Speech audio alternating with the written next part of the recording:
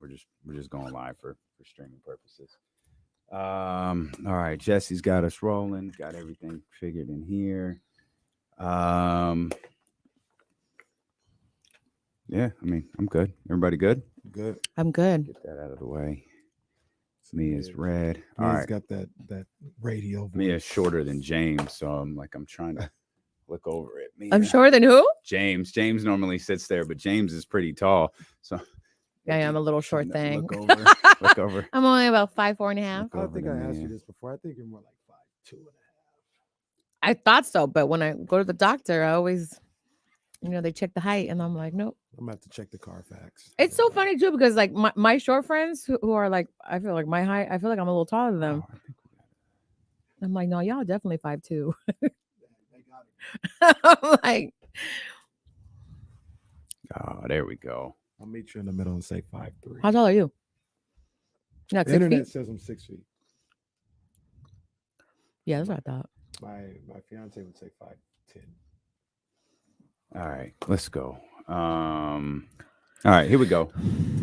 Welcome for the two people who had their alerts on and are watching. Going live with our first live episode of Corners of the Culture in 3, 2, and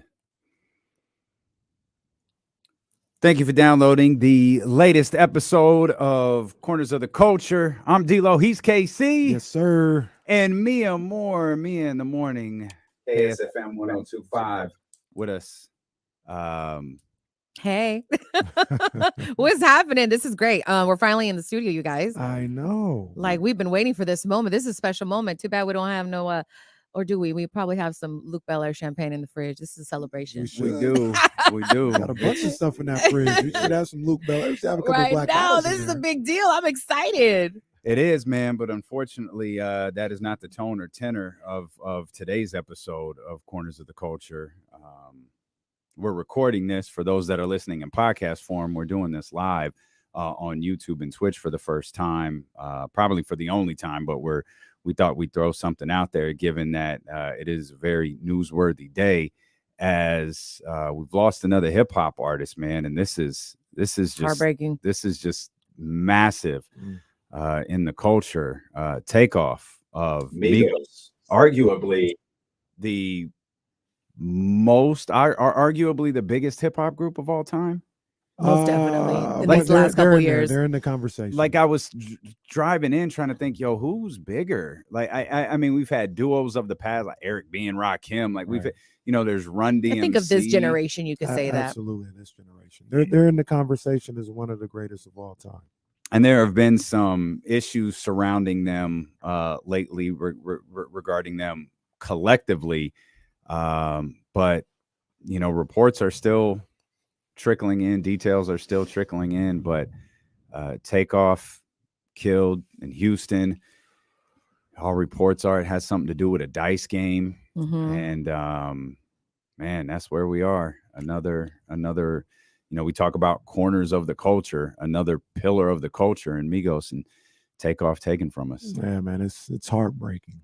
Yeah, only 28 years old. Jeez. Very young. He was the youngest member of Migos, and this was a family group. Mm-hmm. And it's just really sad when you, especially like I feel for Quavo right now, having to be there and witness him having, to call 911 and try to save his life. It's just heartbreaking that this the first thing I woke up to this morning is, Takeoff from Migos shot and killed in Houston. I'm like, another one? Yeah. Another again? I mean, like what? 2 months ago, a month and a half ago, we were talking about another rapper shot killed in LA at Roscoe's Chicken and Waffle. Eating waffles, man. It's so I was thinking about this coming in, and a lot of the times, like George Floyd happens, or cop kills a black man or woman, and people want to be like, well, what about the killing in the black community? And we'll rightfully say, bitch, it's not time for that right now. Mm-hmm. Like, we talking about what happened here. Mm-hmm. Now's the time for that. Like, we got to stop this, man. We got to like, and I don't even know exactly what this is all about, but just the sheer thought of the disregard for human life, like whatever's going on in that dice game or whatever's being said. If you don't like them, beat them up, jump them. Well, you know what I'm saying? Like, why do we have to go? Or I'm pulling out the guns. By all accounts, it wasn't even takeoff. No. I mean, I don't want to speak on it because I don't know for sure. But I'm reading the same things you're reading. It's sketchy, but it wasn't even targeted for him. That seems to be almost unanimous in all of the reports. Like, this actually wasn't about takeoff. This was. But just think, whatever's going on in that scrum, in that group of people, how do we get there where, hey, I'm gonna let this gun off, and if it kills somebody, it kills what? Yeah, like what mindset are you in to just think like, all right, I'm just gonna take you out because I'm mad in that you know moment. What I'm saying? Like, that's the sure disregard of human life. Yeah, I agree. And I'm gonna just speak to our community, right? In our community, that's it's sickening, and we've got to address that. We've got to stop that.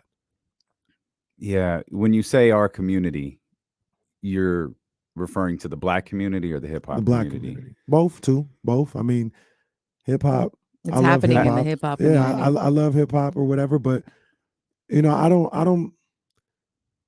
I feel like when we talk about, and I understand your point completely, but I also feel like when we talk about violence in the Black community or the often touted Black on Black crime line, we've got to be a bit careful with that. And again, your point's valid, and I understand absolutely what you're saying, but people are generally murdered by the people that are closest to them, by what's around them. And like, if you've never heard the term white on white crime or brown on brown crime or things like that, despite the fact the numbers of white people killing white people is just as high as it is of Black people killing Black people. It's just there's a difference when you're white and you're not fighting the Black Lives Matter movement at the same time. Right. Like you're at the forefront of something. Your story's different. Yeah, stop murdering us when us are murdering us, on the other page of that book. And they're dicey discussions, because you feel like when you interject yourself into these, you have to fight battles. You've got to fight, battles coming at you from every direction. Right. And then the hip hop community being another one, almost being separate from, the Black community. You're talking about the hip hop community. Like, yo, we've been over this in this podcast. Something we built. We built this. Yeah. And we tearing it down. Yeah. Yeah, that's the saddest part. It's like tearing each other down, seeing them all together. I mean, everybody there looked alike. They looked like brothers and sisters, and just to see and continue to see, even, in other situations, it's not it hasn't been necessarily the friend or somebody from that crew, but it's still your same, people coming after you. And I think that's it needs to stop. And how do you address this? How do you make this stop? That's what I was thinking about, because I saw a lot of reports and posts this morning, like, this needs to stop. People are, I even said it, like, when is this going to stop? Like, how is this going to stop? How is it going to stop? That's like the bigger question, why is there so much hate towards others in our own race and communities? Like, why are we envious of our brothers and sisters that are succeeding? We fought for this. We worked hard for this. We were here, like, and I can't understand that. Because we should be uplifting. We should be there for each other. We should be supporting and not taking each other out. Like, right. I wish I had the solution or the answer. Like, let's just stop this. How are we like, as a community, within our own communities, how are we going to stop this? We continue to advocate and talk about it, but when is it really going to stop? Because I don't know. It's like you wake up every day to a new story. Yeah. And it's so close to us. We're in music. We're in the business. Sometimes some of these people. You build relationships with them, And I'm just like, how are we going to stop this? Like, what do we need to say to get through?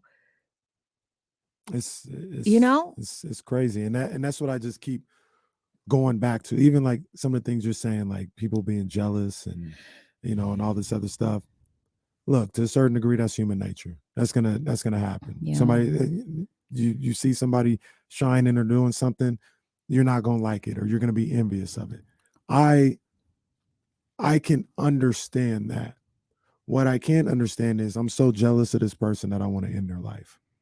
Yeah. That, like I said, because if you got that's a problem not where with we're them, from, though. I think that's why your brain doesn't work like that. Yeah. Like a lot of people, and I think the people who we think feel the way that you're describing, they don't think they feel that way. They think they're doing it for other purposes, like the chicken and waffles. You took it, so you took his jewelry, so it was a robbery. Right. Like that's what we're talking about. Like that's what we're doing. I mean, but you could track these back all the way to, I mean, Scott LaRock. You know what I mean? And you go back then, and Jam Master Jay. Obviously, our entire world shifted in, 96 and 97, and the death of Big and Pac, and how that shook up the entire industry. And you thought that's got to be the wake up call, right? Yeah, that's got to be the wake up call, right? And it was a while later, admittedly, and there were deaths in the middle, but Nip killed outside his store in his neighborhood. Man, it's like senseless. the separation between, I don't know, there's so many different things at play. Like there's the music, there's the neighborhood, there's the success, and in Nip's case, it could. I grew up with that nigga, man. Come on, she ain't shit. My mixtape was hotter than that. Right. That's the jealousy you're speaking of, right? But there's always going to be some connection right there that makes those moves we see justified to them. Yeah. And even social this media. One, yeah, right. This one, the takeoff. This was a private event, right? Like, so the chances of him knowing the person who pulled the trigger Very are high. probably really high. Yeah, people in that room know who it is. Yeah, and people talking about don't be in these spots. He wasn't in the hood. He was in a private party with a lot of people he knew. In like a nice part of downtown Houston or something like that, or with the Galleria or something like this wasn't him on the block. Exactly. But even if you, but that's the thing. There's this make it and move out, right? That was Nip. Nip didn't move out. Nip was murdered on his streets. You talk about buying back the block, like Jay-Z raps about buying back the block. Yo, Nip did it, right, and was still killed on those streets. Right. But there shouldn't. But the point I was trying to make, there shouldn't have to be a, okay, you made it, now you can't go there anymore. No, we made it, now I got to go make it better. And Nip tried that and simultaneously succeeded and failed. Succeeded in that he accomplished what he set out to accomplish. Failed in the sense that he's not here to enjoy that. Right. He's not here to experience that. Right. Yeah. It's just and then you deal with like remember Charlemagne and other people have talked about this, but are we gonna talk about how it should be, or are we gonna address how it is? Right. So you got the guys in LA after P&B got gunned down, and somebody like Ice-T was like, look, man, you look at the rappers from LA, they don't wear a lot of jewelry. Yeah, like that's what it is. And I know Ice-T, I'm maybe I'm making an assumption, but he would love to be able to reach out to some of these guys and some of these guys in the community and teach them a different way. But I'm sure there's a level of I can't get through to these guys. You know what I'm saying? Like, I thought about that. What am I going to say that's going to make them so because I can't, I need to make sure I know how to protect myself, and I tell other people how to protect themselves. when they're moving in these circles, because these guys are too far gone, and there's no need fighting that right now. You need to protect yourself. Yeah, and that's what a lot of frustrating in people are itself. thinking. It's like, man, like what? We're at that point now where it's just like, hey, you just gotta not protect yourself with a gun, but just like know your surroundings. Like, no, if I go here, I can't move like this. I can't dress. I can't wear this, or whatever the case may be. You know what I mean? Like, this is frustrating. It's a double-edged sword a little bit, and it's frustrating because how do we get better if we don't address it? But a lot of the times we don't have time to address it. We got to learn how to survive.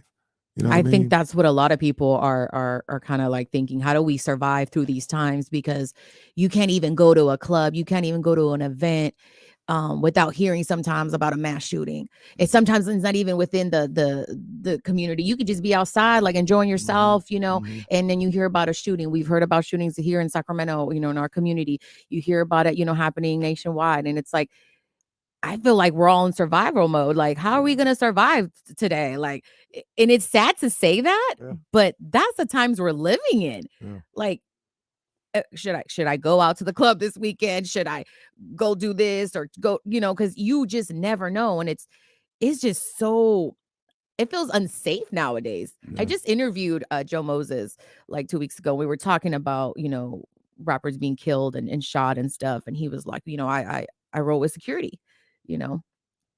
We went to dinner that night, roll with security. Security is outside. And I'm just like observing, you know, this is where we're at as rappers, of people in the industry, and just even like us normal people, like we got to keep looking back. Like, okay, we know, just got to make sure, like, check out our surroundings, do a little double check, because you don't even need to be famous, and you could be a target. And that's heartbreaking that we're living through these times. Like, we are living right now through this time. It's shocking. Like, I never thought we would get here. You know? It feels like we're just having the same conversations over and over again, and that's the worst part. Oh, it's the worst. Because these conversations were had after NIP. You know what I mean? And unfortunately, it takes a seismic moment like this, where you're talking about someone in a group that has essentially crossed over. You know what I mean? And is known worldwide. And you hope that these conversations create change, create dialogue. And, you know, we're 0 for a lifetime at this point, because they didn't. They don't. I don't know what sparks the change that Mia is talking about over there. I don't know what pulls people out of that protective mode. Right. I think you're right. We think we've all been in that protective mode for years now. And there's probably a variety of reasons for it that stem outside of hip hop and, you know, start to fall into the political, you know, format as everyone is dealing with right now, with, you know, midterms, you know, coming up in just a matter of days, and the ramifications of that. I feel like it's almost, as we're trying to quiet down these issues, it's like gang warfare is forming elsewhere, and you've got to pick your camps. And we're going to hear a lot about that over the next week. We're going to hear a lot about that headed into the midterms, and stats are going to be used, and lines are going to be used, and dog whistles are going to be used. And, you know, that gang warfare is back, and we're back into protective mode that Mia was talking about. Yeah, no, 100%. And I understood completely what you were saying earlier, Dame. You know, but this isn't Fox News, or I'm not going to. This is a platform for my people, and I want to talk to my people and be like, yo, we gotta cut this out. This ain't it. This ain't it. This ain't the way to go around. Rapper goes out, he's got to have, you know, a bunch of security around him. The rock star, they may have security, right? But it's not the same.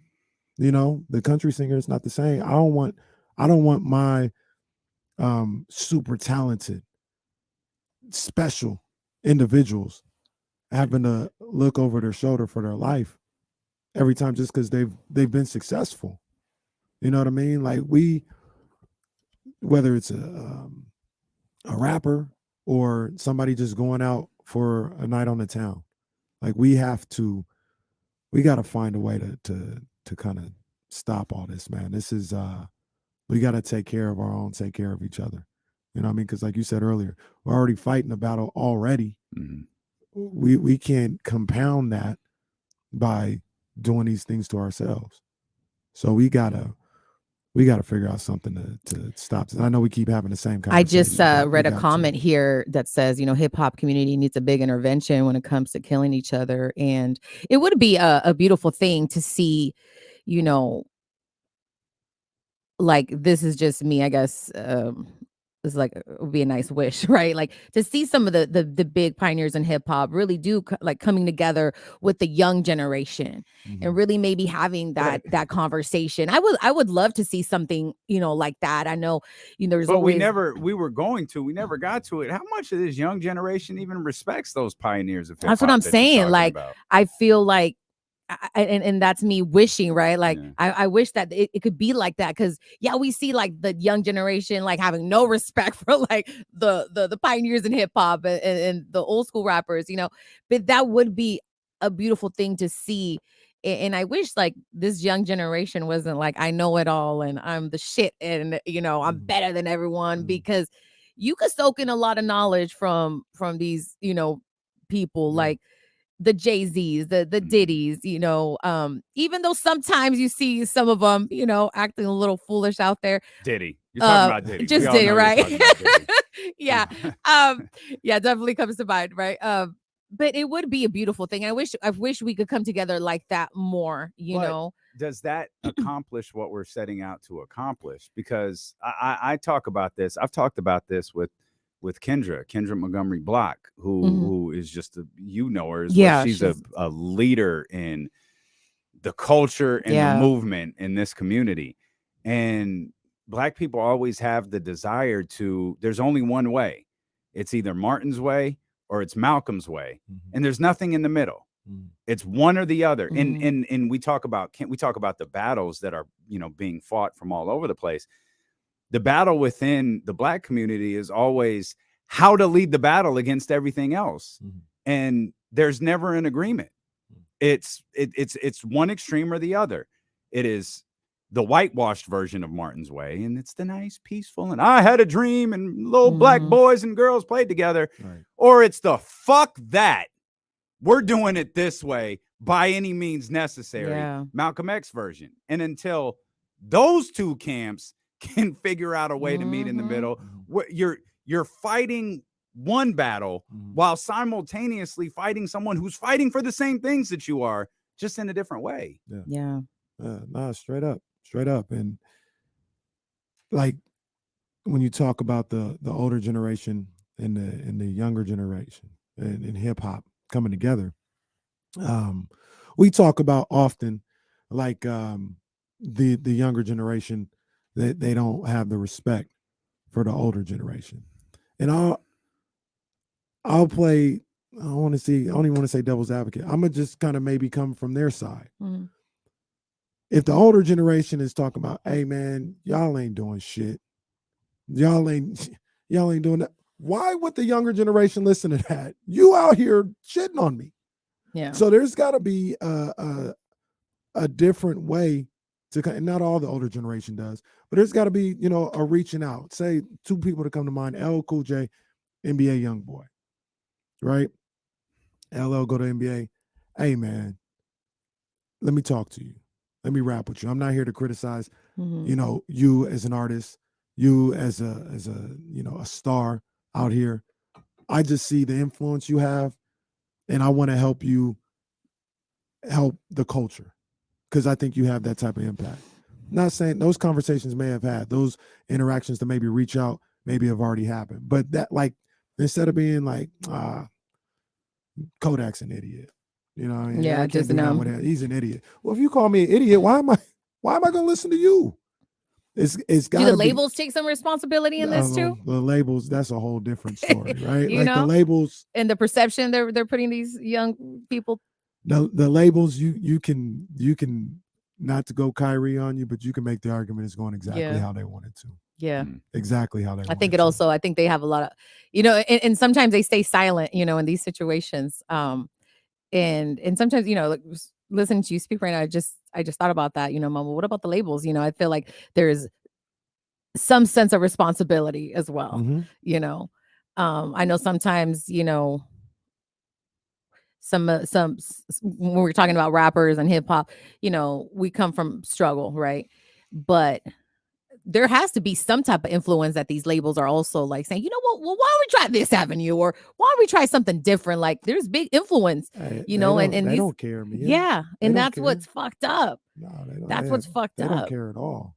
And it's sad. Yeah, they don't care at all. And like I said, if we really wanted to go there, we could say it's going according to plan. Unbothered. They're not bothered by this, as evidenced by the fact that what was the last rapper homicide that got solved? Oh, jeez. That's a big. That's Right. a good. That's a good I mean, question. Even Jam Master Jay wasn't. Yeah. Jam Master Jay got killed like 4 feet from a police station. They still can't figure out who pulled the trigger or didn't arrest who pulled the trigger. Pac got killed on the fucking Vegas Strip.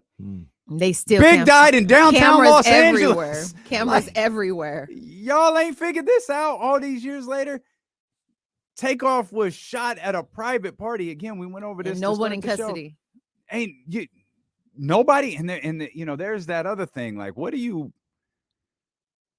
And it's early at the time we're having this conversation. We'll point out this news is hours old at the most. So by the time that you're listening to this, if you're not listening to this live, a lot could be different. But this ain't like there's all I ain't no snitch.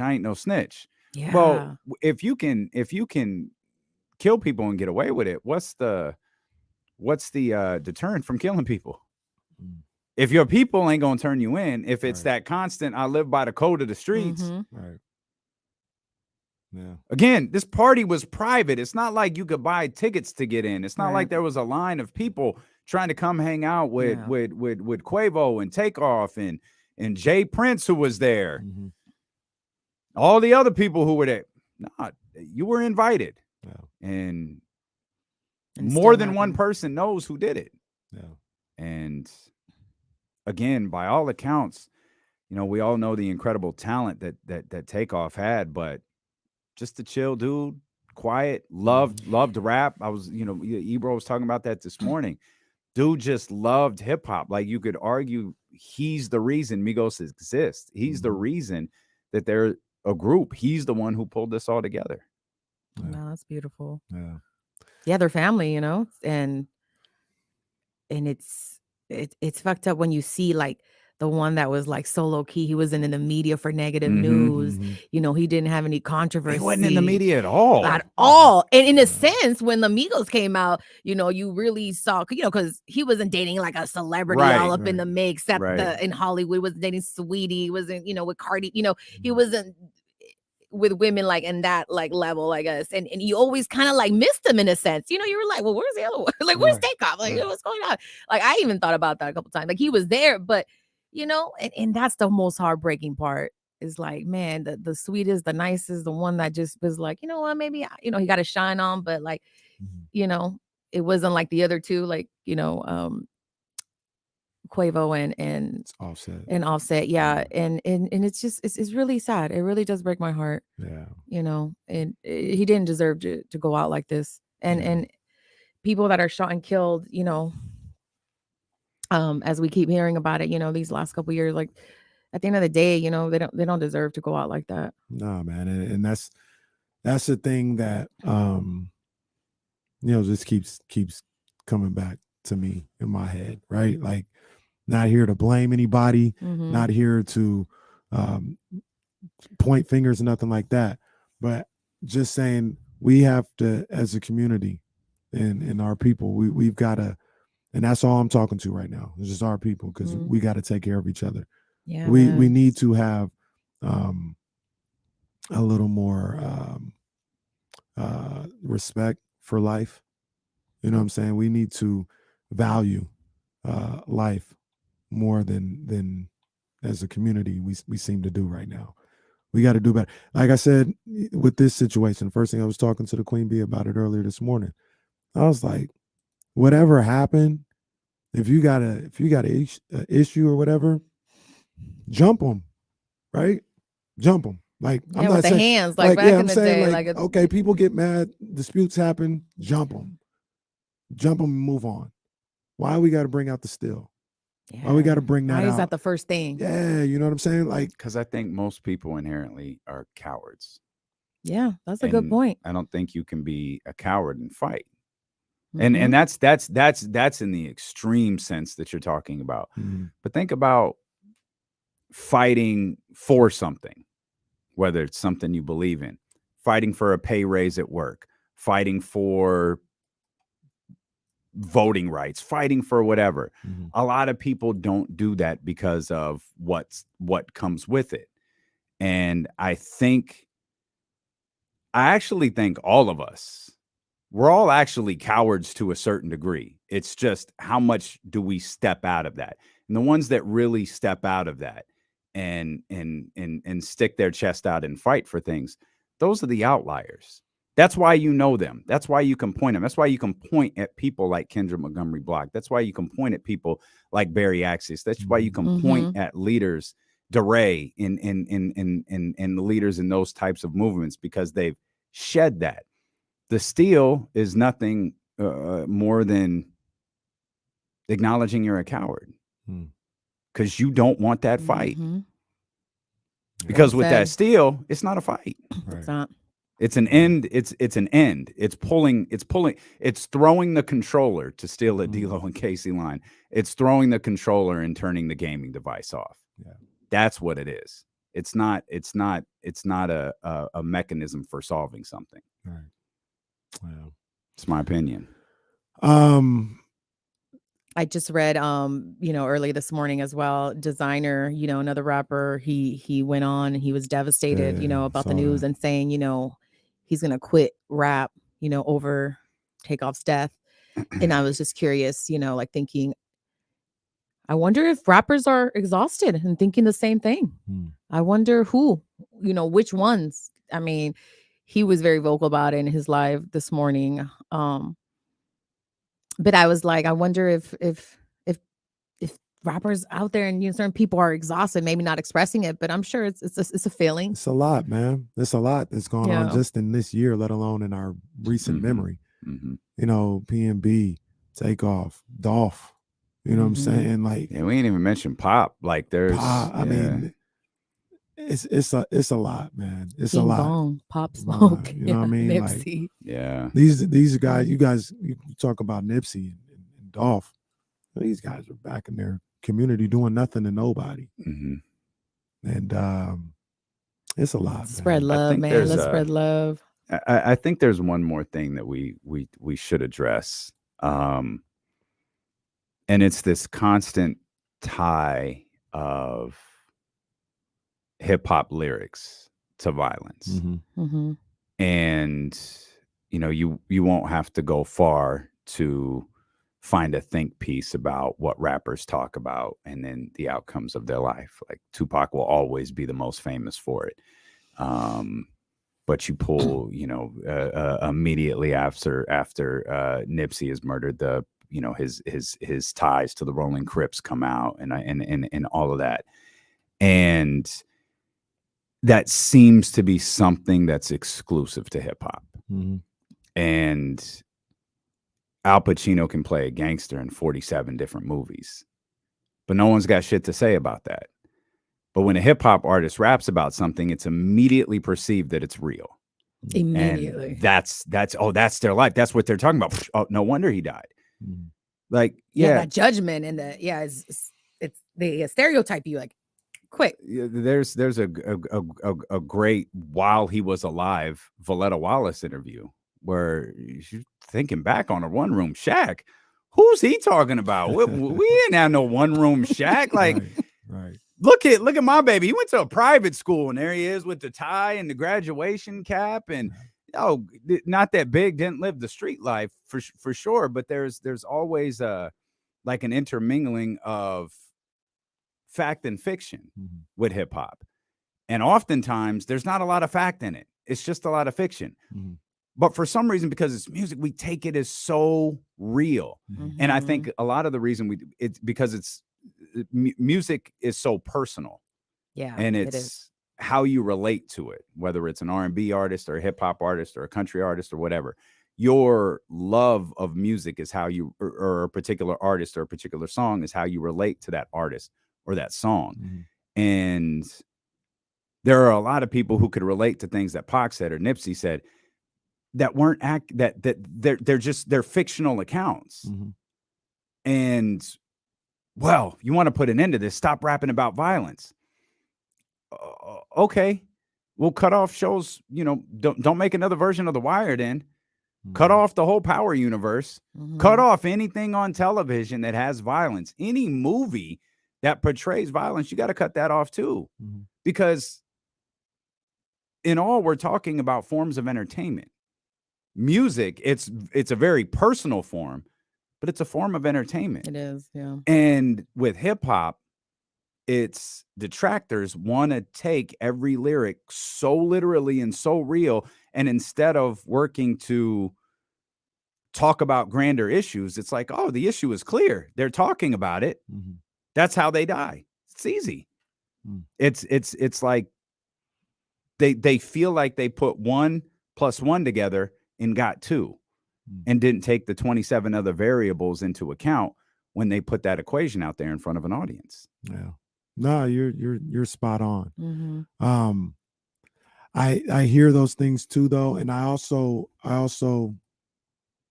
like, we grew up in a time with the Chronic, Doggy Style, Wu-Tang, Big, like they was rapping whatever. But one thing that I think about as I get older, my father, right?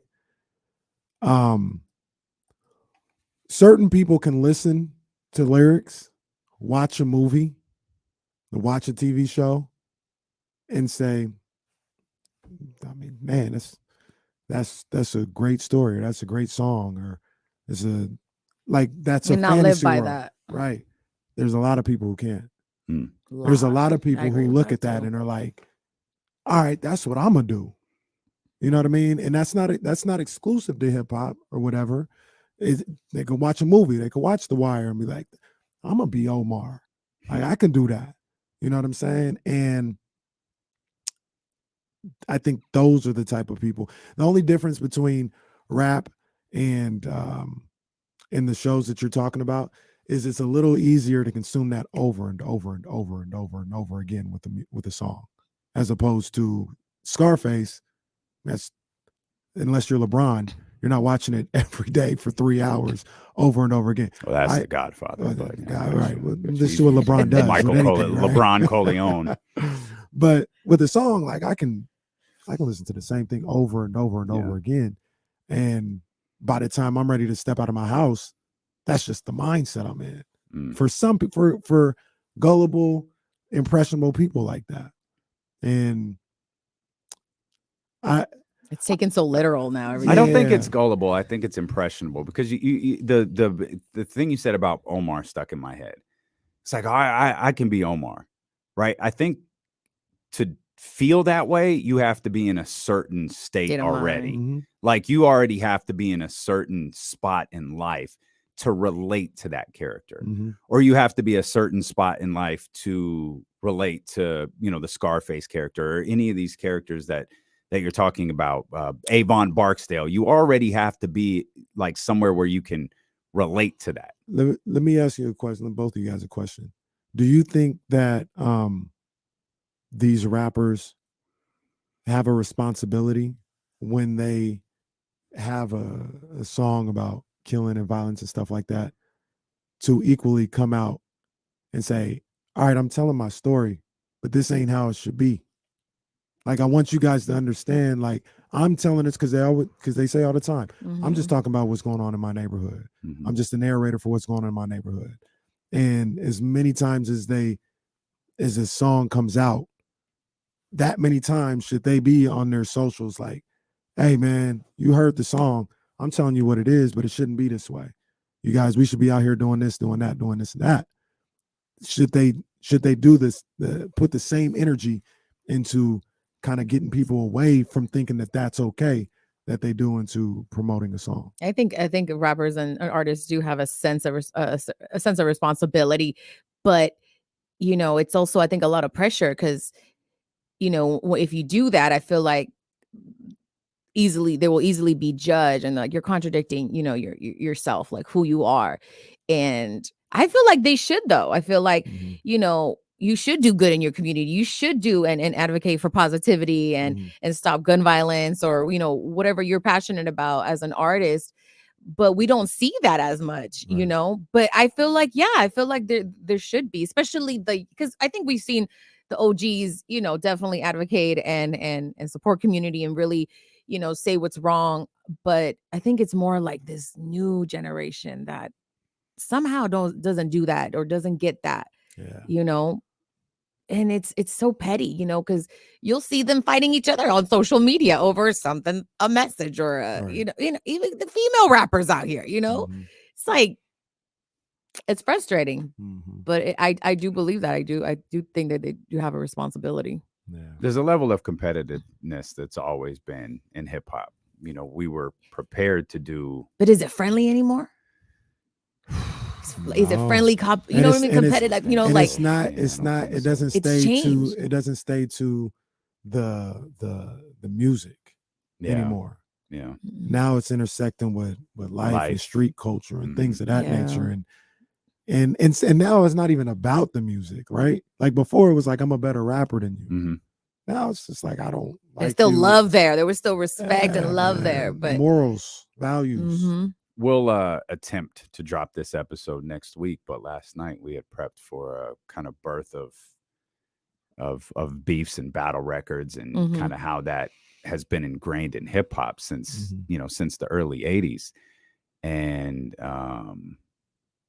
the Busy Bee and Kool Moe Dee, them dudes, they're like best friends.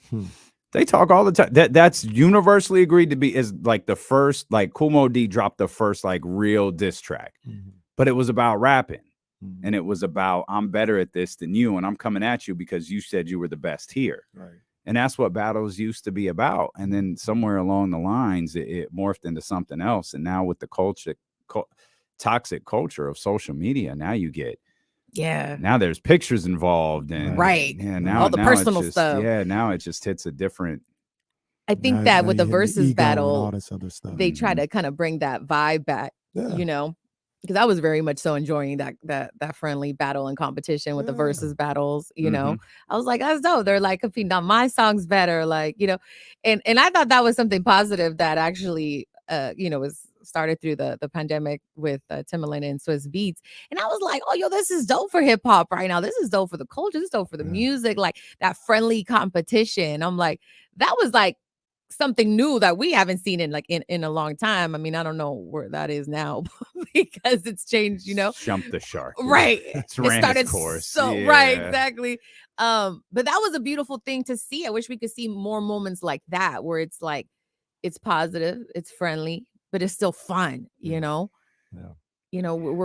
forgetting to have fun in hip hop, we're forgetting like that, it is good like to be competitive, but let's have fun and love at the same time. It don't mean hate. Don't take it so personal. I agree, man. I agree. Takeoff, man, rest in peace. Man. The Migos, one of the great hip hop groups of all time. That's another reason why, it hurt me before this, but it hurt me to see them not be on a good spot, right? Because I love the fact that they came in the way they came in as family and things of that nature, and to see the fame in the industry indirectly. I'm not putting it all on that, but you get into a different life and a different lifestyle, and some of the things that you came into the game with, you lose sight of that. So when they were not seeing eye to eye and not together, that upset me because I really like those dudes, man.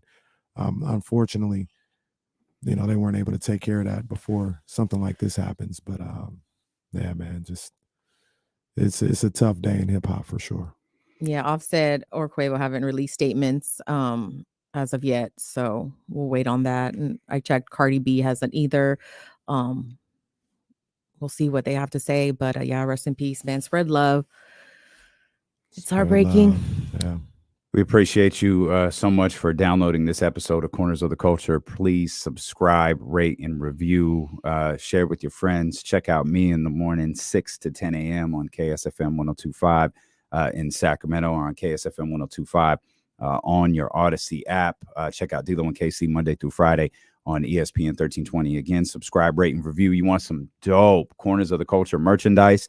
Head over to D'Lo and KC.com, and we'll see you here next week. Holla. Bye. Boom. That was a live edition of the show. Yeah, Hey, man. That was dope. To everyone watching, give us a couple minutes to just kind of like regroup, decompress. I'm not going to end the stream. We're not going anywhere. It is a fucking monumental morning in sports. Man, oh man. Bradley Chubb traded. Ime Udoka's the head coach of the Brooklyn Nets. That officially happened? It's clearly happening. It's absolutely happening. Remember, he's not suspended by the league. That's what I'm saying. He's suspended by the he's Celtics. Still on the Celtics.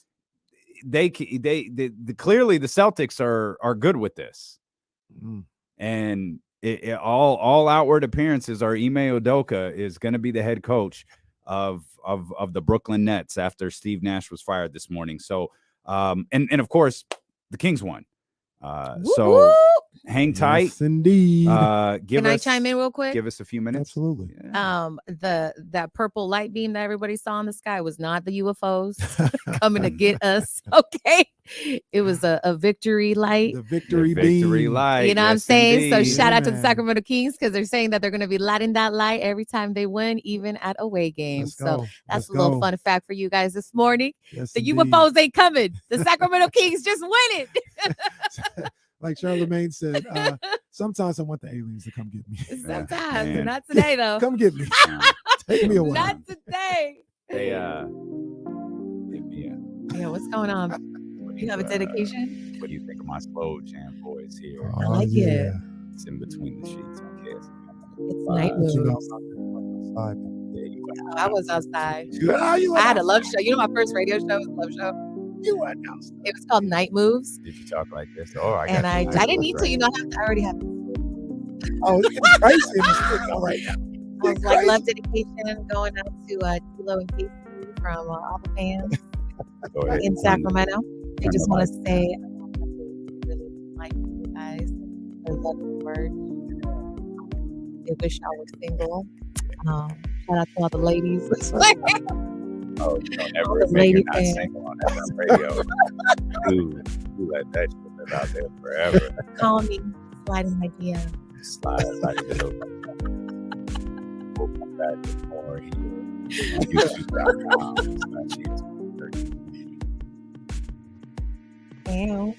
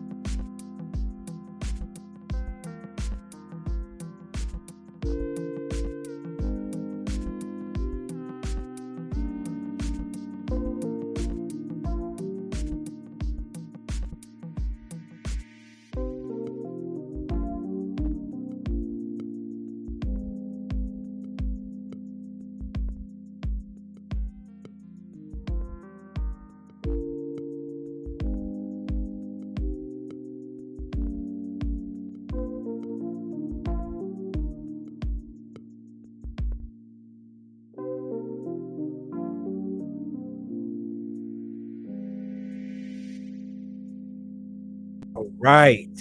We're back. See, this is why when I'm alone, I don't like, look how freaking awful this looks ridiculous. Terrible. Yeah, I can't do that. Let's do that. There we go. Appreciate those who tuned into that live. That was just a spontaneous idea. We knew we were recording, and it's like, oh, let's try it. Let's do it live, man. We hope people subscribe to that podcast, man. As I've said a million times, we're really proud of it, and we have a lot of fun with what we're doing. And it's a chance to just do something else other than sports. Not that sports isn't a blast. It absolutely is, but it gives us a chance to do something else. We get to talk about Kings basketball, baby. Kings basketball. Oh, man. Jeff Wilson headed to the Miami Dolphins. They really traded them, man. I didn't think they was going to. Just when I started showing him some love. I saw he was averaging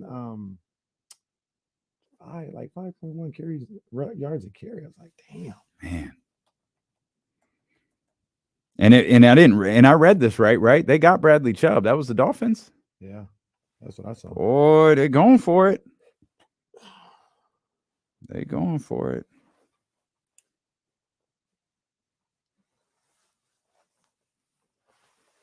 You know the funny thing about it? Well, maybe it's just in the NFC. I feel like the playoffs are pretty much set. It's all kind of about seeding. Probably. It's about seeding at this point. But if you look at what the NFC is right now, nobody past 7 is probably getting in. I think the Niners are 7 right now. Nobody past that's probably getting in. I have to take a look at that. I got to put my power rankings together. She put them together last week. They probably ain't that different. There probably ain't a lot of changes. Right. I'm trying to think. Chiefs didn't play. Who else was in there? Vikings. I did put the Vikings. Yeah, kept the Vikings in there. 5 was tough though. 5 was tough.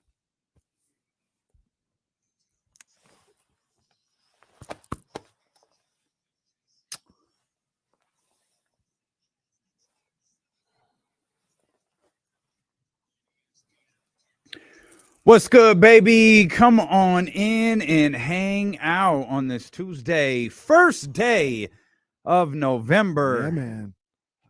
I'm just like overstimulated right now. Like I really am. There's a lot.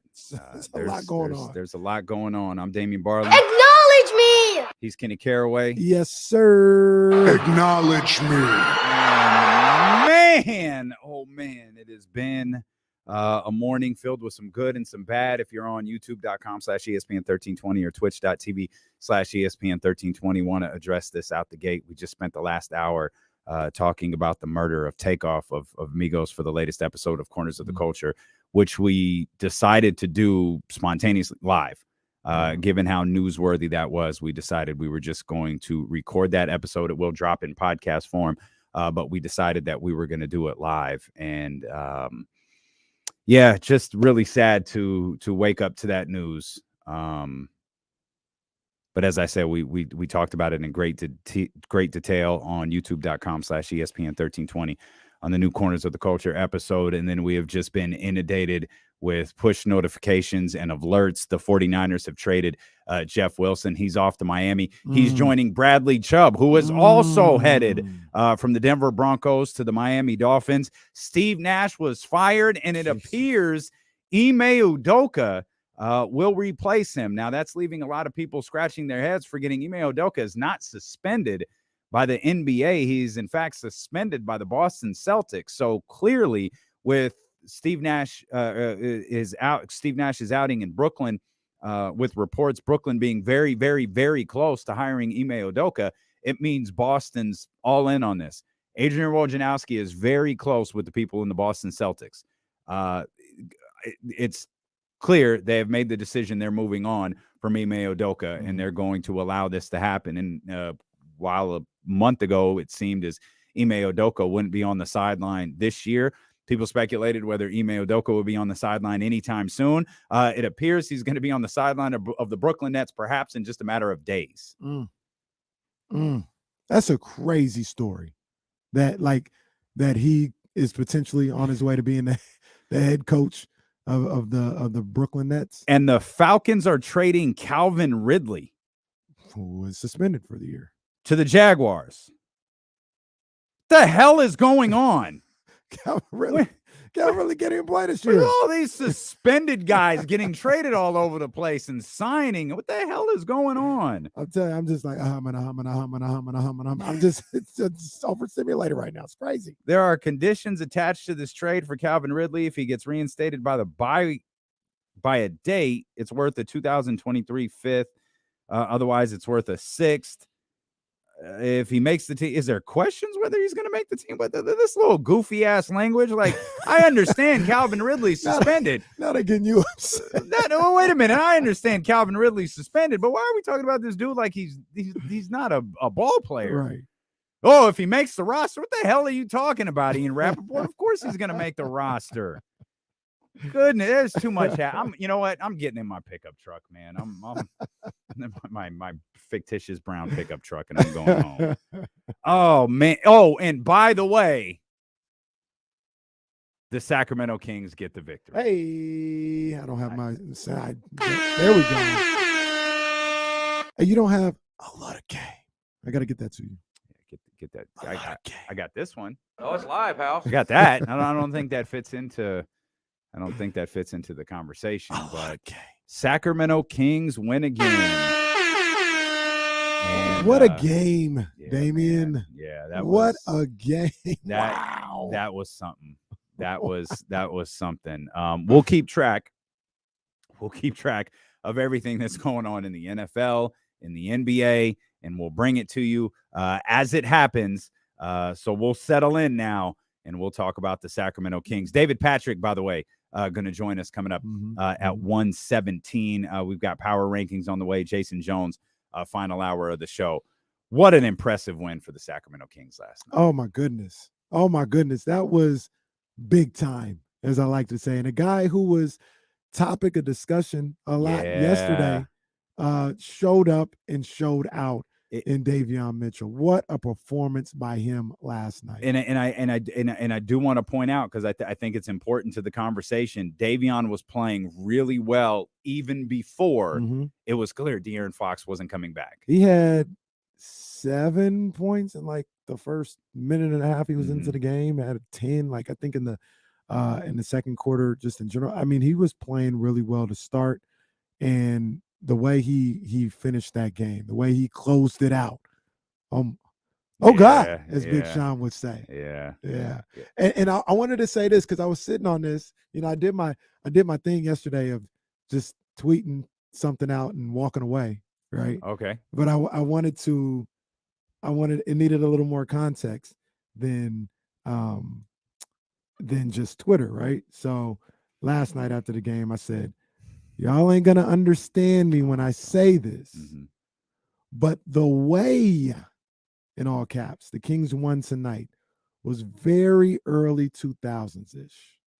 Okay. And a lot of people, they weren't outside, right? When they think early 2000s-ish, they're thinking 02 and all this other stuff. And I understand that.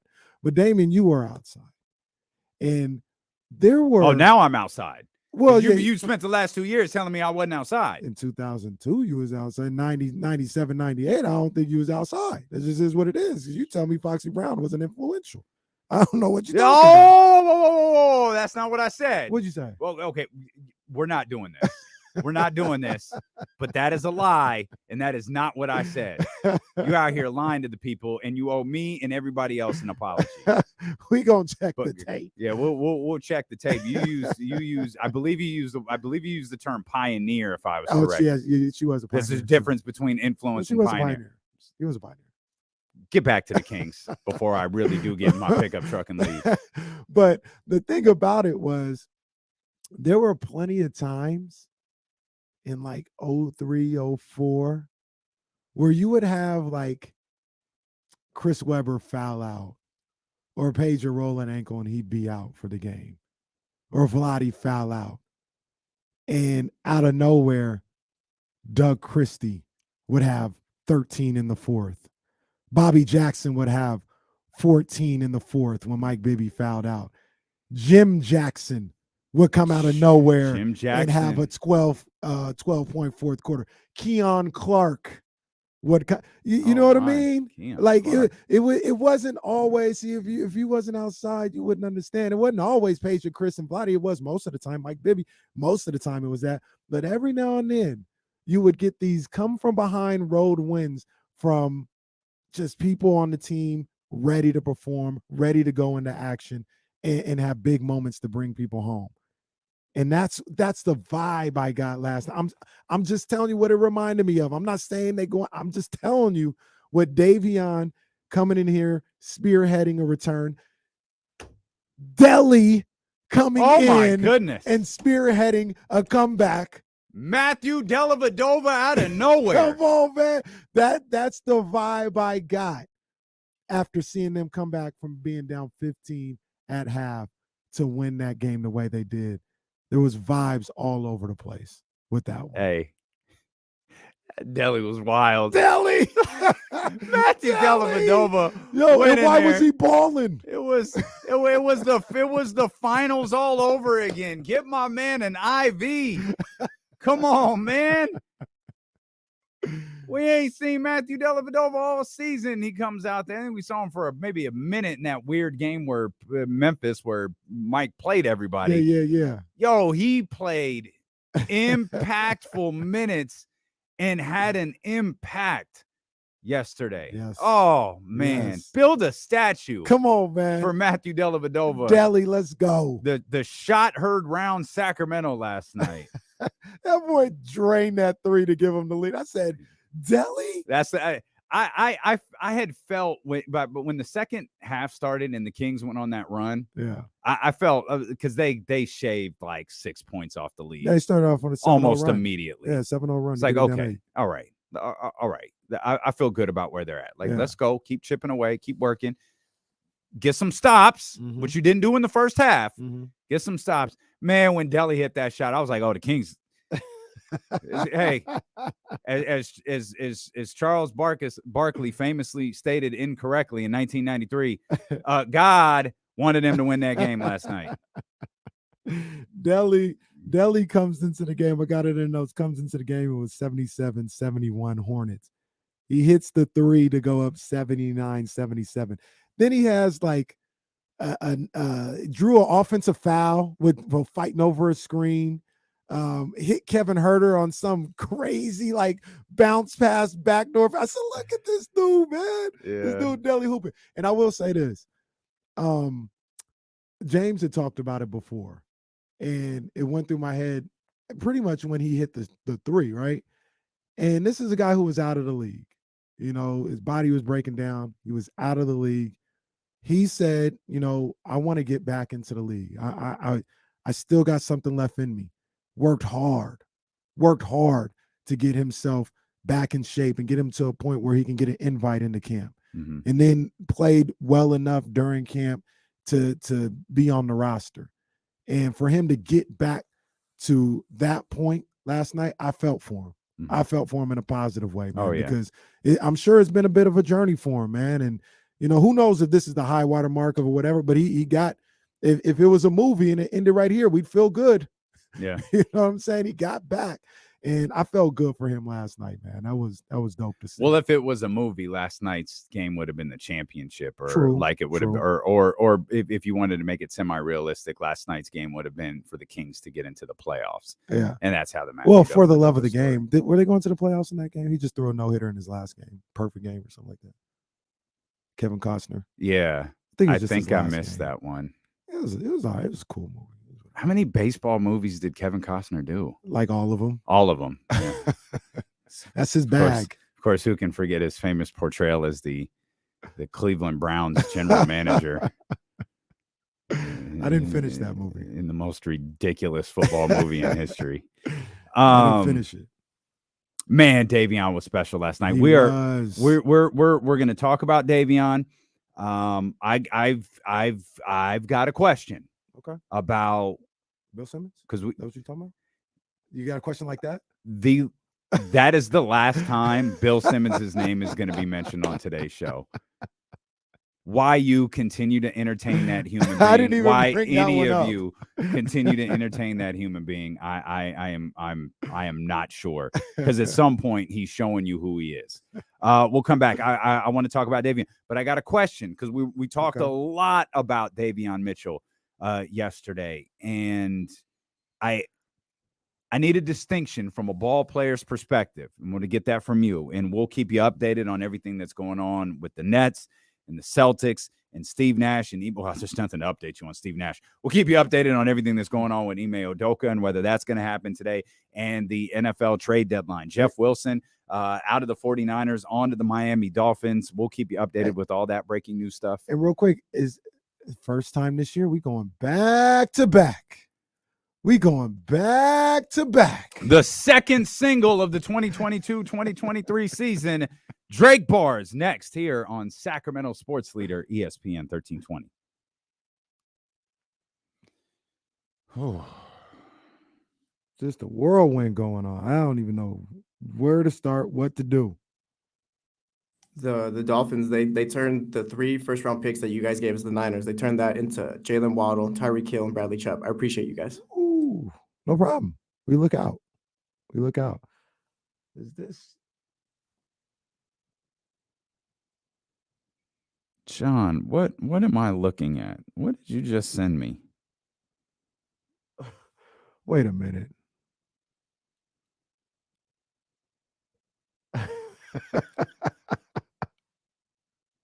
John, this is real? Oh, this is comical. Oh, man.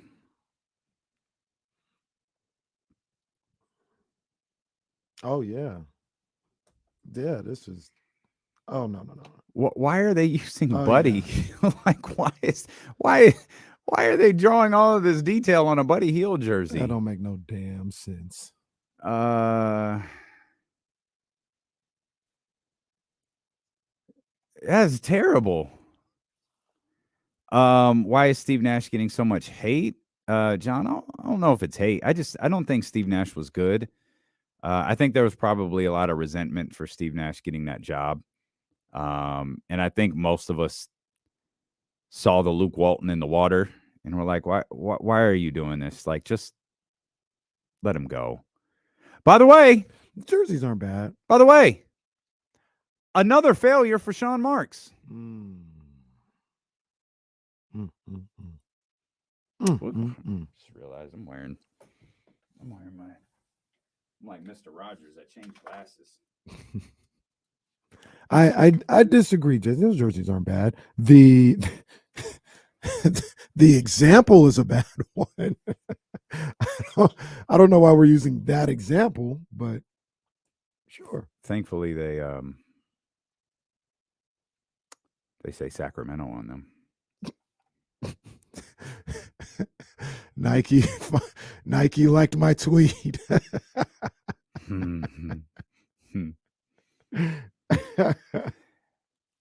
I doubt it, but I'm confident. I mean, we all know what time it was. Like, it was inevitable. It happened after a win. Yeah, so I mean, that's I guess that's who's coaching like right now, but I don't know. I don't think that's lasting long. For those leaks to already be out there, I mean, Woj absolutely has those confirmed from the Celtics, so that's happening. These are. I'm a fan. It's not that bad. I'm a fan. I like them. It's not bad. I'm a fan. I like them.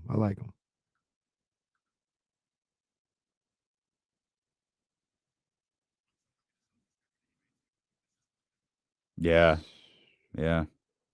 I don't hate these. I don't hate these at all. I like the purple with the gray. I like the purple outline. I'm okay with this. I'm still confused about the Buddy Hield picture, but I'm okay with these. That is absolutely confusing. But I don't wear jerseys, so like take that worth of nothing, like less than nothing. See, I don't even know whose jersey I would get if I did. I don't know. I don't think I can get nobody's jersey on here. No shade to them, but I don't know. I'm up here talking about these guys every day. I'm tired. Why does it feel like the show's been on for an hour? It really has. Why has the day been so long? Yeah. Uh-oh. Uh-oh. Did you tell his bitch ass he shouldn't have left? Did you tell us he could have avoided a lot of this stuff if he hadn't left? The good news about the Niners trading Jeff Wilson away for the 5th round pick is they'll probably use that pick to draft a Hall of Famer.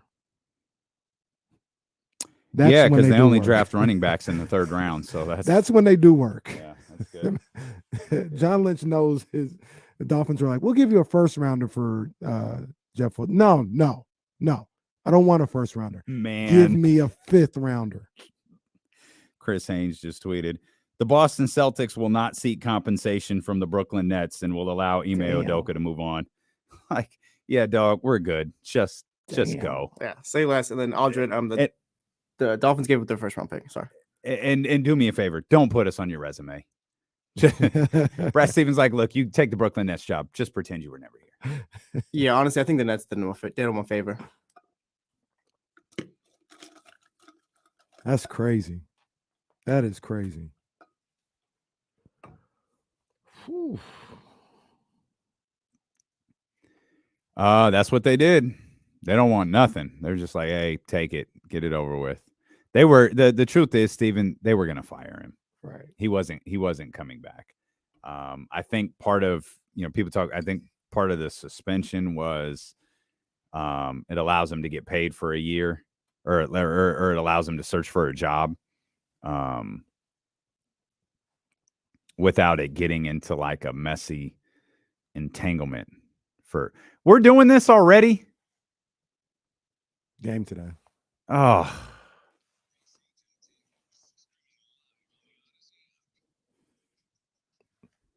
Yeah.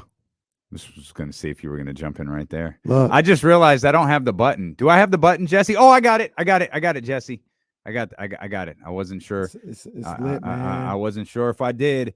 Verse 2, single 2. Kings get a win last night. You ready? Because I'm in charge. Let's go. Let's go. Hey, 40. Hit me with the beat. 40. Hit me with the beat. Yeah. That's right. Shout out to all my people out there doing what they did. The first one went gold. First night. You know what it is. Look, many men want to see me fail, but I stay dropping heat, so they stuck in hell. Keep the shelf stocked like my guys Keenan and Kel. My style is upscale. Your game is wholesale. Look, down 15, it's nothing to me. Cause here comes Deli and Herder for 3. Davion made it rain, and that was it. The Kings was Puff Daddy. Charlotte was 2-bit. Whoa. I said the Kings was Puff Daddy. Charlotte was 2-bit. Whoa. Yeah. When I saw Deli come Okay, no, that's good. I said, No. what's going on? No. And then he hit a 3. I Davion, put it away. Yeah. I'm always with you until I just don't know why you can't skip that part. That's what the people want. No, I don't think that it is. That's what makes it Drake bars. It's just a rapping. You and then said all that of a sudden Drake bars was the random references to women that no one is familiar with at the beginning. Well, then you, like I said, there's Drake. You gotta have random women that broke your heart that you still love. Yep. The haters coming after you. Yep. You know. Yep. And then you have to turn the rap into a melody. You call that a melody? Yeah. Oh, absolutely. All right. Absolutely. All right. First 2 Drake bars. They out there, baby. Kings win last night. 115 to 108. That first half was tough. The defense that we saw against the Miami Heat had just virtually evaporated. We saw a lot of laziness on both sides of the ball. But halftime adjustments. Yeah, give a damn. Strong, which is probably the biggest adjustment you could possibly make. A strong start to the third quarter, which I think shifted everything for them. You mentioned the 7-0 run coming out the gate. And then, obviously we don't have an update on De'Aaron Fox. To the best of my knowledge, the Kings haven't let us in on anything. I'm not aware of any traveling media with them. So as soon as we can relay what's going on with De'Aaron, he bumped knees. I think it was with Nick Richards. He was stepping up to take a charge. And they called him for a foul, by the way. He of course they did, because that's what they do. And he kind of shook it out, walked it off, played a little bit, left, came out, played a little bit, and went straight to the locker room. We didn't see him again. I saw him when he tried to come back in, and for lack of a better term, he came back naked on the lane, right? No sleeve or anything. And I was like, oh no, you're gonna need a sleeve, sir. Like, you're gonna need some kind of compression or something on there. And he tried, and he tried. Yeah. And I was like, no, this isn't a go. Hopefully, it is just the knee bruise. May take him a game, may take him no games, but it may take him a game or two to get back out there. But it seems like, crossing our fingers, that he avoided something really serious. Hopefully.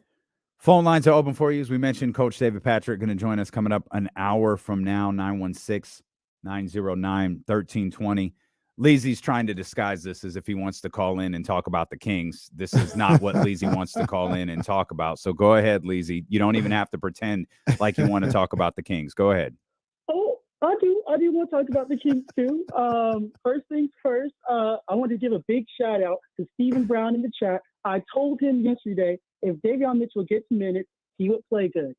We all know how it went down last night. Shout out to him. Stop. Also, Stop, Leezy. Stop, Leezy. Stop, Leezy. Oh. Stop, Leezy. Stop, Leezy. Davion was playing fine before De'Aaron went out. Davion was playing great before De'Aaron went out. This isn't just about the minutes that he played. This is about this is about the way he was playing in that game. Yeah. It was magnified because he got more minutes. He was playing great when he was the dude coming off the bench and De'Aaron was still a part of the rotation. Hey, I got nothing but love for Davion. I'm not one of these crazy people talking about trades, Fox and this and that. Fox is playing great this year. I'm still not hating. So, yeah, good for Davion, man. Good for Herder, too. He's playing great. Last point, September 22nd. Cut Leezy off. Cut Leezy off. Oh, my gosh. I'm dead serious. Cut Leezy off. Oh, my gosh. Leezy wanted this victory lap about I was right about Davion. I was right about Ime Udoka. Leezy, you got to stop this. You've got to stop, Leezy. Unless you're going to call every time that you're wrong, you don't get the platform when you're right. Well, what happened was, it seems like Leezy took a Chatty House battle and brought it on air. Can't do that. Because what he talked about was something that we talked about. Like we said yesterday, the conundrum was not whether or not Davion could play or if he gets the minutes, what he produced. The conundrum was whether or not he was going to find a way to be impactful in limited minutes, because the 22, 23, 24 minutes that he was getting at the end of the season last year probably wasn't going to be here this year. Now, number one, he played well in 2 minutes last night. Like that was, he had that going on. And then the other part of that was he ended up getting those extended minutes that, we felt like if he got, he'd be able to perform. That's never the issue. So, Leezy, you absolutely were talking to Stephen Brown in the chat. That could have been in the chat. No, he wanted the world to know. But the rules are you could do that. You could take your victory laps as long as you take your walk of shame. That's it. That's it, man. That's all I say. Let's stay with Davion here for a minute, because I got a question that ties into yesterday's conversation. James he actually brought it up on his own before I got the chance to ask him, because it was in my notes from yesterday. It was something James had kind of brought up before, but and I don't know if James put it in my head and I started to notice it or what it was. Mm-hmm. But what's like, how do you weigh if you're a coach or even perhaps if you're a player, the difference between like forcing the issue a little bit and playing with confidence? Because yesterday Davion took a lot of the same shots in the same situations. He was as aggressive with the ball on the offensive end as he had been in games past. The difference was they dropped. And it made me reevaluate a little bit what we'd seen in games past. Is he playing with confidence and the ball's not dropping, or is he forcing it? Did he force shots last night that fell, that went in? Or has he just playing as opposed to Miami, Memphis, games of the past where he was forcing shots that didn't go in, and therefore it registers different in our psyche? See, I feel, and I could be wrong with this, and not the Never. tape might prove me wrong. I don't think he has necessarily been aggressive offensively with his shot. I don't feel that way. Okay. I feel like he's been a little passive. He's been indecisive on when to shoot, when to get the ball up and help people out. Okay. I felt last night he came out. It seemed like last night he was like, you know what, I'm gonna let this thing fly. Yeah. Whatever happens, happens. I saw a different level of aggression, and then there's a looseness he could play with once he knew he was the primary point guard for the night, and De'Aaron wasn't coming back in. So, like I said, maybe the numbers don't bear it out. Maybe I have to go back and look at the tape. But I felt like he hasn't been ultra aggressive before. He only took, I know Miami for sure, he only took 2 shots. Going back to Memphis, he took 4. How many minutes was Memphis? Memphis was 12. Well, that's not a lot of minutes. 12 versus Memphis, and I think it's the same. Yeah, roughly the same versus Miami. And yesterday, let me check something out. What they call this vamping while I check some out. So yesterday, in the first half of yesterday's game, he took 6 shots. So, I mean, that kind of lends it to, in a whole game, he took 4 the other night. In the whole game, he took, 3 against Miami? 2. The first half, yesterday, this is before we even knew Fox was going to be out for the rest of the night. He's like, I'm putting them up. And it felt like he was looking for it. Like that was, and maybe that was the conversation. Yeah. Hey, get that. Like go get that shot. Yeah. I don't typically in the type of the way I look at basketball and the type of coach maybe I would be. I always want my guys to play more aggressive than passive. Like I want you to have confidence in the moves that you've been working on the shots that you take the shot, man. Take the shot. I can come over there. I don't even have to yell at you. I can come back to you after you maybe took a ill-advised shot and say, hey, in this case, Davion, hey, Davion, that one, work it back out. You had a hand in your face, work it around a little bit. I'll do that.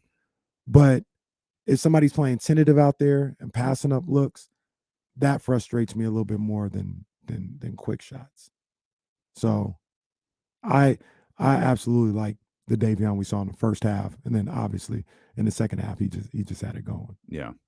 916-909-1320. Herbert, appreciate the call, man. What's on your mind, brother? Hey, what's up, D-Lo? What's up, KC? Herbert, what's up, my man? Hey, what's happening? Hey, I meant to call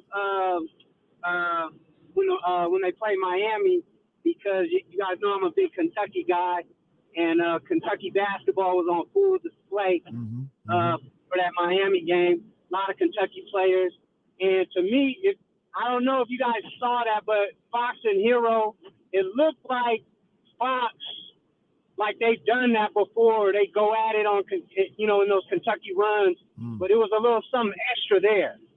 It's a good point. I didn't even think about that. There's probably a level familiarity with those two. They might have played in the summer, or just, maybe they didn't play in the summer, but you're a UK guy. Mm-hmm. I'm like, all right. And on top of that, you the little homie. You a younger UK guy. Mm-hmm. Let me lock this dude up real quick. All right. Because that's the little bro. You know what I mean? So let me go. There might have been, I didn't even think about that. That's a good call, Herbert. There's probably a little some of that there.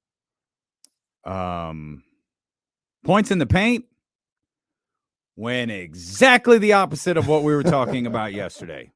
The Kings were outscored 54-34, and it sure feels like 54 of those points came in the first half. Yeah, they were struggling. Easy work. But you know what? It was easy work in the paint. And I looked at this game at the half because I was actually doing some running around during the first half. And I was just looking at the score. I wasn't watching the game. Had to come back later, watch the whole game and see how it went down. But I remember what I was thinking of as I was following the score in the first half. It's like, dang, man, they're struggling. They're down 10, they're down 12, they're down 13 or whatever. And then, I ended up looking at the numbers at the half. And in the first half, the Hornets shot 60% from the field, 53% from three. And I said, oh, well, that's not going to continue. I know there was bad defense going on, but that's not going to continue. The Kings will have an opportunity to get back into this thing. It's about whether or not they're going to be able to make shots.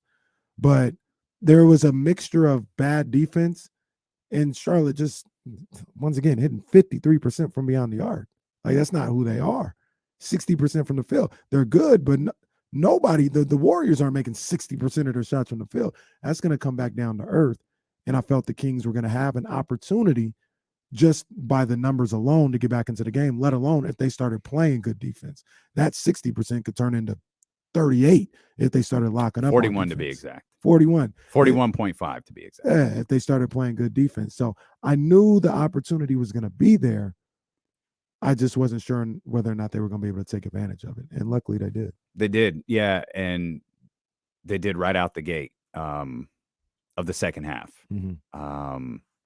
There are, some frustrating elements that we've got to talk about, and we will. We're going to, talk about this game from, every direction. We got David Patrick, head coach of Sac State men's basketball. They got UCLA coming up in like a week, man. Yes, sir. If I didn't have my life going on the way it was, I'd fly down to Pauly. Yeah, there's zero chance that's happening. Less than 0%. You think is there still an aura like about UCLA basketball? Does that like live forever? Like Duke? Like is nationally? Duke? Is Duke gonna live forever? Is UCLA the It's aura? not the same. It's not the same nationally. I don't think so either. But that's from a fan's perspective, right? Like, do you think you'd get? You've played, I'm sure, there before. I never played at Pauly. I wonder. I played on the campus, but not at. I wonder. Do you think you'd get little butterflies, I would. Little goosebumps stepping onto that court for sure. So that's what I mean. Like there's still like you probably aren't going to get those goosebumps playing it. The game Oregon Center? State or you know what I mean? Like go to another big university. Yeah. But UCLA has something special. Yeah. There'll always be something special attached to that program. It's funny though. I grew up in an era, in a time when UCLA was still UCLA, right? Like it wasn't the wooden era, but it still carried that aura. So I have that type of thought about it. I don't know if these kids do have that thought about UCLA. To be honest with you, I don't know if they have that thought about any West Coast basketball teams. We'll talk to Coach David Patrick about that when he joins us coming up at about 1:17. As I mentioned, tons of Kings coverage coming up today. Do we got a call of the day today? Call Absolutely. of the game? Oh, Absolutely. I mean, you start. Who's it brought to you by? Brought to you by nobody. If you'd like to win absolutely nothing, you could try to guess our call of the game, 916-909-1320. We gave away nothing yesterday. And what was my name? It was Al. Al, that's right. Al guessed it right. Yeah. And we promptly in Amazon Prime fashion delivered nothing to his doorstep. Told him, open your door. It's right there waiting for you. Your prize is right there waiting for you, because this segment is not sponsored and we have nothing to give away. So if you'd like to sponsor our call of the day, contact Rich Ripley. That's Yeah. rich.ripley@odyssey.com. Where's my man Eric? Where's the other Rich? You guys feel me? We can figure out something. Get everybody named Rich into a room and let's get this worked out. There's at least 2 Riches. There might be 3. We get all of these guys together in one room. We can sell this segment and people can stop calling and winning nothing. But right now, those are what you get. You get nothing except pride. Like Al. Al is full of pride today. He got to go to work and tell everyone, hey, I won nothing by guessing the call of the night on the Kings game. It's a good conversation starter. It is. It's a hey girl. Guess what I won last night? No, I didn't win anything. But then you tell the story. It's a conversation. Easy icebreaker. Easy icebreaker. Or you could ask her, hey girl, where were you when Matthew Dellavedova hit that go-ahead 3? That, you know what's funny about that too? That's how I envision Miss P in a bar. Hey, where were you when Matthew Dellavedova hit that go-ahead 3? You wanna get Miss P's attention? Talk to her about Kings basketball. Oh, 100%. All my people in the DMV. Mm-hmm. I'm gonna give you game right now. Mm-hmm. You want to have a conversation with Miss P? Talk to her about Kings basketball. Bring up Matthew Dellavedova's go-ahead 3. You'll be in good shape. Ask her where she got that sweet D'Lo and Casey off-white hoodie from. Exactly. Or I said the DMV. My bad. Paris, France, wherever she is at the time. London, Caribbean, wherever. All you people. It's all international. If you want to, because she's not just in the DMV. We all know that. Lord, everywhere. The question's already asked, and John Boy asking Miss P taking a private jet to the Miami game tomorrow. There's a high possibility. There's a high possibility. I'm just saying the truth of the matter is, she was in one of them boxes, in one of them suites last year when the Kings was in Miami. Oh boy, when you said she was in a box, I was like, "Whoa, what Miss P do? We gotta put Miss P in a box." No, she was in the rich box. Oh, I don't know nothing about that. She was watching the game. She had a counter in front of her. Oh my, must be nice. I got a counter in front of me too, but if I'm sitting there, I have to make the decision to not move for the next 40 minutes, or at least until Sean Cunningham gets up with his massive camera to get by. 916-909-1320. Let's get to our brother Phil. Phil, what's happening, my man? Hey, what's up, man? What's up, Phil? No, but trying to do the call of the day. Oh, okay. Let's go. All right. What's up, Phil? What you got, big dog? What's up? All right, my guess is the Davion Mitchell 3-pointer. Okay. So let's work through this. Is it just one guess? Because we can say whether they're right or wrong. And we say, well, are you right? Let's find out. Let's go to the sound. Well, we could, or we could just take Phil's call, make note. He said Davion Mitchell's 3, and we could play it later. Okay. The Phil said Davion Mitchell's 3. Phil, keep listening, because we'll have that call of the night for you. Yeah, we'll have that. Brought to you by who? Brought to you by nobody. Very nice. 916-909-1320. If you want to win nothing, or if you want to talk about Kings basketball, or if you want to talk about anything. Jeff Wilson was traded to the Dolphins. Boy, I don't think anybody cares about that after this weekend. That's crazy. Jeff Wilson, he was on the 49ers. Oh, man, I forgot. I do care about that, though. I do care about that. I wanted to keep Jeff Wilson. Yeah, absolutely. I would too. Now, but here's the reason. Here's why people think you can move on from him, right? Because Elijah Mitchell should be back after the bye. You got Davis Price. You got Christian McCaffrey. Juszczyk should be back after the bye, right? So you got these guys Jordan coming Mason back too, don't you? You got Jordan Mason, right? You re-signed Tevin Coleman to the practice squad. So you always look at it as like, they got so much depth in the running back room. They can afford to do that. But number one, I like Jeff Wilson the way he ran as a change of pace guy to Christian McCaffrey, and you also you got a deep running back room until you don't, right? Yeah. We thought they did coming into the season, and then like week 2 they had to sign Marlon Mack because all the running backs got hurt. So I probably would have held on to Jeff Wilson, especially for a 5th rounder. But hey, like I said, they're just going to do nothing but draft the next George Kittle in the 5th round. Let's get Leonard in here real quick. We've got to talk about Domantas Sabonis, to be honest with you. And we've got to talk about what just seems to be happening with him this season. But let's get is it our brother Leonard in here? 916-909-1320. What's happening, Leonard? Not much. I just want to guess the play of the game. Okay. It's got to be the Donovan Mitchell steal of Gordon Hayward towards the end of the game. It's a good call. The Davion steal on Gordon Hayward. Now, was that the little that was the poke? Yeah, the poke away? That's the one where it was in transition. It's a good call. Yeah. Good call. Okay. We just might have to play the sound next. Okay. We'll play the sound next. And I know he said Donovan, but stop it. We all know what he meant. We know he said Donovan. We all know he meant Davion. Knock it off. We'll come back and we'll have the call of the night. And we'll talk about Domantas Sabonis because we got a problem. He got a problem. Yeah. Well, we'll talk about him. We'll talk about him. We will. And the officials seem to hate him. So we'll try to address all of this when D'Lo and Casey return here on Sacramento Sports Leader ESPN 1320.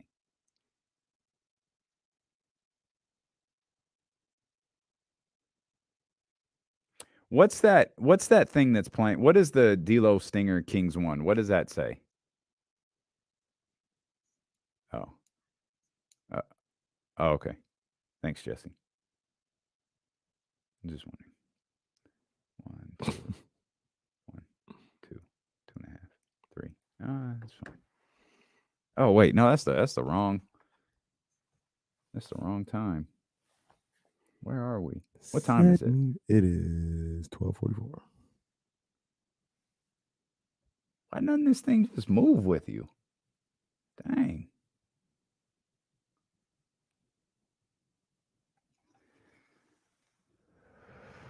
No. I was just wondering what it was. I just looked over and saw it. I was wondering what it was. That's all. I don't need anything. I was just wondering what it was. Is the call loaded in here? Yeah. Jesse, did you send it over? Yeah. It's the green one, right, Jesse? Green. Okay.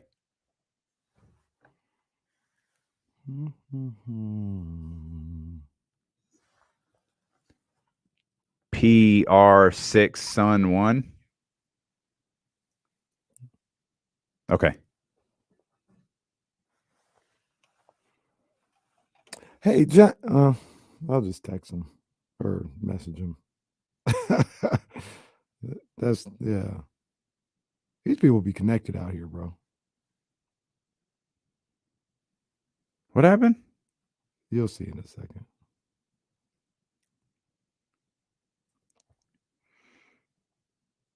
Hey, Matt George is here. That's a necessary. Matt George. What's up, Matty Ice? You did. Drake bars are 20 past the hour. Yeah, man. Fire too, by the way. Fire. I didn't even. Yeah. I didn't even have to explain it. Y'all. Some of the stuff I'm sure went over their head. It's cool though. It's cool. Man, John is ultra connected. Ultra connected.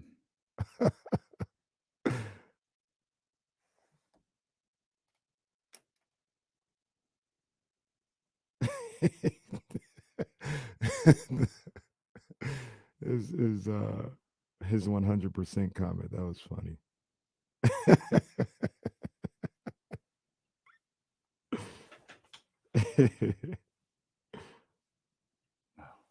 Should I get a new jersey, guys? Should I get one of these current Kings jerseys? Olivia would have a fit.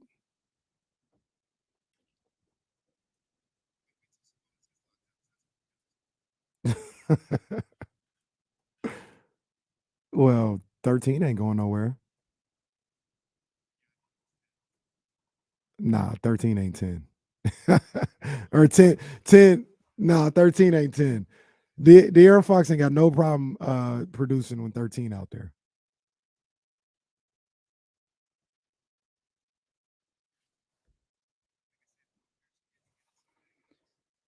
Like, he can, absolutely. But it ain't going to go the same way as it did with 10.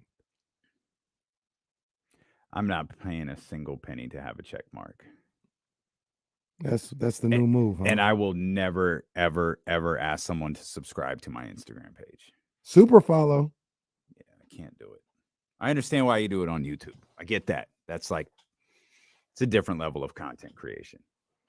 But come on, what are we doing? What's Oh. Hey, how you doing? When is what time is this? Oh, it already happened. Coach Patrick was on the like Big Sky Media Day this morning on ESPN Plus. Oh, okay. I just looked at the schedule. The football team got a tough little game tonight or this weekend. Weber State on the road. Weber State's like number 5 in the nation. So Tuesdays are just going to be tough, huh? Like, man, why do I feel like we've been sitting here so long? Yeah.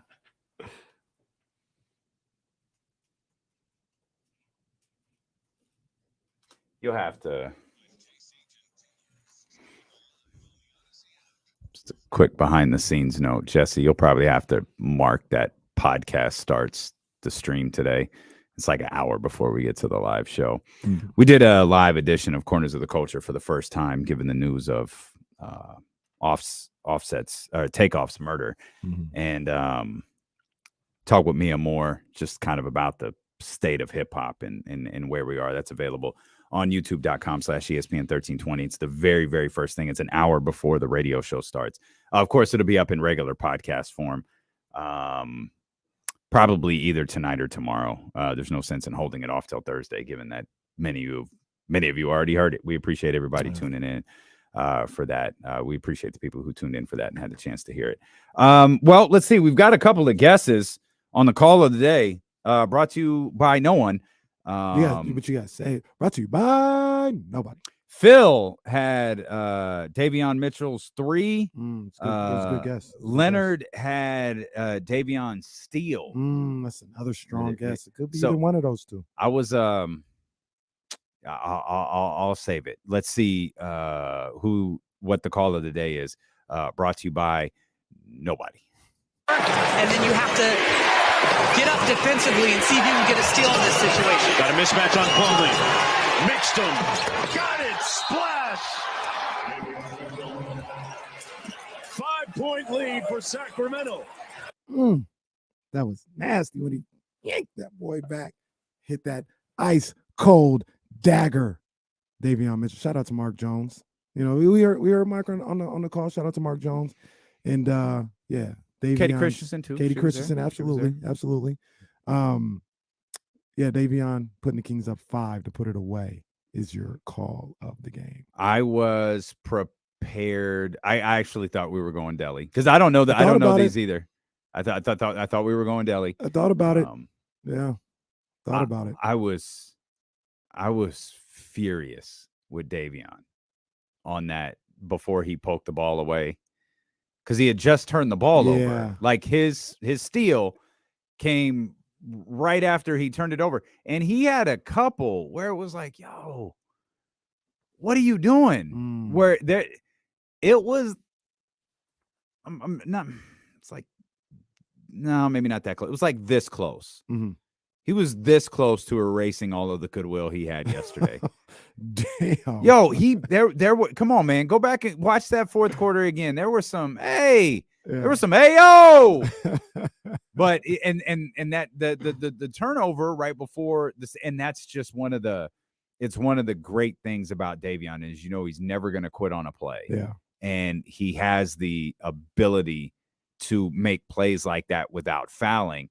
And man, that was so needed in that moment. It was so needed. They had to get the ball back. They didn't have to get the ball. They had to keep Charlotte from scoring. Yeah. And they got the ball back immediately. And it was like, all right, you know, we good here. You know, another thing about that, I talked about it earlier about how happy I was for Delhi to get in there and play the way he played after all the work he did to get back into the league. I know there was some frustration. I get it. I understand. You know, your point guard got to take care of the basketball and things of that nature. But when you talk about the way this game ended, and Davion hitting a cold-blooded three to give them the lead, and then a nice little pullback to win. I mean, I know that guy's worked on that shot a trillion times over the summer. Oh, yeah. To make sure that he was ready for those moments. Mm-hmm. And to put in that work, to trust the work, and to actually execute, I love seeing that. So I feel like we've got to talk about Davion in two parts. The fill-in for Fox part, mm-hmm. and just the natural part of the game part. Mm-hmm. Prior to the second half, that was everything you wanted from Davion Mitchell. That was everything I was confident we were going to get from Davion Mitchell this season. We saw it all in the first half. If De'Aaron was healthy and had continued to play, and Davion had just fit in the flow of the game, and that was his game, perfect. That's exactly what you want. Obviously, it got amplified by the fact that De'Aaron was out. Mm-hmm. I just don't want it to get lost in, understanding the grand conversation is how Davion played. Right. But I don't want it to get lost how well he played, because everyone will say minutes. I don't want it to get lost how well Davion played when De'Aaron was healthy, or when, De'Aaron was on the floor and the game was just kind of in its natural, or pretty close to its natural flow. For sure. And what you're saying is, in his natural rotation, his natural, come in the game spot. Yeah. He played well. Yeah. Like I said, he got 7 points in like a minute and a half, drilling the three. That it's kind of random for me, but what he did to Harmon or whatever on that in and out crossover reverse, I mean, oh my God. He's probably going to get fined for that. It was just so oh mean. My goodness. Don't do him like that. That was nasty. And then the great play by Trey Davion's been Lyles. fined for embarrassing another NBA player. The great play by Trey Lyles to get the steal, throw it ahead. Davion chase it down and score. 7 points just like that, right out the gate. Mm-hmm. He was playing well already. And yeah, it's something that you don't want to get lost in the way he finished the game when he had the whole second half essentially to himself, sharing a little bit with Delly in the way he closed out the game. 5 turnovers, but he had 3 steals. Interestingly enough, not a single assist. Sabonis had 7. Kevin Huerter had 5, who clearly Kevin Huerter is the greatest Sacramento King in history. Kevin Huerter, 12:55. We ain't talked about well, it's just natural. He's the greatest king of all time. Keegan Murray's obviously a bust after that performance last night. But Kevin Huerter, the greatest king of all time. Kevin Huerter is balling right now. That was incredible. And by the way, just so that sarcastic remark doesn't get too far, Keegan Murray finding ways to impact the game when his shot wasn't falling was incredible. Yeah. Even more incredible, the fact that his shot wasn't falling and he still said, nah, I'm going to take this shot in the final minutes of the game with our team needing a basket. I'm going to take this shot because, as Kings fans have said, I am him. That's just what you do. That's just what you do. The other fascinating thing about Keegan Murray for me is that he missed shots. Yeah, right. Wild. I didn't know how to handle Crazy. that. Like, wait, what? Crazy. What's going on here? But yeah, man. Huerter, Davion. Did I jump out the window a little bit with probably with the early 2000s reference? Do you remember those games? So I think those games happen a little bit more than people realize. It's a 23-year-old reference, a 22-year-old reference. Do I remember a game in October of 2000? Nah. No, but my brain don't work like that. I know you remember Keon Clark game. Of course. Where he get 2 tip-ins and he runs down court talking about two. Yeah, that's what I'm saying. Not Keon Clark on October 15th where he had 12 points. But they would have those type of Doug would have a game where, damn, Doug had 13 in the fourth. I'm not saying a specific game, but you remember these moments. Bobby Jackson. Who's the early 2000s equivalent of Matthew Dellavedova? Mateen Cleaves. No, he never got in. Ooh. It would have been Go- it would have been I'm gonna Funderburk. have to take your word on that. Oh, okay. Or to be honest with you, I mean, no, I'll just say Funderburk. Okay. I was gonna say so. Just be Funderburk. All right, We'll leave it at that. We'll go Funderburk. Okay. I, honestly, it's a 2 decades old. Sure, I take your word for it. If it reminds you of early 2000s, no one should stifle your memories. You should enjoy that. The fact is, it was nice for the Kings to start a game poorly, and I won't speak for anybody else. And we've all had those moments where Kings get down. Golden State's the perfect example. Mm-hmm. I wanted to walk away from the Golden State game. I did not want to watch it anymore. It's like, I don't want to do this. I'm being paid to, so I have to, but I do not want to. Right. I never felt like that yesterday, even at the end of the second when really, again, the Kenny Caraway breaking games down into just small segments. It was the end of the second quarter that turned that thing into a 15-point lead. Yeah. And it was a 4-point game. I never, with 3 minutes to go. I never thought that game was out of control. No. I thought they needed to calm down. like, come on, man. Like, well, you talked about the percentage they were shooting. I'm surprised you didn't say they were shooting 70%. It felt like they were hitting everything. But I never thought it was out of control. And I was like, just chip away at this a little bit, and you'll be just fine. And then second half starts, and you're kind of off and running. I had what was the number? They outscored the Charlotte Hornets. It was 37-18 in the third. Yeah. I kind of felt the same thing. I felt like it was a situation where they needed to, like you said, calm down. Mm-hmm. Charlotte was going to give you opportunities to get back into the game. If Charlotte shot 60% from the field and 50% from three, you weren't going to win anyway. So, if that happened, there was nothing you could do to combat that. If it didn't happen, you were going to have opportunities to get back into the game. Were they going to be able to capitalize? Was my question. And they did. Two areas as well. We talk about it all the time. 17 threes, 17 made threes. That's what this team is going to do. They're going to shoot the three. They shot 44 times, made 17. They're going to shoot the three-pointer. Mm-hmm. If they hit, they're going to have a great chance to beat anybody on any night. 17 threes. Like, that's the norm. Like, it wasn't even, like, you think about that, it's not even like, oh, they were on fire from three. It's just, they just shot and they end up making their shots.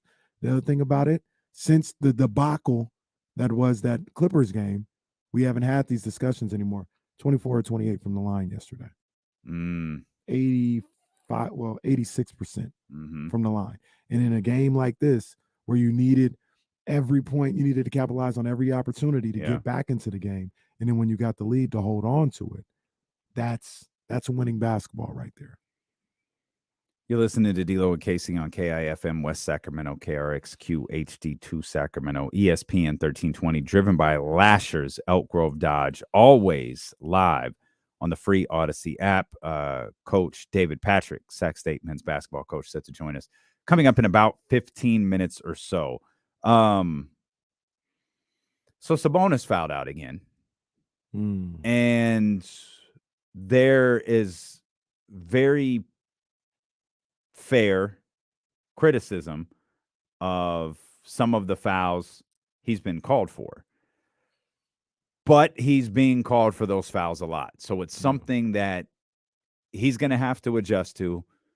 Him and Mike Brown are going to have to figure out, because, we were talking about Davion kind of being in his natural rotation. We talked a lot about Mike Brown over the course of the last couple of games, sticking with like a more natural rotation, a shorter rotation, a regular rotation. And when you're in foul trouble, when, particularly yesterday, you've got one of your best players in foul trouble, you've lost your other best player. I almost feel bad for Mike Brown in that I don't know that he's been able to establish any type of rotation given what happened with De'Aaron yesterday and the fact that Sabonis has fouled out of the last two games. Yeah.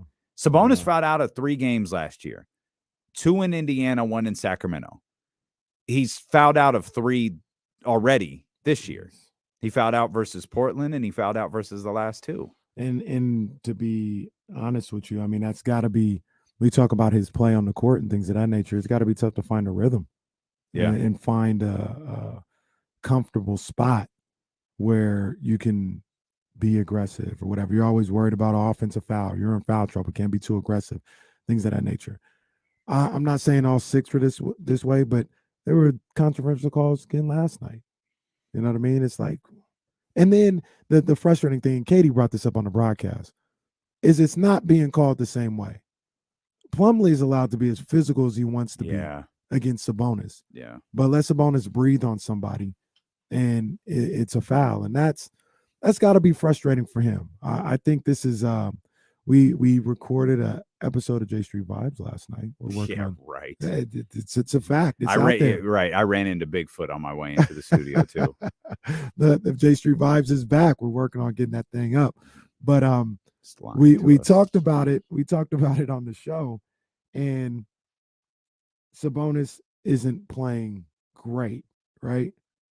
He's still 13 and a half, 10.3 rebounds a night, 5.8 assists a night. Mm-hmm. And this is really in limited minutes. Let me see if I can get how many minutes he's playing right now.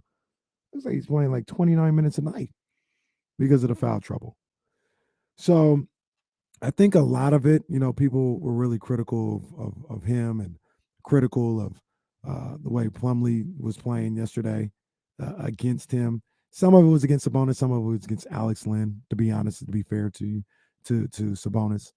But I think finding a way to stay on the court will allow everything to fall into play, numbers-wise and production-wise with him.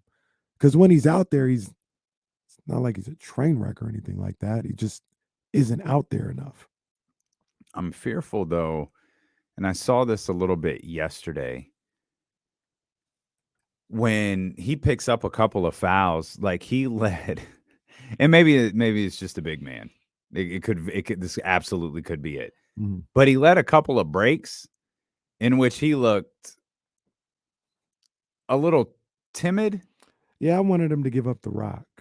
So it could be the big pushing the ball that looks that weird. Could be what it is, because he didn't turn the ball over in these No, moments. No, not at all. He He looked almost indecisive, like he wanted to go to the basket. And so I looked at it from the goggles of, he wants to go to the basket, but he's afraid he's going to pick up another foul.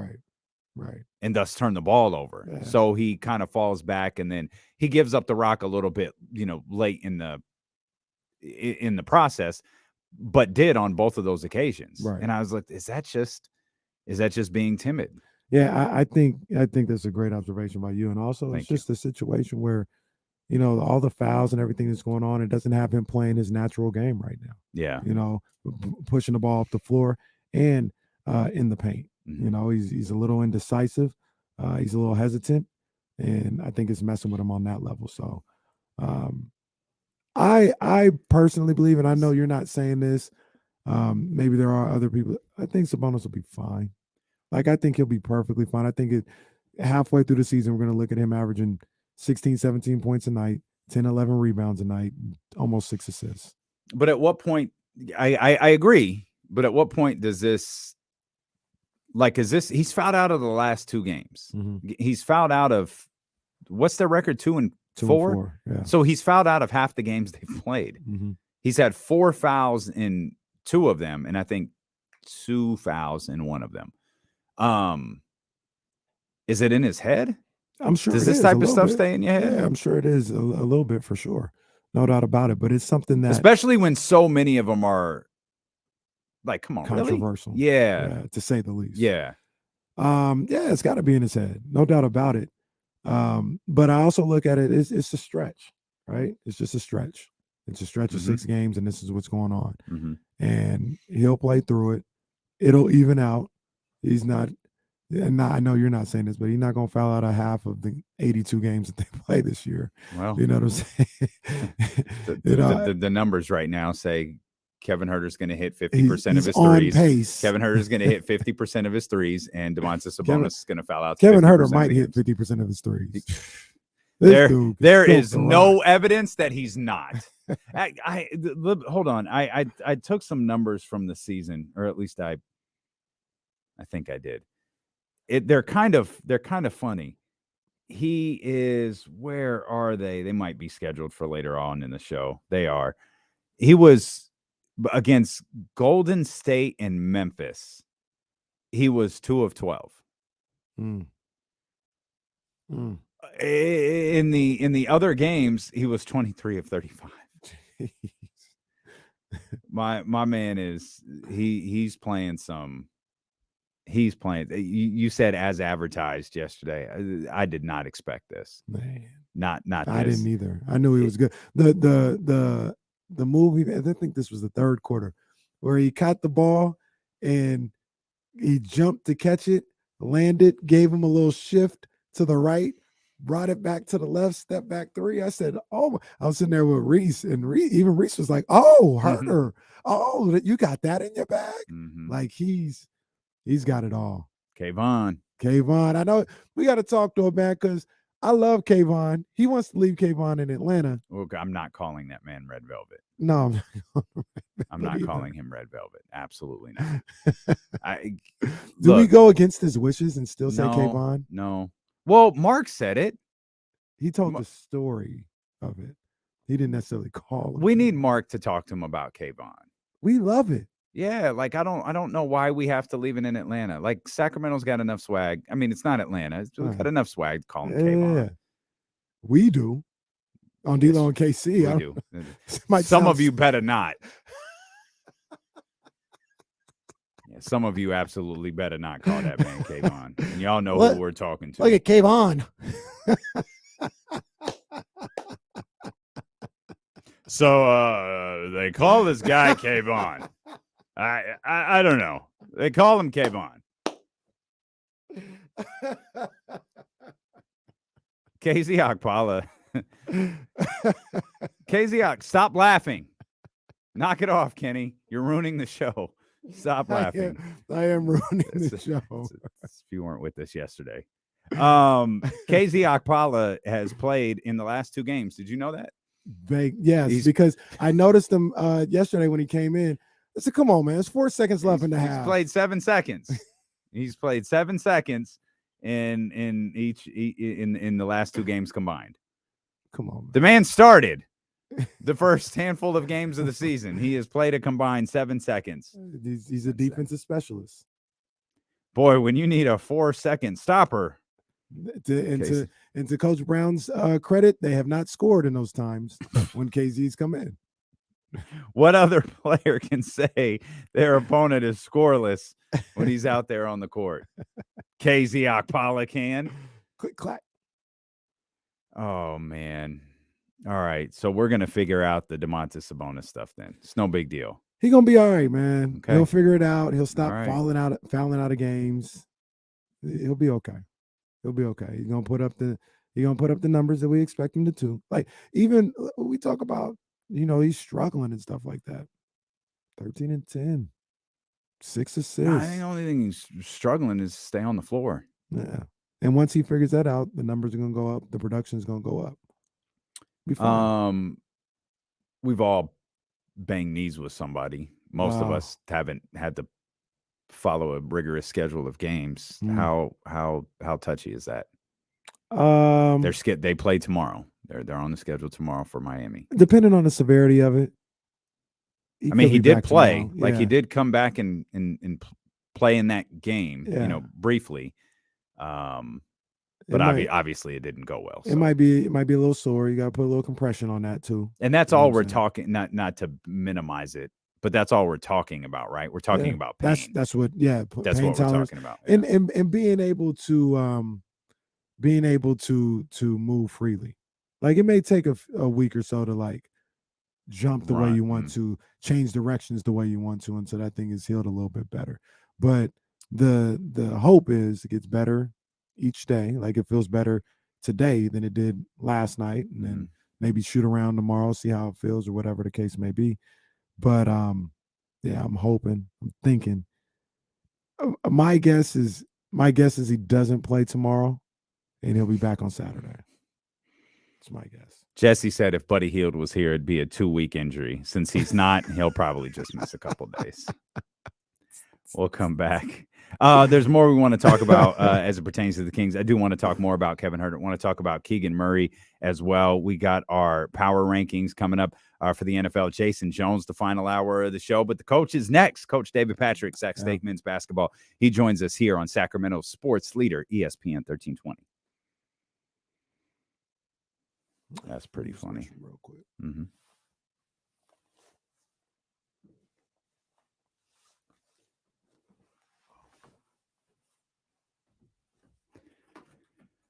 Oh, man.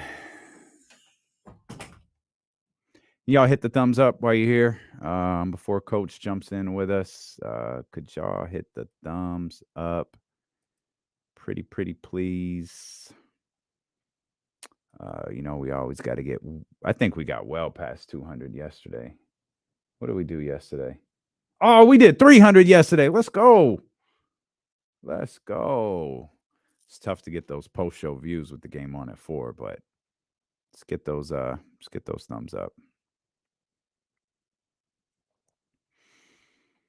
We'd appreciate it. What's wrong with the nickname Red Velvet? I just don't like it. I don't know. It's not. Yes, G-Man can definitely call him Kayvon. I guess there's nothing. I just don't like it. I don't know. It's not. Well, we could do that. James's son for 3. No, G-Man can say Kayvon. Not all white people can say Kayvon, but G-Man can't. Absolutely. I'm pretty sure G-Man is white. Yeah, he could say that. Absolutely. Red velvet is a cake. I'm sure it's a delicious cake. I had red velvet cake from Linton's in Tennessee, Knoxville, Tennessee.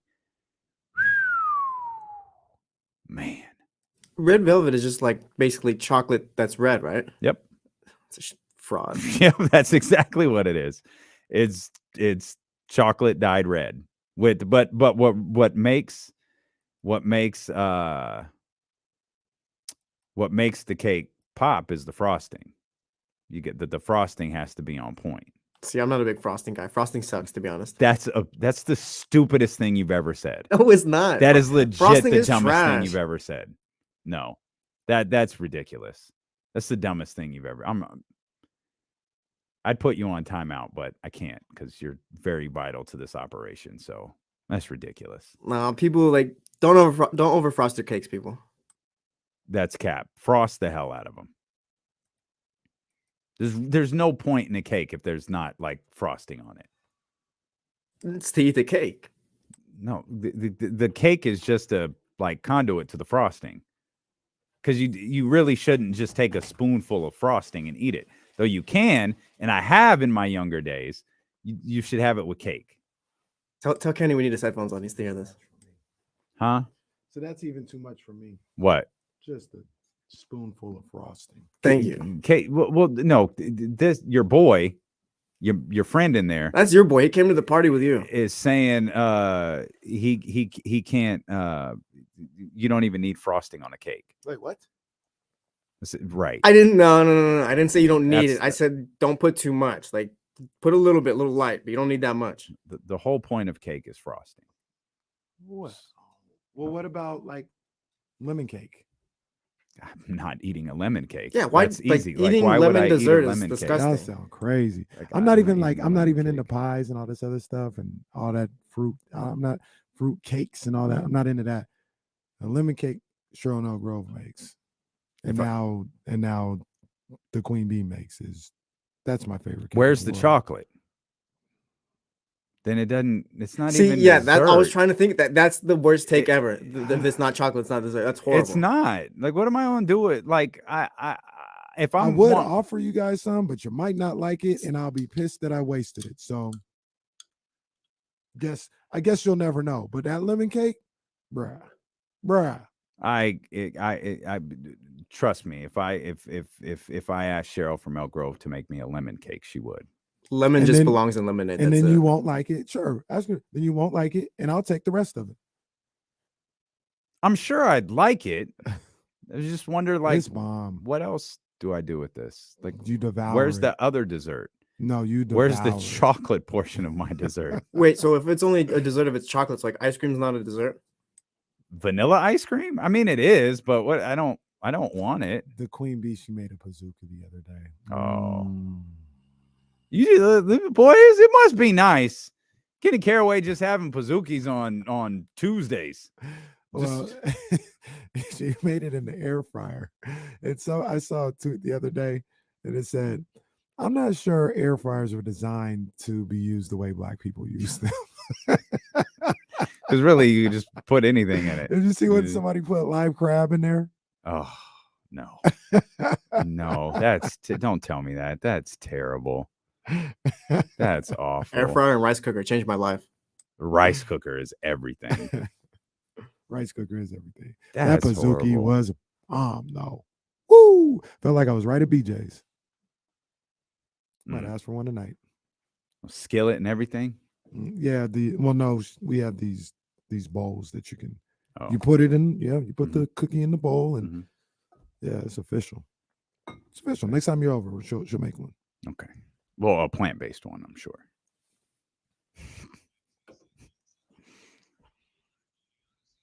Did you get trick-or-treaters last night? No. Did you have your lights off? No. So what was funny, like it was after the game. I went out like to grab the mail. I was like, let's see what the neighborhood looks like. And everyone else's lights were off.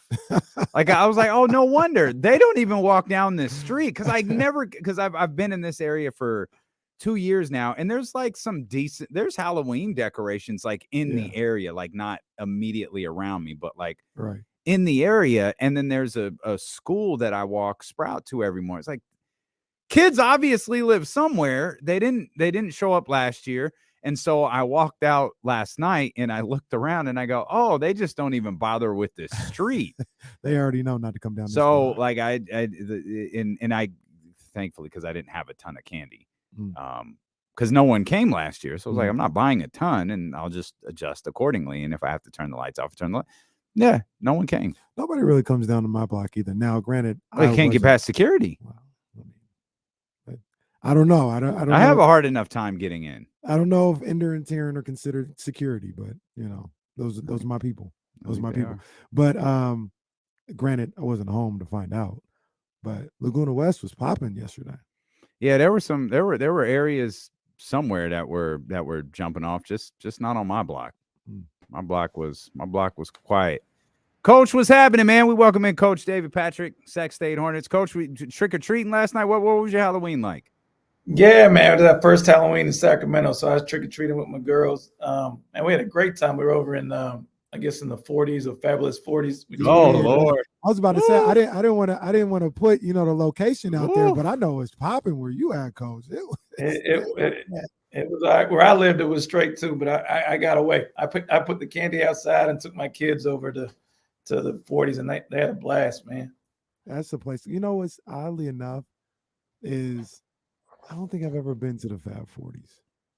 I know where they're at. I know the location. I used to go to McKinley Park all the time to play basketball and barbecue. I don't think I've ever been like on a drive to the Fab, not even for Christmas lights. I might have to do that this year. It's nice over there. When I got the job, Mark, our athletic director, told me it'd be a good place for you to live. So I went and looked at the prices, and I ain't been over there either. So yeah. Not all of us are built for that. Yeah, no. I think the trick or treating over there, bro. Yeah. Coach, man, we're getting real close to the start of the season. We were talking about this. You got UCLA, to start things off. Is there still an aura? It's been a while, but is there still an aura about playing UCLA and about playing at UCLA? I think definitely for me, I'm looking at my table here. I got Coach Wooden's book on my table, and his pyramid to success. And I think even for my staff and my players, they know what UCLA is. The tradition. Part of me is to try to teach them before we go down there exactly what UCLA has done in the past, because I think it's important.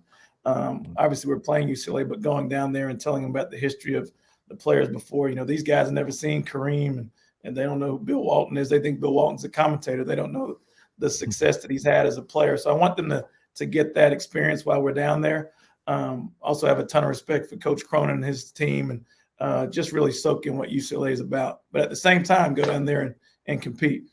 Yeah, absolutely. And having that discussion about, like, do the kids understand what UCLA is? I said they probably don't, because it was different when we were playing. Like, UCLA was still UCLA. Now, no, even though they went to 3 straight Final Fours with Ben Howland, they might have seen that. But ironically, for like West Coast basketball, probably in the last 10 years, it's been Gonzaga, St. Mary's. Am I forgetting anybody else? Like, those have been the dominant West Coast schools. Arizona's probably been the other one that they probably Arizona's been there. Yeah.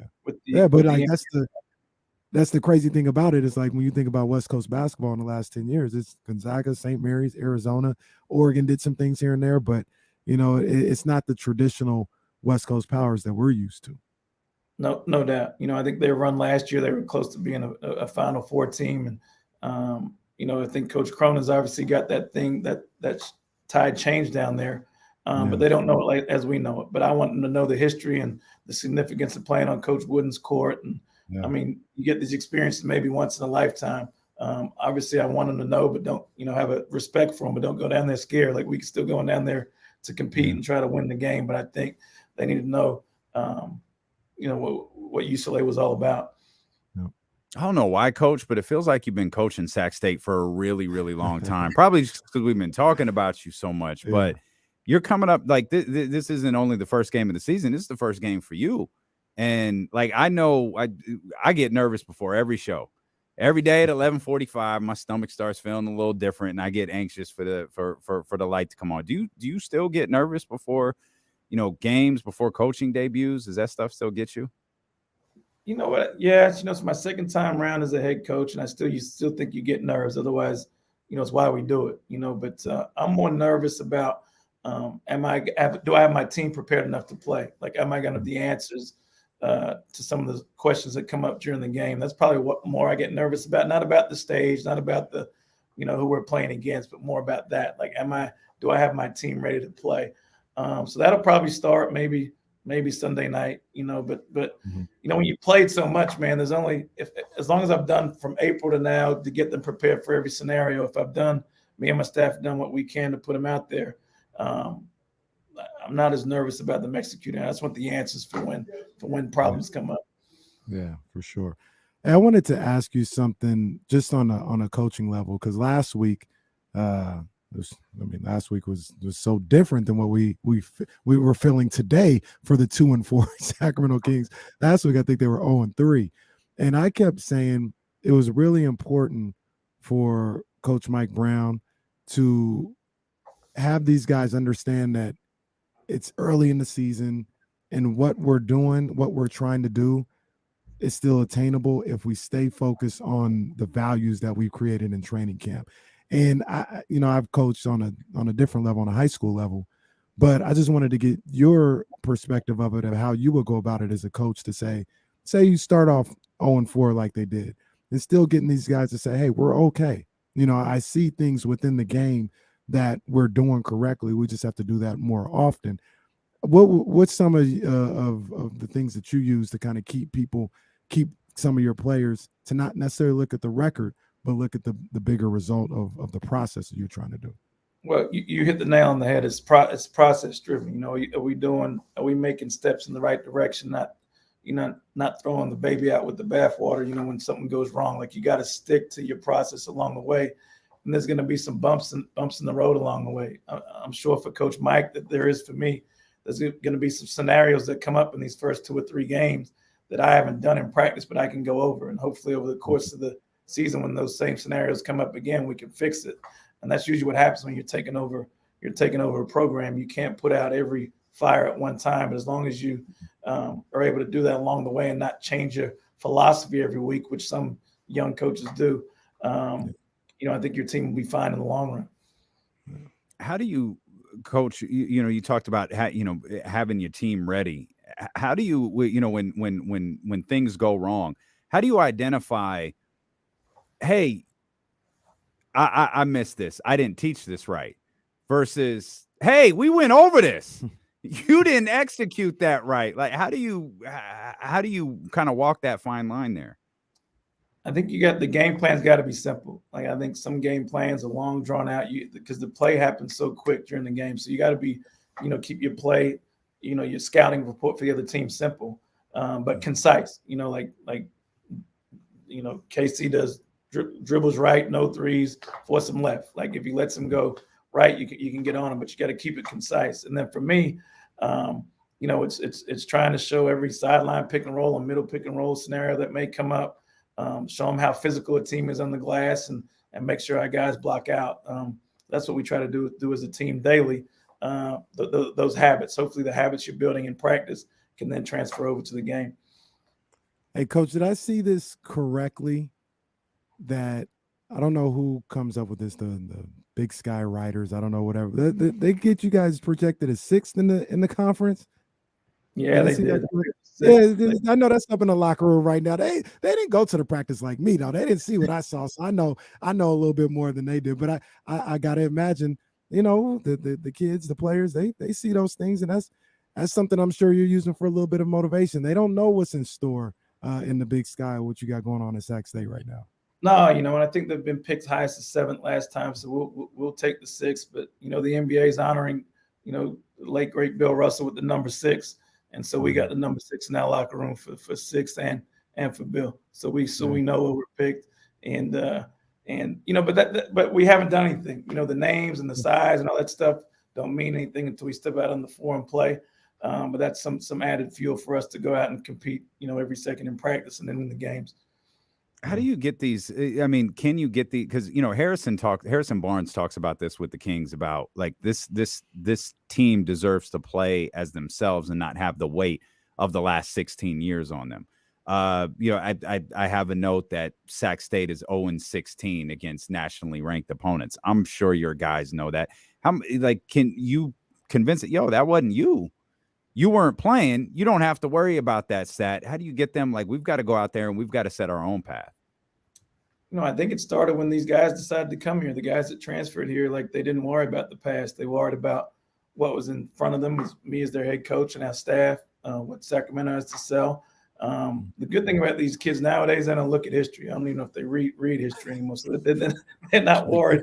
Gift and the curse. about the past. So that's the gift, as you said, and the curse. That they're just worried about what's in front of them. And but hopefully I don't get what was in. They've had some good stuff in the past when they were Division II and whatnot here. But our focus is to try to be the best version of us we can be this week at UCLA and then at UC San Diego, and then focus on the following week at Denver and then home against Merced. Yeah. Coach, to get you out of here on this, I know you're an NBA guy. I mean, what's catching your eye right now? The surprise of the Utah Jazz is one of them, and you see all the teams that everybody thought was tanking are kind of playing well right now. I said this for much of the offseason. There's so much talent in the NBA right now. Like, there is, like, the team that you think is the worst team in basketball, even they got 2 guys that are like, yo, this guy can go. This guy can really go. I mean, what's some of the things that's caught your eye so far in the first 2 weeks of the season? Well, one thing I got out of practice today, I saw, unfortunately, Coach Nash was fired at the Nets. So that was a shocker after finally winning last night. And I felt like I watched that game that they were up 20 at one point, and then obviously he lost his job. But that was something, I guess, growing in the summer. So that surprised me. I think that you hit Utah. I'm shocked that they're doing as well as they have with Davion Mitchell leaving and new coach in place. I think the Trailblazers, we're a little bit surprised. Number 1 seed in the West right now. Mm-hmm. No doubt. Isn't that crazy? I mean, I went to the game. I might have saw you there, the practice, the scrimmage, not the scrimmage, but the preseason game here, and they didn't look like the same team, to start up that way. And I think they got other than Dame, they got a bunch of young guys, that are playing well. And then I think Giannis, I'm shocked that he's doing again what he's doing night in, night out, man. It's unbelievable. What you do with a player like that, Coach? What's the game plan? You got a sledgehammer out there or something. Quit. Blindfolding a cigarette, Coach. Blindfolding a cigarette. Yeah. Get COVID that night. It's still around.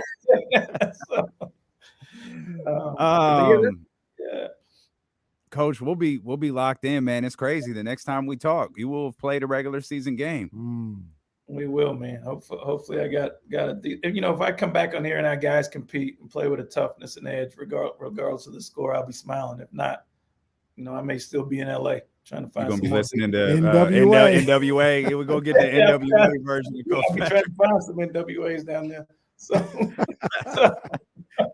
we appreciate you, Coach. Best of luck. We'll be watching, we'll be listening, and we'll be anxious to talk to you next week. Take care. Thanks, Coach. guys, as always. All right, that's our coach right there, David Patrick, head coach, Sac State men's basketball. They open the season Monday, man. Yeah, man, Monday. I'm ready. Like, I've never been this hyped to see Sac State basketball before. I obviously loved following it with my guy Coach Katz when he was there, and I loved seeing him coach those guys. But it was just different. Even at that time, I wasn't back in the city. Now I'm back here and COVID and all this other stuff. This is the first time it's like, okay, Sac State basketball.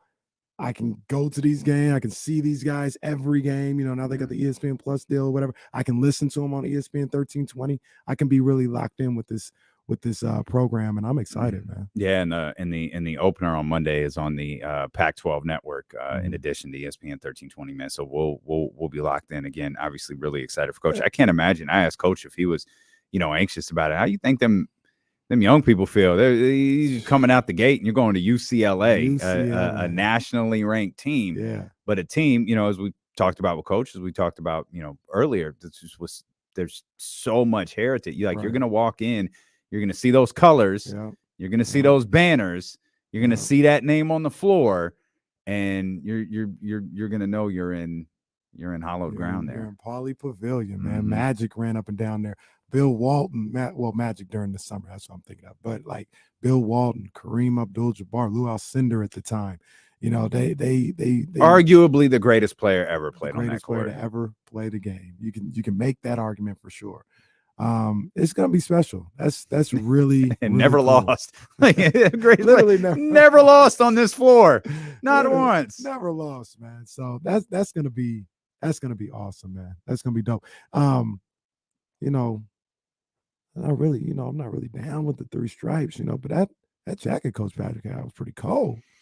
That was pretty cold. You check that for all the people seeing on the stream. That was pretty cold right there. There's probably some Sac State exceptions to the three stripes. Yeah. But that'll have to be worked out at a that later was cold. date. I like that one. That'll have to be worked out at a later date and time. We'll have to check our Nike our Jumpman contracts to see if such behavior is legally. allowed. I don't think we. I don't think we can. It's facts. I don't think we can. Coach mentioned Steve Nash being fired. I don't think Steve Nash was the right hire. I do feel bad for coaches when they get let go. I mean, getting fired in a public forum is very difficult. I feel for Coach. I felt the same exact way for Luke Walton. Like it's difficult. But this was also I also I'm always going to look sideways at Sean Marks. Like what point were you trying? Like this the Steve Nash situation just reeked of Luke Walton since the summer. It's like so you're committed. Like you're committed to Steve Nash. No, clearly you weren't. I don't even think he did Luke Walton numbers. He got fired. Luke Walton got fired at like game 17. Yeah, what is this, game 6? Something like that. Like why did you guys put Steve Nash through this? Why did you put your fan base through this? Why did you put your players through this? Why did you put the respective coaches through this? Maybe doing the math, the Ime Udoka situation hadn't happened. Maybe they were really committed to Steve Nash until they realized Ime Udoka was going to be available, and maybe that changed their tune a little bit, and they started operating with the old Sacramento Kings way of, well, if this season doesn't start the way we want to, we'll go in this different direction. Yeah. And right now, all reports sound like Ime Udoka is going to be the head coach for the Brooklyn Nets sooner rather than later. That's crazy. And Brad Stevens, I guess, is good riddance. Like, I don't need anything from you, Brooklyn. Just you can have this. Yeah, that's nuts, man. That like Udoka, who we went to the finals last year. Went to the finals last year. In about September, we were sitting there saying, there is a possibility he may never get another job in the league again. And now November 1st is on his way to not only being a head coach again, but I mean, it hasn't looked good so far. It looks whatever. He's about to go coach a Eastern Conference team with an opportunity to be very successful. They have an opportunity. I don't know if he'll be able to get it out of them. I don't know if, that ship is sailed, but you're going to coach Kevin Durant, Ben Simmons, Kyrie Irving, Seth Curry, Joe Harris, all these guys. Like, this isn't him going to coach the Magic right now. He's getting a legit young job. ball club, but I got you. It is, Yeah, right. I got you. It's a legit team he's going to. Mhm. When I know, at least me, a month ago, I was like, I don't know if he's going to get another job. Does this shifts things a little bit for Brooklyn, doesn't it? Because for me, part of the problem with Brooklyn was this obvious thing with Steve Nash. Now, I think there are other issues.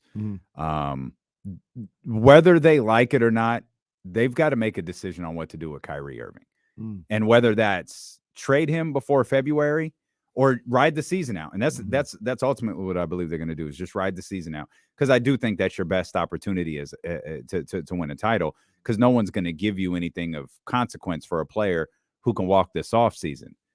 If you want to get rid of him, you have to cut him. But you have, and I'm truly, truly sorry to say this, you have to shut him up. Stop putting him in front of the media. He's not helping himself at all. And just, I wouldn't even ask him to stay off social media, because that would probably only make it worse with him. Just don't ever make him available for the media, because he just looks like an ass every time he's in front of a microphone. And by the way, his posts that he vehemently defended, they're gone. So whatever happened from that post-game exchange with Nick Friedel to sometime yesterday, something changed. Yeah. Somebody talked to him. And he wasn't available for media yesterday. Yeah, that should be the press. That should be the note every day. But Kyrie Irving's not available for media today. He's like you said, you can't let him talk. You can't let him talk. No, because he says it seems like the wrong thing all the time. All of the time. I don't know if I got your answer. I probably interrupted you. I have a tendency to do that. Does this shift things for Brooklyn? Because I was not confident in them. Oh, like what I think they could be? Yeah. Are you? Because you liked Brooklyn. Yeah. I mean, and I guess we both kind of did. We raised the questions of Steve Nash. Is this back to? Do you think this shifts them back to being a Eastern Conference contender? Did you always think they were an Eastern Conference contender? It was looking rocky in this first couple of weeks. I was like, oh, maybe I was dead wrong about them. But I mean, Brooklyn is just. I'm gonna think that they have a shot as long as they have those guys on the roster, and I could be dead wrong. You can look. There's an argument to look at them basketball wise and be like, they're just not good enough defensively. They don't have enough to be a good team. Basketball, before you talk about all the off the court stuff, but I'm gonna still look at Kevin Durant. I'm gonna look at Kyrie Irving. I'm gonna look at Ben Simmons. And what he could be. I don't think he could be what some people projected him to be, but I also don't think he's some type of scrub. No, he actually has, and then again, I guess it just all depends on how you evaluate Ben Simmons. He's still a really good defender. He's good still defender, good passer. Yeah, I think he's a good ball player. All the things that we talked about when we were talking about Ben Simmons a summer ago and all this other stuff, it was never to say like he was just some bum. Like, he's a damn good ball player. He just still won't shoot. He won't shoot. He won't shoot. So, but he's in a situation where maybe he don't have to shoot. Maybe he's got enough around him where he can play the game he liked to play.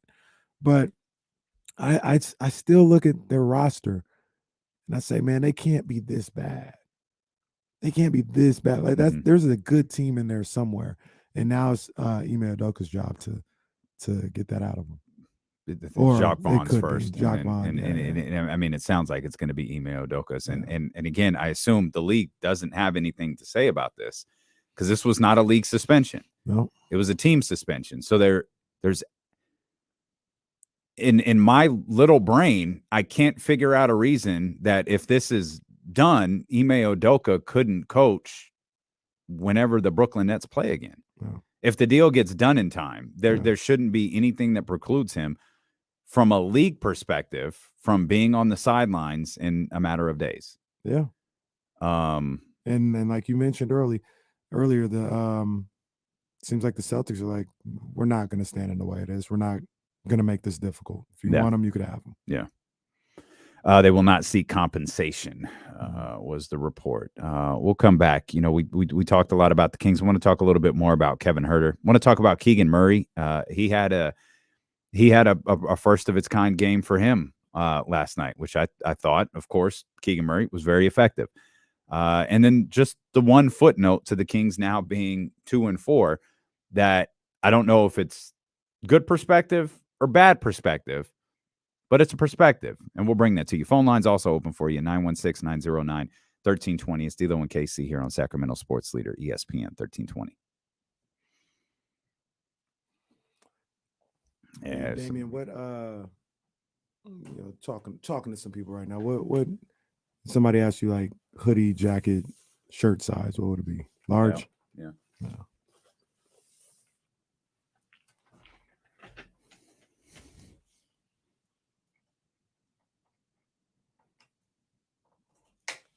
We got those Kings gray jerseys coming our way, I guess.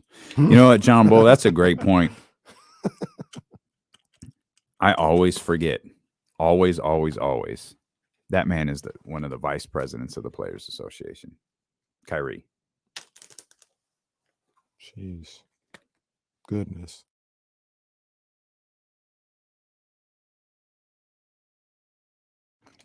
I'm with you, BC. Let's go. I'm with you. Love it.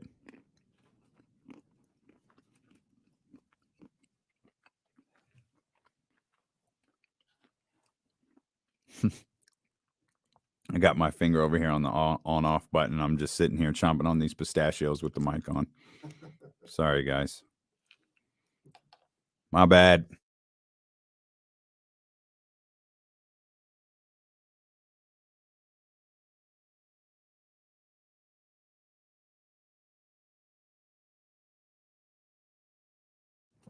Sitting here watching University of Miami versus Indiana, Pennsylvania.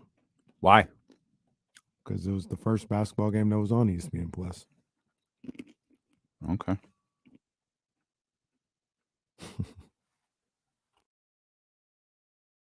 What's the first one you go to? It's got to be New Edition, right?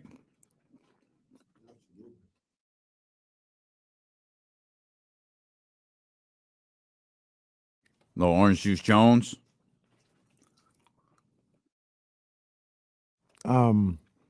It's kind of the video is actually sad, actually. It's what I think of, but Rain on Me was a phenomenal song by Ashanti. Rain on me. Huh. Lord, What day was it? You take this pain from me. We were talking about Merry Friday. So it was Saturday. I was locked in on the essentials, and that joint with Ja Rule came on. Oh, rainy days. It's just those rainy days.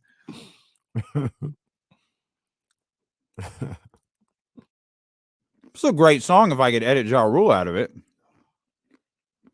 Ja Rule gets no spins in Sacramento until he apologizes. Yeah, Purple Rain. That's a good go.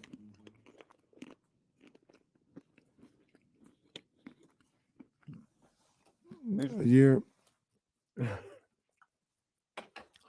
or two ago, he was talking crazy about Sacramento.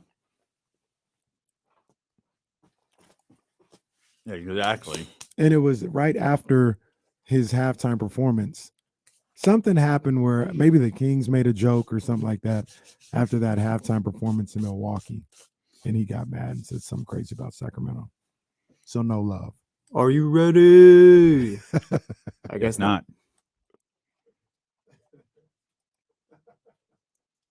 Y'all don't sleep on blame it on the rain. I know that's got some stigma to it, but whoever the hell sang that song. It's a great call, Aldrin. Phenomenal song. I Can't Stand the Rain. Actually, that's not what Both the of song them. called. It's called In the Rain by Missy. Both of them. The original and Missy. Who did the original? Because I don't. I got don't know. Tina. I got a version with Tina, but I don't know if it's. I don't know if she was first.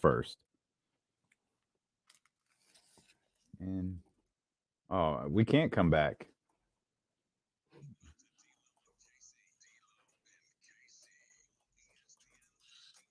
I'm not ready. I need a minute.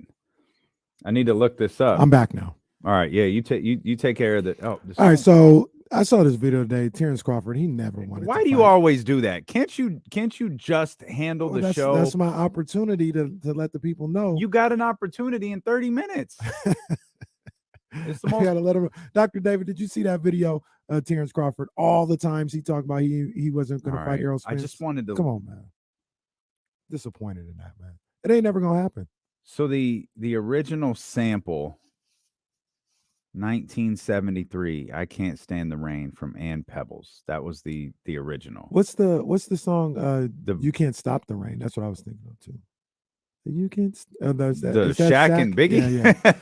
Yeah. But isn't there a original version of that? There is. You can't stop the But I was thinking rain. Missy Elliott in the Rain. That's the song I was thinking of. But there's a version Tina Turner does where she's just doing not the Missy Elliott version, but the I Can't Stand the Rain. Yeah, she does that. Who I'm gonna get filleted for this. Don't mind me. Even in my own household, they're gonna be mad at me. Who does I want to go outside in the rain?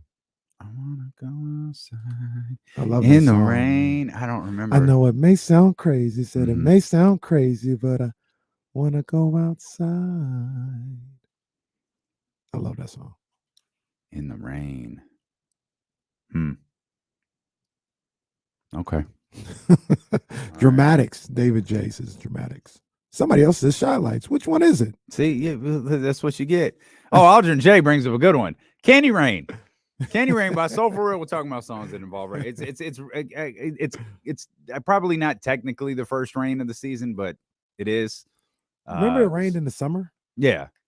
Well, I guess that would be, but I guess technically that was a different season. So maybe this is the first rain of the season. Okay, everybody's got the Temptations, the Dramatics. Everybody's got a different answer. I need Breaking Glass.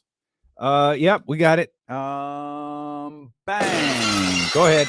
Shams reports good news. MRI on Kingsguard De'Aaron Fox right knee showed a bone bruise. No structural damage. Sources tell The Athletic and Stadium. Fox will miss Wednesday's game versus the Heat, and his return will be based upon the resolution of symptoms, but there's hope it could be soon. Damn, I got to be honest. That is a little more serious than I wasn't expecting that. I think he'll be back. I'll still stay with Saturday. I think he'll be back Saturday.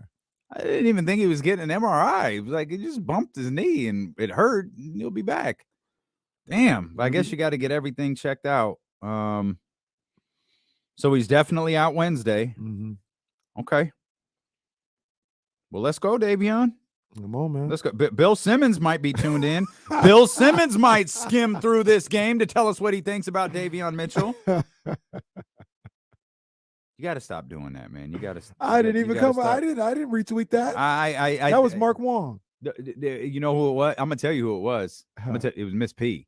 Miss P brought it to my attention. Oh, Miss P. Miss P was minding her own business, but I saw it. I was like, wait a minute. What the hell is this? Minding her own business in a beach in Barbados somewhere. Probably. And her retweeted. And yeah. It's crazy. She's probably already heard Rihanna's album. All right. So De'Aaron Fox out for sure for Wednesday's game. He'll be evaluated moving forward. Their next game is Saturday versus Orlando. Saturday. Well, they play Wednesday and then they play Saturday. Right. So he's out Wednesday. Their game after that is Saturday versus Orlando. Monday. Yeah.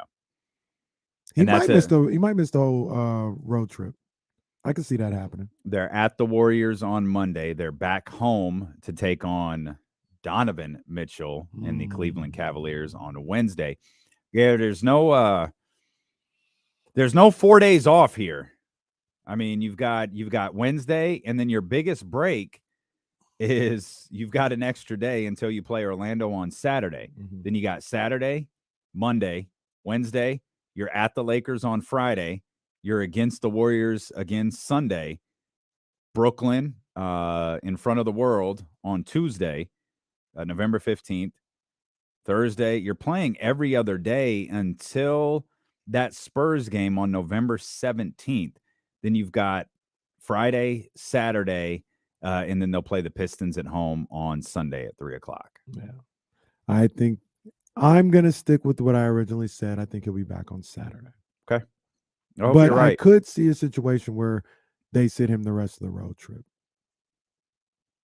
Even Golden San State. Francisco? Mm-hmm. I could see it. All right. Well, I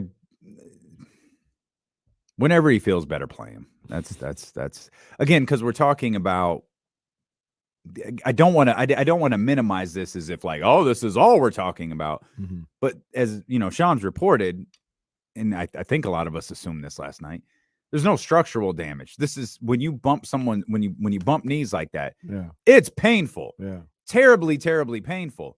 But that's what we're now that the MRI is done. That's all that's being measured here is pain. Yeah. Pain tolerance. So hopefully he feels better by Saturday. That's the grand point. But and once again, we talked about this on J Street Vibes. This is all rumor. Soon. This is all a rumor. We'll be out soon. So we'll detox. Jason going to be on the show at 3:20. He brought up the fact that typically whenever De'Aaron Fox has gotten hurt in his career, there's been a timetable of how long he'll be out, and he seems to always come back earlier. With one notable exception. But that's all right. I wanted to come back either. The further we get away from that, the more I understand. The funnier it becomes. I understand. Mm-hmm. Ankle soreness.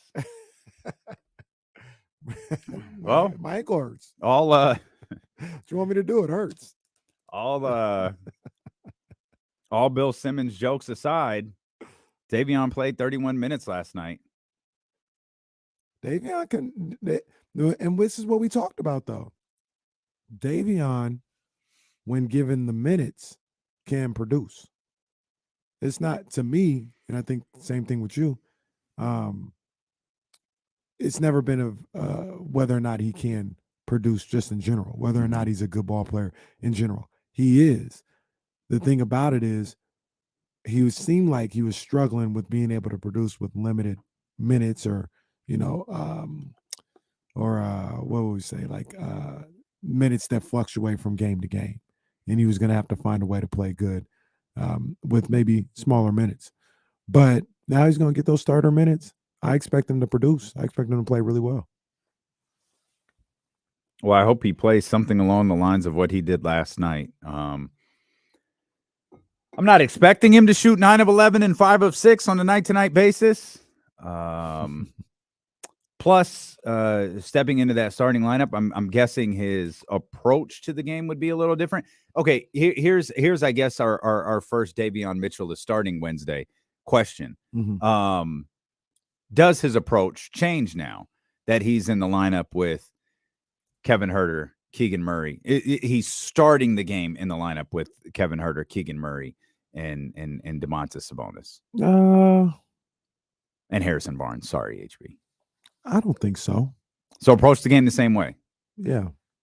Okay. Yeah, I think so. Just continue to be. I want him the way I want to see him play.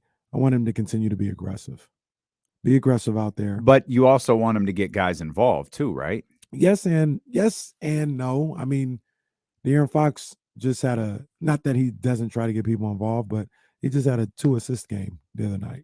You know what I mean? Like, really, and we talked about this, the way their offense is, it's a fluid motion, right? Like, it's the ball keeps moving. It moves through Sabonis a lot. It moves through Sabonis, but it also moves side to side, right? It's not a whole lot of one-on-one creating or pick and roll creating and dish to the open guy just from the point guard. Mm-hmm. Sometimes Harrison will do that. Sometimes Huerter will do that.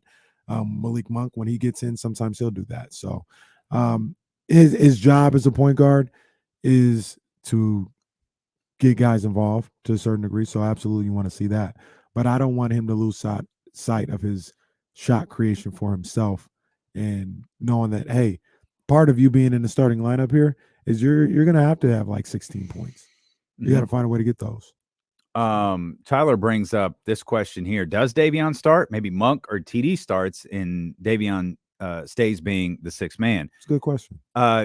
Judging by what we saw yesterday, though, my guess is Davion does start. He started the second half. That's my guess. When De'Aaron was ruled out, that's my guess.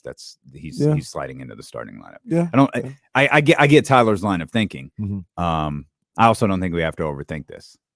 No, go by what's the depth chart? De'Aaron's 1, Davion's 2. Okay, then De'Aaron's out. Put Davion in, and then everyone moves up. If Monk plays, let's go. Matthew Dellavedova starts. Delhi versus the Heat. I mean, nobody would be upset at Matthew Dellavedova right now. Could be pissed off by the end of the first half tomorrow, but no one would be mad at more Matthew Dellavedova minutes. That's one of the great things about having Delly on the roster, and we questioned, how much he would be utilized, how much that position as the third point guard would actually be needed, and we see that, like, again, you talk about a depth chart, you move one out. It's not just Davion that's moving up. It's Delly that's moving up too. Delly played 8 minutes. I don't think Delly's playing 30 on Wednesday, but I don't think he's playing 8 either. No, I think he'll play a handful more. I think we'll see Malik Monk at the point guard position at various times. But I think one of the great things about Matthew Dellavedova is he's just his style. He's not going to cost you anything. No. Like, he's not going to hurt you. Right. Especially, and if he hits a game-changing three-pointer in the midst of the process, bonus. And especially his style combined with how long he'll probably be out there, right? So his style combined with the fact that he's going to play 15 to 18 minutes a night, he's not really going to have an opportunity to hurt you or to get exposed or anything like that. Nah, he's going to go out there. He's got his limited time. He's a smart enough player. He's a good enough player to be able to handle business in his limited time. And he's not going to hurt you. He's not going to take anything off the table. I mean, he probably would have no trouble going head-to-head with Kyle Lowry at this point. Let's just call it what it is. It's not a knock on anyone involved. Both have had established careers in the NBA. Absolutely. Absolutely. Kyle Lowry's in a bit of a different position in life. So if Matthew Dellavedova's got to put the click-clacks on him. Put the click-clack on Steph. It's coming up next Monday. Oh, Steph don't want that smoke. Steph don't want. He's gonna be like Coach Patrick was talking about. Got COVID that game. He's having Dellavedova nightmares. Can I give a shout out? Wake up and polish his ring. We don't do this as often, but shout out on Twitter because this is some good stuff. Okay. It better not be from @Bill Simmons or whatever that damn account is. No, not Bill Simmons. This is from @Knicks. It's like NIIICKS_13. He says I am Kitty. I am K Diddy. I am. I am K Diddy. Coming for you. I am K Diddy. Don't listen to @Damian Barling. Oh. The last part of Drake bars are the best. When I saw Delhi. I agree. You just gonna ignore the laughing emoji at the end? All right, that's fine. I guess. If y'all want to ride with that, ride with it. Drake bars are fun. Drake bars, you got to be here at 12:20 though. A lot of people come in at the. Did I miss Drake bars? If you weren't here at 12:20, miss Drake bars. We learned those they ain't no reruns. No, man. No. We tried that once. I can run it back again. No, you don't. I can. I got it. I'm good. But I won't. Let's not do it. I won't do it. You can't. 12:20 after every Kings win. Drake bars. Let's go. Can we talk about Keegan here for a minute? So if you're just tuning in, De'Aaron Fox, no structural damage after the MRI, and banging knees with what's the brother's name? Nick Richards, is that his name? I like his game too. He's good. Yeah, he's a good ball player. No structural damage. He will be out Wednesday's game against Miami, but he'll be evaluated basically on a day-to-day process or a day-to-day basis. Excuse me. So De'Aaron Fox is out on Wednesday versus the Miami Heat. Kings get a win last night against Charlotte. Keegan Murray. By the way, you're listening to D-Lo and KC on KIFM. West Sacramento, KRXQ, HD2 Sacramento, ESPN 1320. Driven by Lashers, Elk Grove Dodge. Always, always, always live on the free Odyssey app. Keegan Murray found a way to impact the game last night. His shot wasn't falling. It was a very uncharacteristic game in Keegan Murray's young time in the NBA, even including summer league and preseason. But I still found him to be effective. We saw him effective defensively. We saw him effective in terms of getting rebounds. And the things that I love the most, his final shot total 5 of 15. Didn't shy away from taking a big shot with 2-3 minutes left in the game. Always ready to take that shot. Never intimidated by the situation or what's been going on in that game. That's why I love the way he plays the game. He can't be deterred from what he's trying to accomplish out there. Doesn't matter if it's a missed shot, doesn't matter if it's the defense, doesn't matter if it's the setting, road game or whatever. He's going to make sure he does what he's supposed to do, and that's get buckets. Sorry. It just dawned on me. Harrison had 16 points last night. Harrison played well yesterday. I know he did. Yeah. I know he did. I don't know why we treat Harrison Barnes this way. We eviscerate the man when he doesn't do what we want him to do. And then when he does do what we want him to do, we completely ignore him. 16-9 last Bruh, night. we ain't said his name today. We ain't said his name one time today. 4 of 37 minutes. He was 16-9. We ain't said his name. 4 of 12. And I don't say that to disparage him. Yep. You know what I say? Yep. Give me the 12 shots. Well, 12 shots. Well, what else do you say? Look at where he got his points. 8 of 8 from the free throw line. Kings were, it is pointed out because I know you love free throw stats. You mentioned Kavon and now we're talking about Harrison. Both those guys perfect from the line. Kings as a team, perfect in the fourth quarter. Winning time. Perfect in the fourth quarter from the line. Almost nothing makes me happier in the game of basketball than closing out. What makes you happier than that? I like good defense. Okay. I like a really good defensive possession is it's beautiful. Well, you saw plenty of those in the second half. I did. Good thing you missed the first half live. You could just fast forward through it and you didn't have to. I went back and watched that misery. Well, I know you did. So, isn't it different watching a game? Like it's an entirely different perspective. Like you could know exactly how a game is played. But if okay, the Kings won, I just got to see how they got there. Oh, yeah. The garbage in the first half isn't nearly as painful. It's like, okay, I see how they dug themselves into this hole. They clawed out of it. Yeah. But when I noticed that the other day where it was significantly less painful watching a game back, knowing the outcome. That's for sure. That is absolutely the truth. It happens with the 49ers all the time. Not that there was anything tough to watch for the 49ers this weekend. That first half was a little frustrating. Was it? Yeah, Rams marched down the field 2 times. 14. Oh, okay. I was like, come on, man. I remember where I was Jimmy underthrowing Ray McLeod. It's like, come on. No, well, that's just par for the course. Like, come on. Like, we don't leave Jimmy alone. If you're going to get upset when Jimmy Garoppolo underthrows somebody, you're going to have a bad weekend every weekend. We don't leave Jimmy alone this week, though, because he played really, really good on Sunday. Okay. All right. But another thing I saw in this Kings game. Yeah. And let me see. Yeah, that's what I thought. The numbers aren't gonna show it specifically. I thought I see Rashawn Holmes getting back to himself a little bit. He was active out there. He's doing the only two points, no rebounds, -7 for those people who follow that stuff. The numbers don't bear it out. I know that. When I wrote that in the notes, I hadn't even seen the numbers. And I was like, I'm pretty sure the numbers don't bear it out. But I don't know. I just see him slowly but surely working his way back in. Is it just the movement? What is it? The Because I movement, the agree. aggressiveness. We really saw it. I thought we really saw it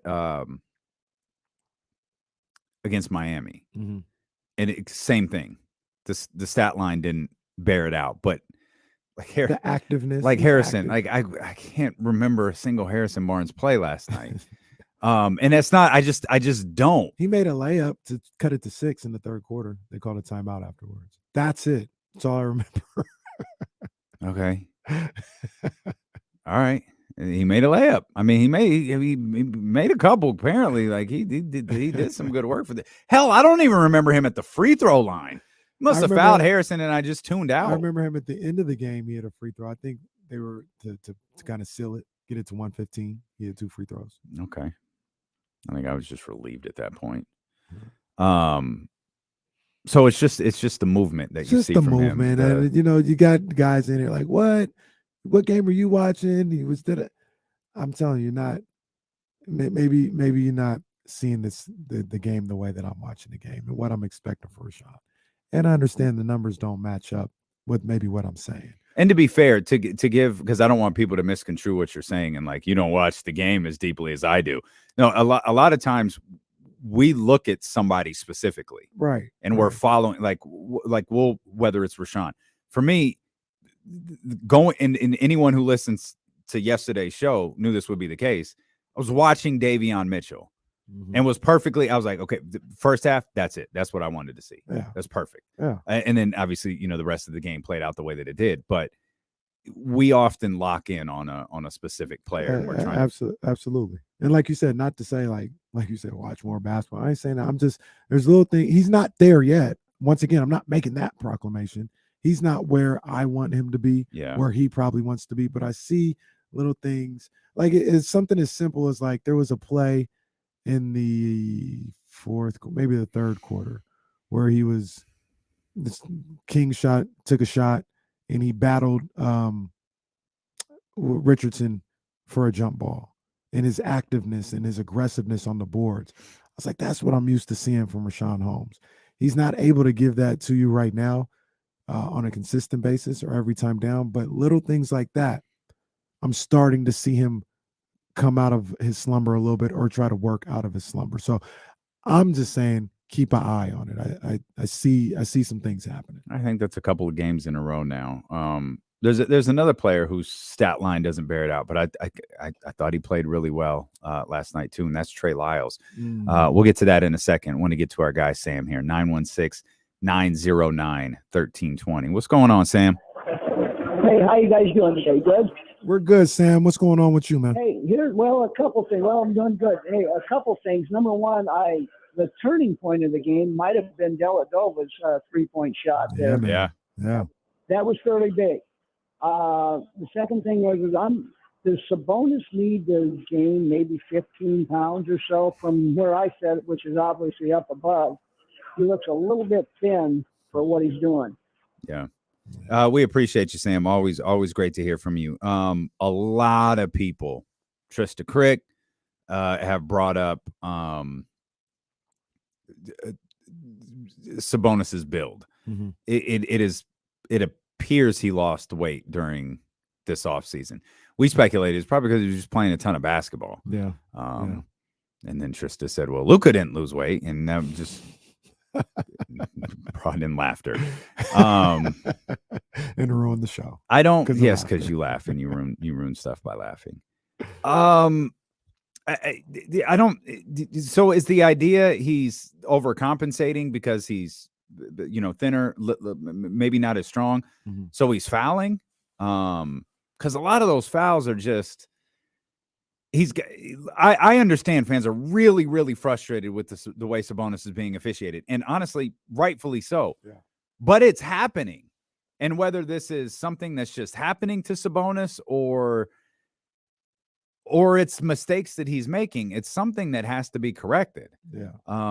And despite every offseason report, even if he does need to put on weight, you don't want him. You can't throw on 5, 10, 15 healthy pounds in weeks, especially during a basketball season. So word healthy. Right. It's kind of like where Sabonis is. That's where he is. Right. He's not going to get bigger. No NBA player has put on 15 pounds during the season. Right. Well, at least not one that plays. There are probably plenty of guys who have, but they don't play. So I'm not sure what the answer for Sabonis is. I don't think weight gain is it, but his weight has been brought up numerous times. Yeah, and I'm gonna stick with what I talked about earlier. I mean, I think it's one of those things where, he's got to play a little better. But it's a rough stretch right now. That's all it is. He'll be fine. I'm not worried about him at all. Power rankings coming up for the week. De'Aaron Fox out for Wednesday's game, and phone lines open for you. 916-909-1320. It's D-Lo and KC here on Sacramento Sports Leader. You know what it is. ESPN 1320. I'm guessing we don't have a 49ers guest. No. 40. Look, what's that? Oh. We're taking a week off. It's our bye week. Oh, that's right. I forgot. My bad. That's my bad. I forgot. No 13th round. Bye week, idiot. No 13th round. We chilling today.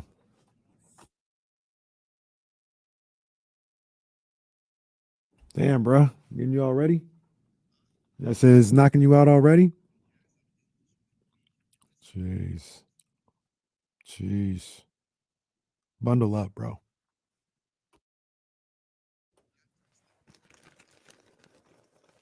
Can't do that, man.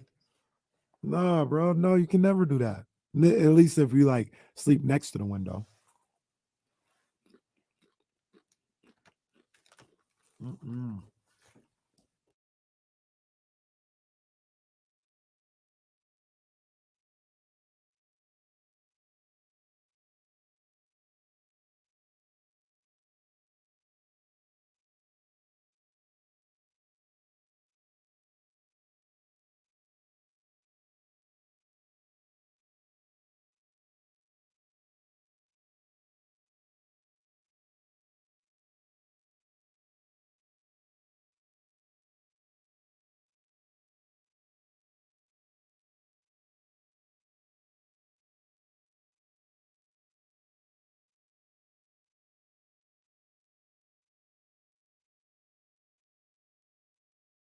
Wasn't even on us.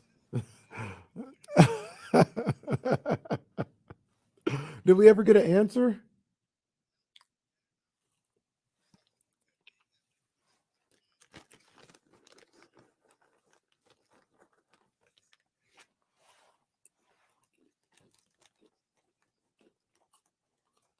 So the guy that I got the simple casting from has to do something?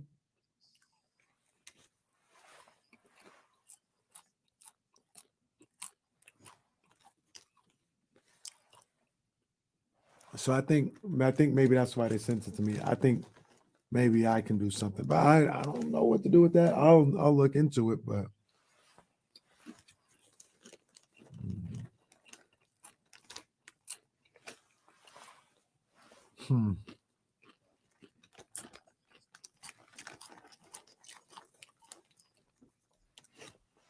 Oh.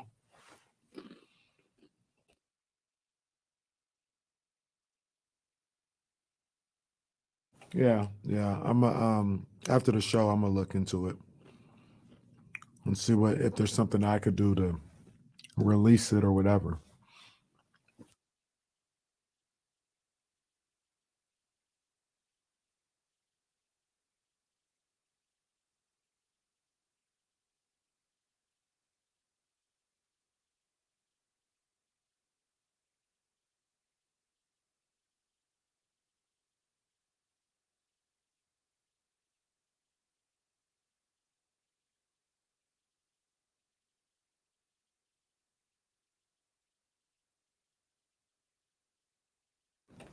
Manny, I didn't know till I got here. Well, till this morning too, but still didn't know it was going to be today, but it'll be up. It'll be up probably today or tomorrow at the latest. Y'all leave me alone with eating, man. Let me do me. Let me be great.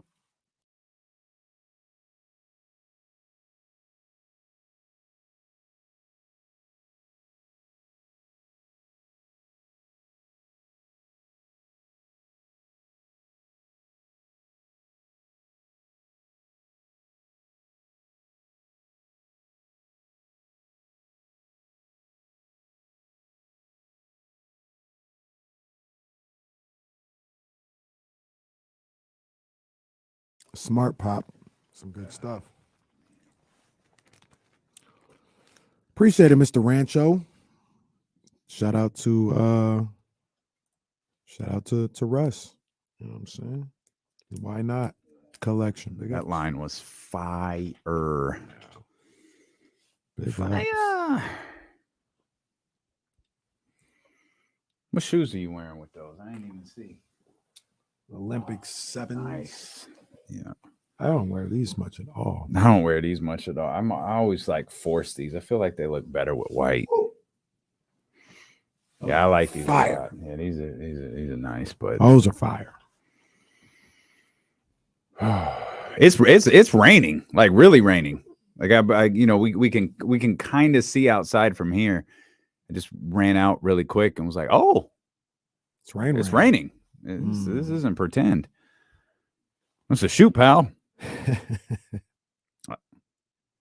Oh, you already know that's the truth.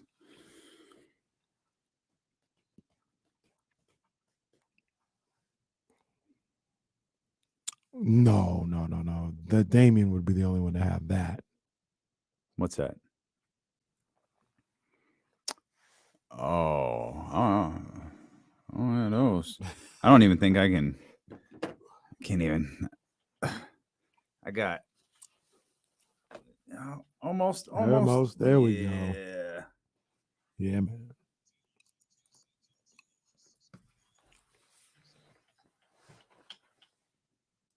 Sometimes you got like a dope pair of shoes, but you just kind of force it. Like it's probably not the perfect fit for what you're wearing, but it works.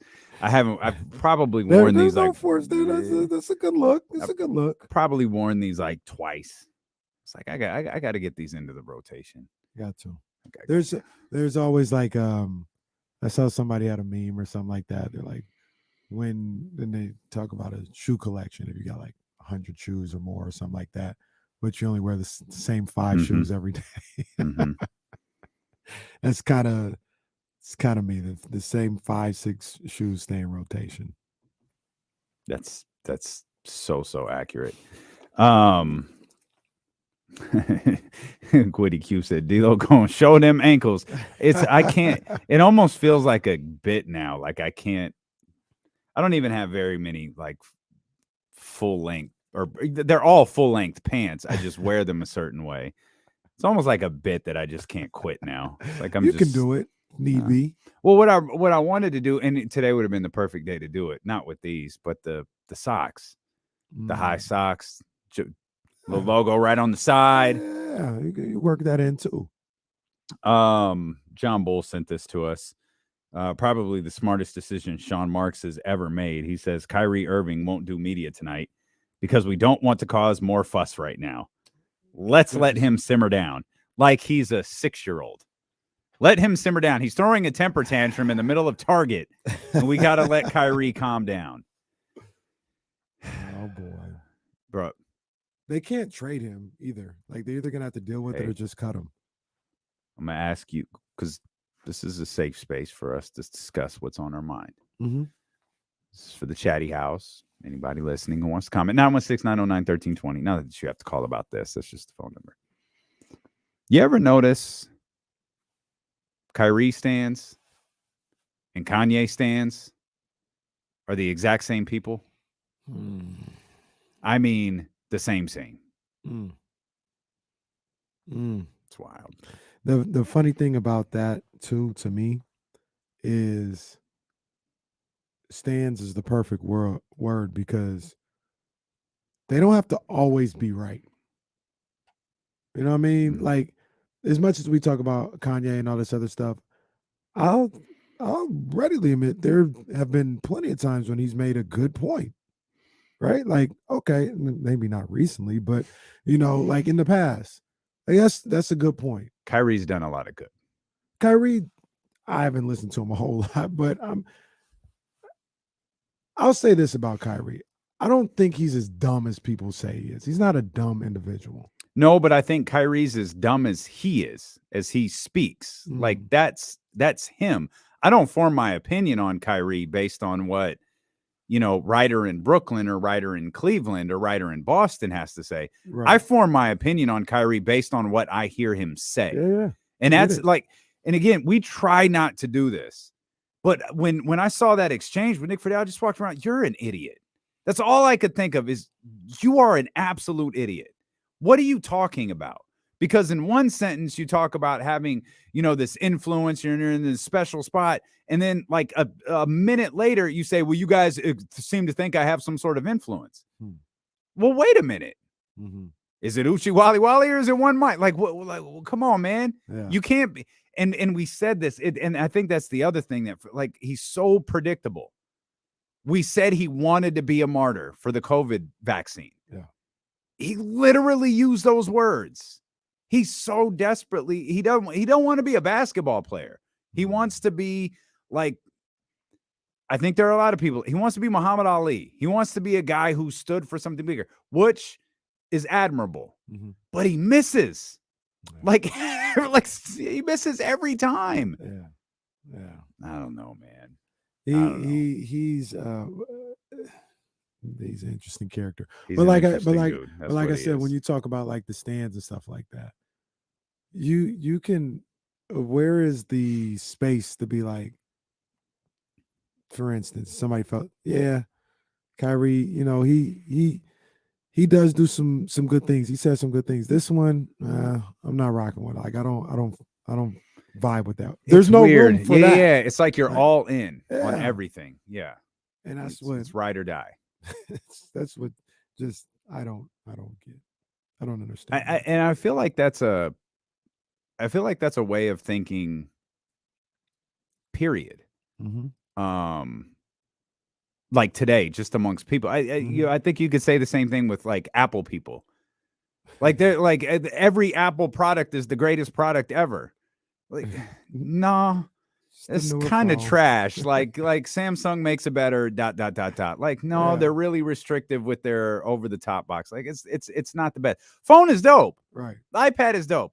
What was the point of the MacBook Air? Like, what was the point of like, no, you know why? Because you don't think like I do. All right, bro. Like, whatever you say, people go all in on these things. And it's just like, why don't you admit something they did was bad, dumb, or whatever? Nobody is right all the time. Nobody is perfect all the time. There are going to be things that even people that you admire or like or whatever, they're going to make mistakes. They're humans. Yeah. So it's to me, it's okay sometimes to be like, I'm not riding with him on this one. I still like him. I like him. I think he does whatever. But this one, I can't. I didn't see his point on this one. I'm missing that. And the most unfortunate part about all of this, dude is balling. Like we're all of that other stuff is out there, but he's balling. And I don't know, like Ime Udoka is not he butted heads with that Celtics. I mean, Jesse will tell you, like he butted heads with that Celtics locker room. And I think Ime Udoka is a hell of a coach. I do not think this is going to be a smooth transition for everybody involved, either for Ime or if it winds up being Jacques Vaughn for a while, or for particularly Kyrie, because I do believe Kevin Durant can adapt, and I believe Kevin Durant ultimately got what he wanted. And I think he can. I don't know what drives Kevin Durant, but here's the interesting thing: like we say all this about Kyrie, and I agree with it all. But basketball wise, what does he do? Like, what does he do in a negative light? Like he's not I don't watch Kyrie, and even in this situation with Steve Nash, be like, oh, he was dogging it. He wasn't playing for Kyrie. Like basketball wise, yeah, he gonna go out there and hoop. I mean, if Kyrie could be counted on to play regularly and stop talking, he's a top 10 player in the league. Such an enigma. It's easy to me. Yeah. He's that good. Yeah, watching how that progresses will be interesting. You think Steve Nash is a coach in the next year and a half? No.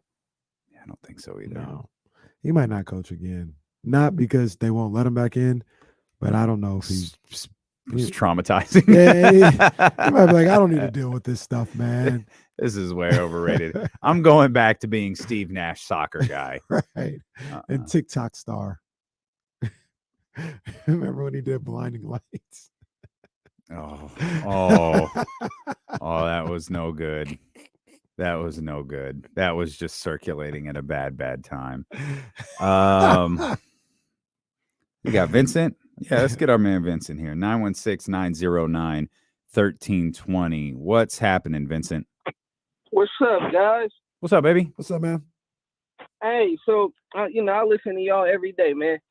And my only problem with the whole Kyrie situation is he put the film on his Twitter and said he watched it. Now, where's the backlash for Amazon for having it on their platform? That's a good point. That's a good point. Well, it is. I mean,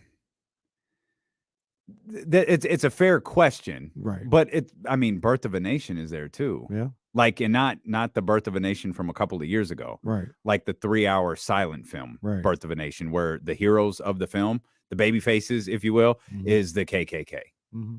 That's on there to purchase. Like you could still see that. It's a fair question, Vincent. I don't know. Maybe I don't know. I don't have an answer to that. There's a whole nother, and I don't know if this, because I'm not familiar with the movie too much. I know Pablo Torre, he watched it the other day. He had a long thread about what he saw on it. I wanted to read it. Hadn't got a chance to, but I think about something like Birth of a Nation and Amazon having that on there, because you bring that up.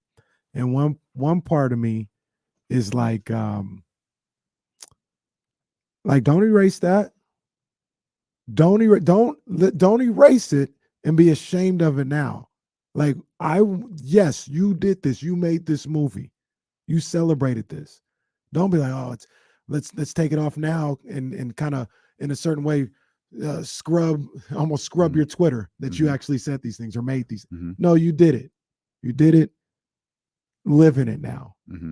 So maybe that's the same thing with that being, I don't know if Amazon, I know for a fact Amazon ain't thinking like that, but don't try and hide the fact that, yeah, you did this was out here. This was you. So yeah, it's on here. Don't ban it from your website now. Have you ever, now that you're ashamed of it? Have you ever sat through the original version of that movie? I haven't seen it in its totality. Everybody should watch it.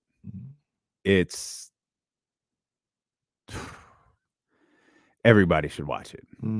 There are black actors in it, and then there are people being depicted as black people in the movie. There's blackface in it. And again, the KKK riding in on their horses are the heroes. You've got to. It's a task. It's not easy. Right. It's a silent film. It's very long. But you've got to see it. Everyone should see it. You know who, this is a little off subject, but you know who we got to get on the show, we got to talk to, is our guy Deion Taylor. Because I think I don't know if he's involved or what with the Emancipation movie, but he's been posting a lot on his IG, and he's like, it's not what you guys think, because I've said it before, like I'm done with those movies, right? And he's like, it's not that, like, it's a different type of movie that everybody needs to see. So we gotta talk to Deion. Okay. Maybe Dion will want to give us his power rankings. They say this is a big rich town. I just come from the poet's part. All right. I gotta make you want to lead us off, or would you like me? Sure. No. I got it. We can do this. So, last week we didn't get to our power rankings. It was the post week 7 power rankings. There isn't much change for me. Well, here's what we'll do. I'll tell you what mine were going to be last week. It was going to be Bills at 1, Eagles at 2, Chiefs at 3, Vikings at 4, Giants were going to make the top 5. They were going to be at 5. Okay. This week, there's a little bit of a change. Okay. And it's ironic to see because like damn near everybody won or didn't play. Mm-hmm. But I still have the Bills at 1. I was just sitting there thinking, I moved the Chiefs up to 2 over the Eagles. Who didn't play? Didn't play. This is why they call you haters. This is why they call you a hater. Why are you? Okay, your power rankings. You can do what you want to. So the Eagles went out. The Chiefs are better. Eagles went out there and won a football game, and the Chiefs sat at home. Not going to play anybody this year. They're playing. Who they play? Kenny Pickett. They're not playing nobody. I'm sorry. Who's Kenny? Who's Kenny Pickett's coach? Mike Tomlin. Oh, you're not about Mike Tomlin no more. You was all about Mike Tomlin a couple weeks ago. All good things come to an end. You hear this, Jesse? Unbelievable. It's going to come to an end this year. They ain't making the playoffs this year. Who needs the man? Not with that guy. KK Kenny. Oh, don't do not start that hashtag. Don't do it. I'm blocking people. And I don't block anybody, but I'm blocking people. Man. But yeah, man, I got the Chiefs. He's turning his back on Mike Tomlin. I got the Chiefs at 2. I got the Eagles at 3. Okay. I got the Vikings still at 4. Mm-hmm. And this was a tough one. Giants lost to Seattle. This was a tough one.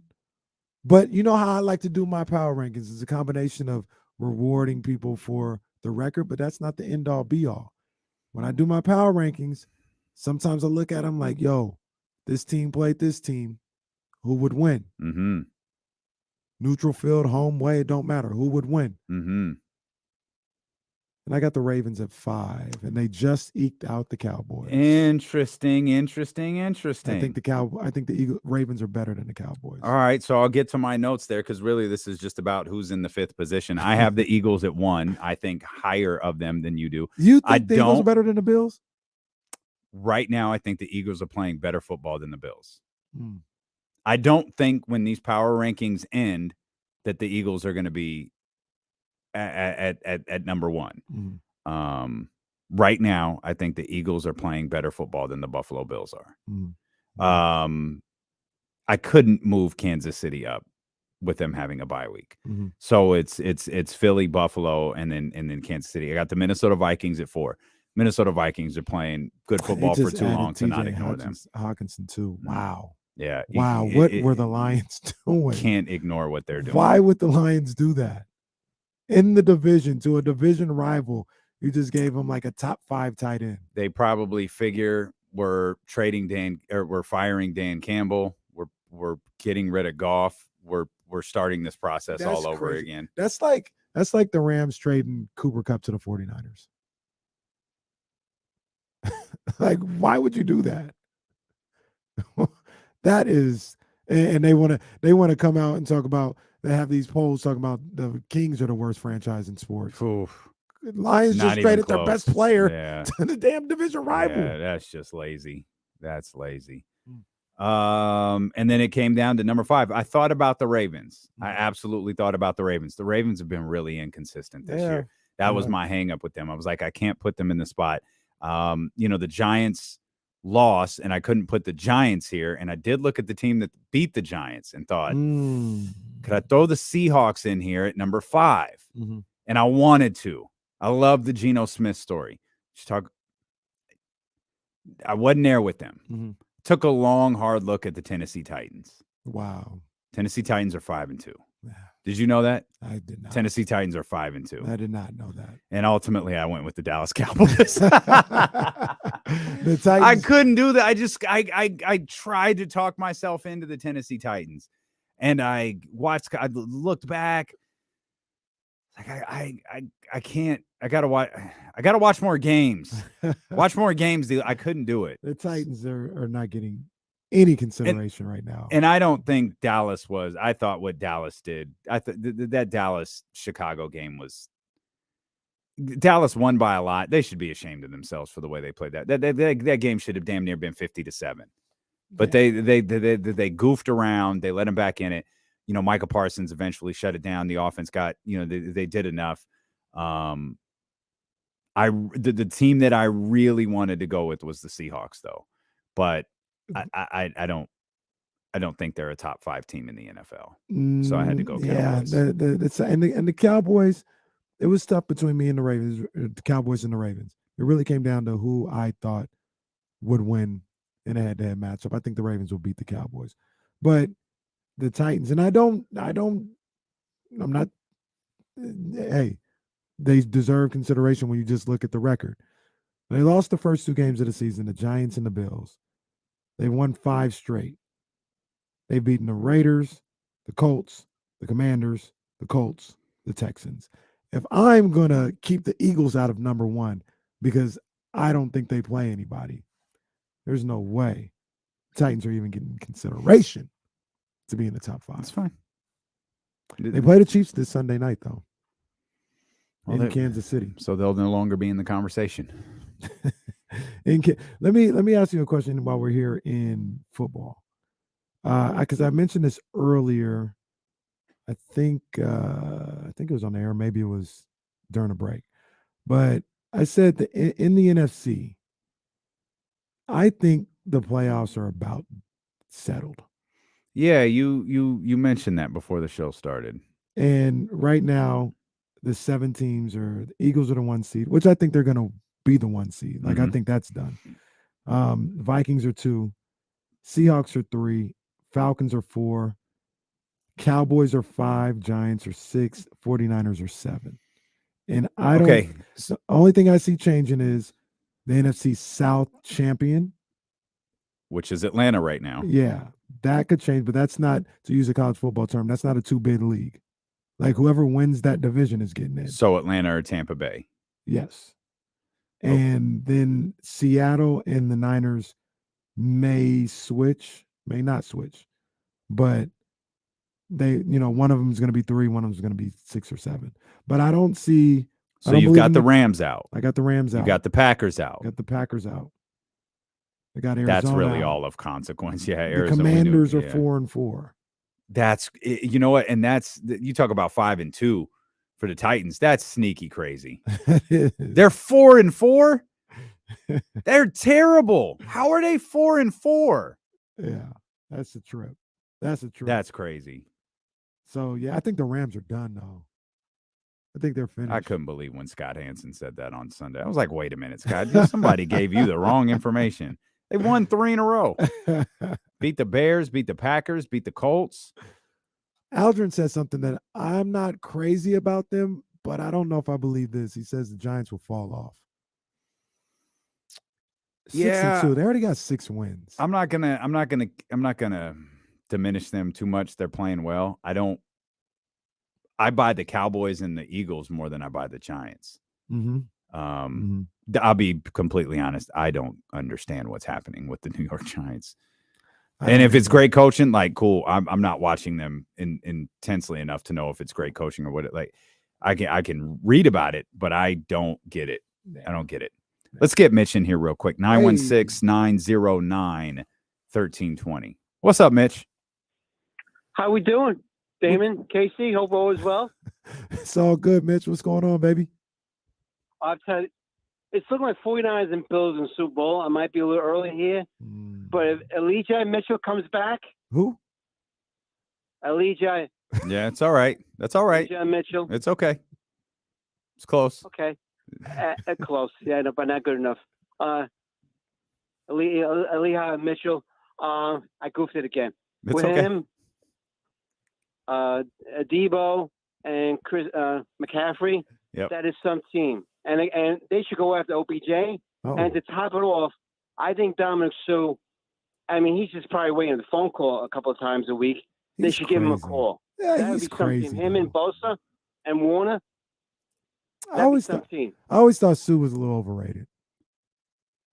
And I think agree. he's done now. But even when he was playing, I thought he was a little overrated. Ever since he did the rock dirty on Ballers, it's like, man, forget this dude. Still weak, yo. He did the rock dirty. Welcome to Sue's Place, man. Get out of here. Ballers is a good show, man. That was Ballers a is great show. that was a It really wasn't good called show. Sue's Place. I think it was called Sukasa. I think that's what it was called. It's amazing how many shows I watch and I completely forget everything about them. Feel that way about Ballers. I loved Ballers. I would watch Ballers every week. And that was a lineup, Ballers in Power, every Sunday. And I don't remember much of anything about Ballers. I think I watched Ballers all the way through maybe 3 times. It was an easy watch. It's 30-minute shows. It's easy. Ballers was a good show. Yeah, it was good. Did you like Entourage? I was pissed at The Rock for getting worked by the Jerry Jones character. Like, come on, bro. What are you doing? Well, I think that's what soured me to the last season. Was like, well, of course he wins at the end. Now he's owning teams now? That's what's going on? That's right. Okay. Okay. Come on now. It took Michael Jordan to own a basketball team, but Spencer, what's his name? Spencer Strassmore? Yeah, he gonna own a team. Okay. I don't like your tone right now. I'm going to be honest with you. I don't like your tone. We're going to take a break, and we're going to get this sorted out. And I'm debating on whether we should make Damon and KC shirts. Damon is in DAMON, and KC shirts is in CASEY. I feel like those could be big sellers over at DeLongKC.com.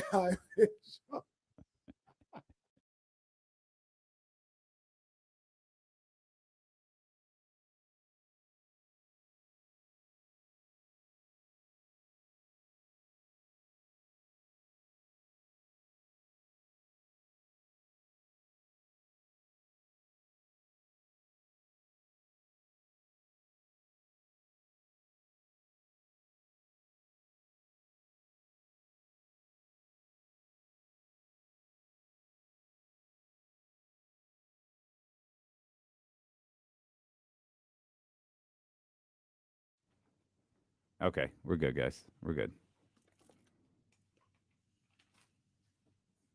We're good. The board is a little bit more sensitive in there.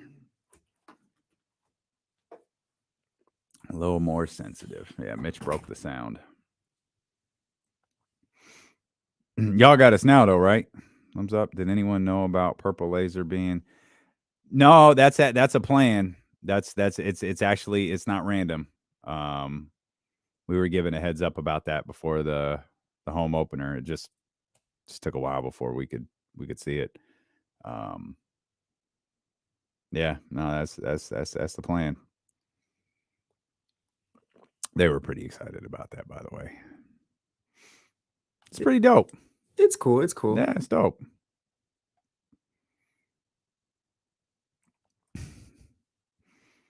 We got to get a Mitch from New Jersey t-shirt up. By the way, we launched Chiron's line, the first hoodie of Chiron's line over on DeLongKC.com. We put the Avengers hoodie up. I made the mistake of calling it Super Friends. I honest to God, didn't know there was a thing called Super Friends, and I was told that's the wrong universe. So, well, what are these people called? Called the Avengers.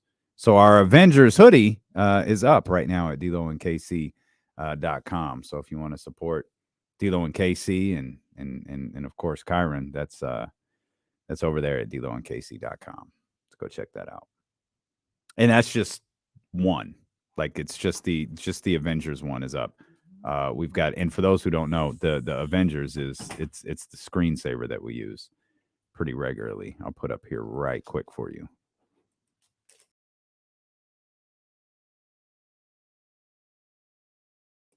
That's the hoodie that's available right now. So y'all can go check that out. DeLongKC.com. Man, poor Dr. David. Dr. David got all of his D'Lo and KC merchandise in, and he doesn't get to wear any of it.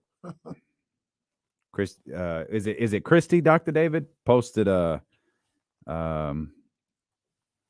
IG story today of her with the new hoodie on. Krista, sorry, it's Krista. Krista posted the picture of her with the new hoodie on. And poor Dr. David didn't even get to wear it once.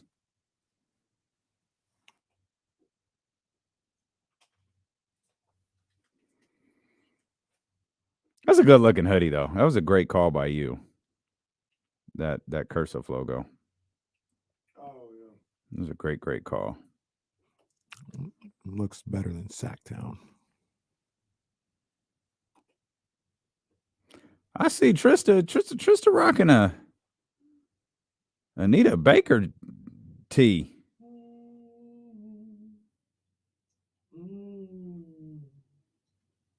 That's one thing about like IG, like these reels that she's really good at. Is she really does people who could just hold the phone out in front of them and go off. That's a skill set I don't have. She's got that down pat. Oh, just nailed it. That is a skill I don't have. One of many.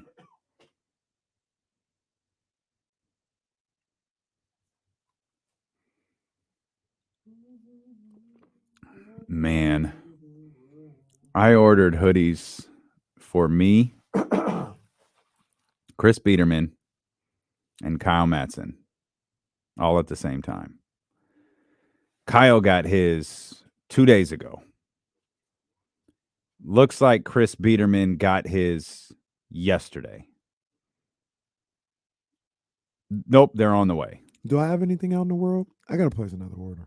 No, I just sent you the sack time. You didn't ask me to. I haven't. Yeah, I got. You got to send me like what corner. I don't think I've sent you any corner stuff.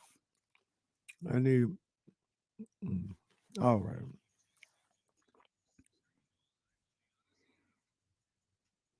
Head over to DLonCasey.com is the moral of the story. Hey, two things. Mm-hmm. First of all, Ramsey in the chat, he says you're going to see Gary Owens this upcoming weekend, talking to Dr. David. Have you seen Gary Owens before? Like, maybe not even live, but just some. Probably like 15, 16, 17 really? years ago. Yeah. He's funny. I find him funny. Yeah. Yeah. I think he's funny. He was in, I think he was at the Punchline like a month ago. Jasmine went and saw him. So what's he now, in Stockton? I don't know where he's at now. He came back so quick. I don't know where he at. So there's that. And then yesterday, supposed to be game 3 of the World Series. It was not yesterday. Yeah. Got rained out and ruined your viewing habits. Yeah, it wouldn't have worked anyway. Halloween got in the way. Oh, stupid Halloween.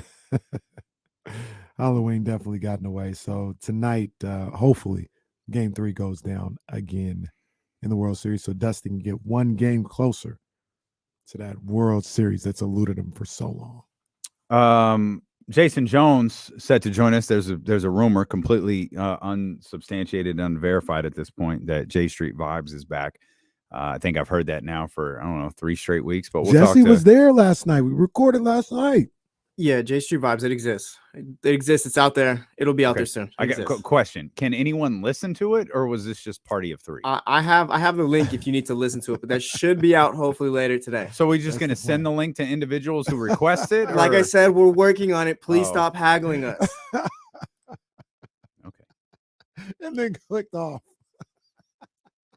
I just keep hearing about this alleged return of J Street Vibes, and J Street Vibes is back, baby. So Jason Jones coming up in about 30 minutes. One quick note from last week that I just want to mention because I noticed it over the weekend and had to share.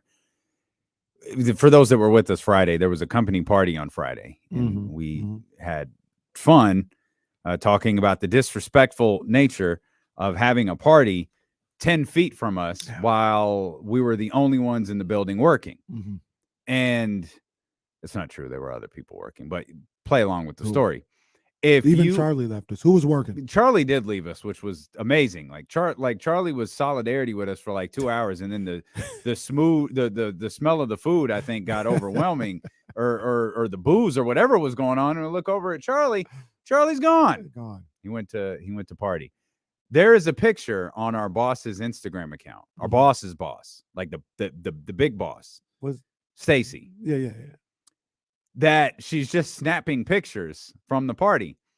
There's one that if you look at it and you zoom in, you can see it's when all 3 of us are looking out through these 2 windows into the party. So she's got this view of, oh, her wonderful employees, how fun, the Odyssey company. And if you zoom in on the picture just a little bit, you can see Jesse turned around, me looking in that direction, and Kenny standing up looking through the two windows. They treat us like such losers here, They man. really do.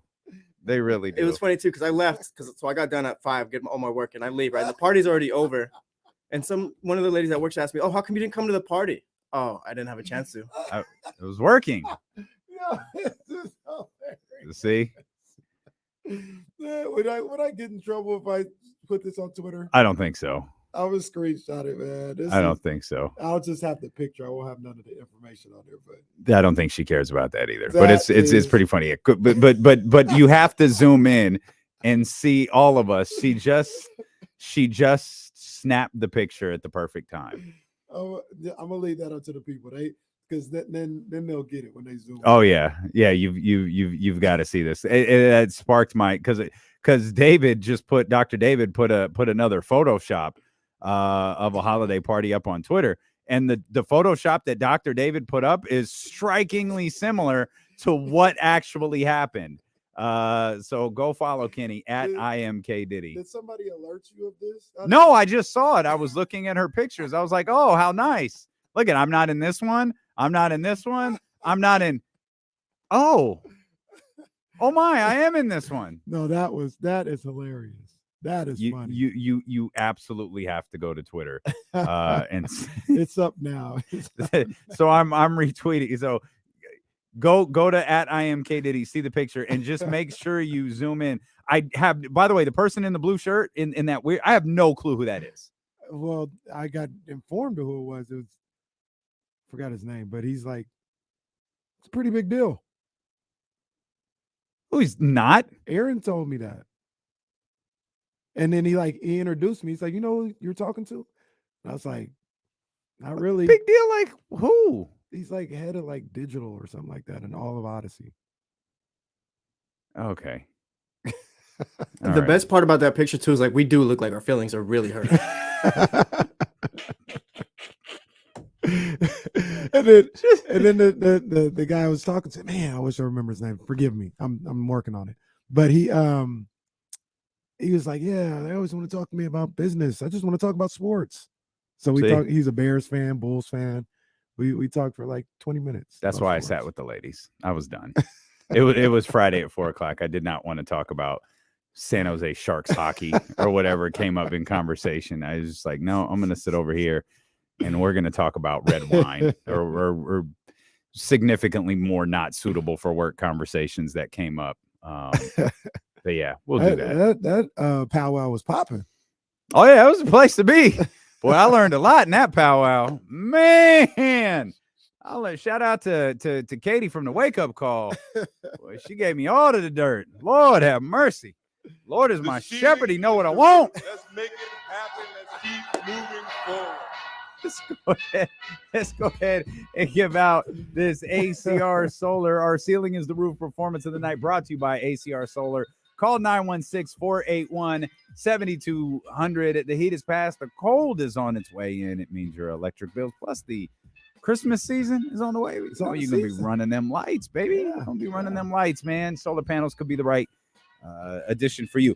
John and his crew, I think it's okay. They gave a little rundown for our 1320 Kings Insider about what solar panels would be like over at Amsterdam. You can see if it's right for you at 916-481-7200. This is easy. We're not going to overthink this. We're going to go with Davion Mitchell. Davion Mitchell is the ceiling is the roof performance of the night, brought to you by ACR Solar. And the thing with Davion is we've got to keep this going, man. We want to see him. That was the game that we had kind of been waiting this season for. Wanted to see him step forward. I saw that picture again. Grow up, man. We got a radio show to do. Shoot. Come on, man. We're a professional radio show. That's a hell of a picture, man. The best part is looking at the chat house and seeing people's reaction to the picture in the chat house. That's my favorite part. De'Aaron Fox is out for those that are just tuning in. Shams reported, also confirmed by James Ham, that De'Aaron Fox had an MRI. MRI is clean, no structural damage after banging knees with Nick Richards yesterday.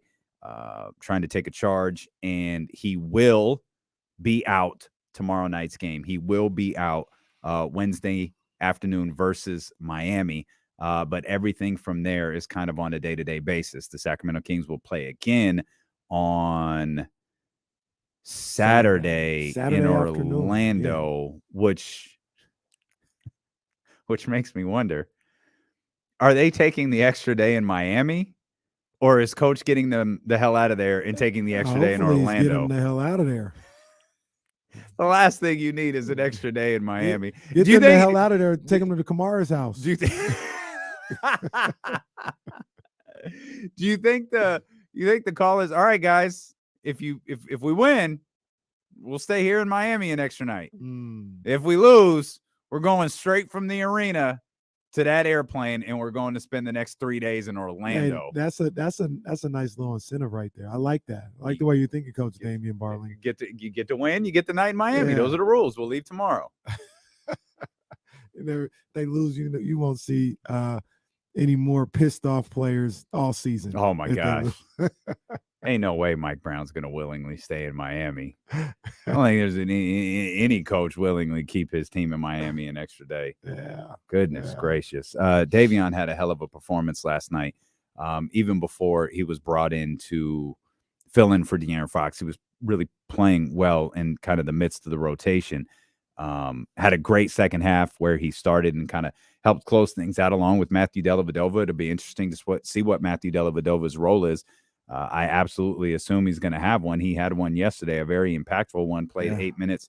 And, you up that to 12 with De'Aaron out, 12 to 14.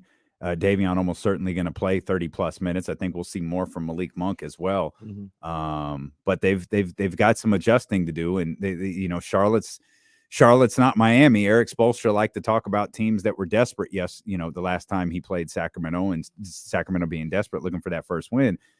Miami's got to, at some point soon, they got to start thinking, we got to get on track here. Yeah. I mean, you pointed this out. There's a lot of season left, but you don't want too many habits to be established. You don't want too many games, too many more games, at least, if you're an organization like Miami, with the aspirations that you internally have to get away from you. No, for sure. And Miami, I want to make sure I got this right before I say anything. I think they play tonight, right?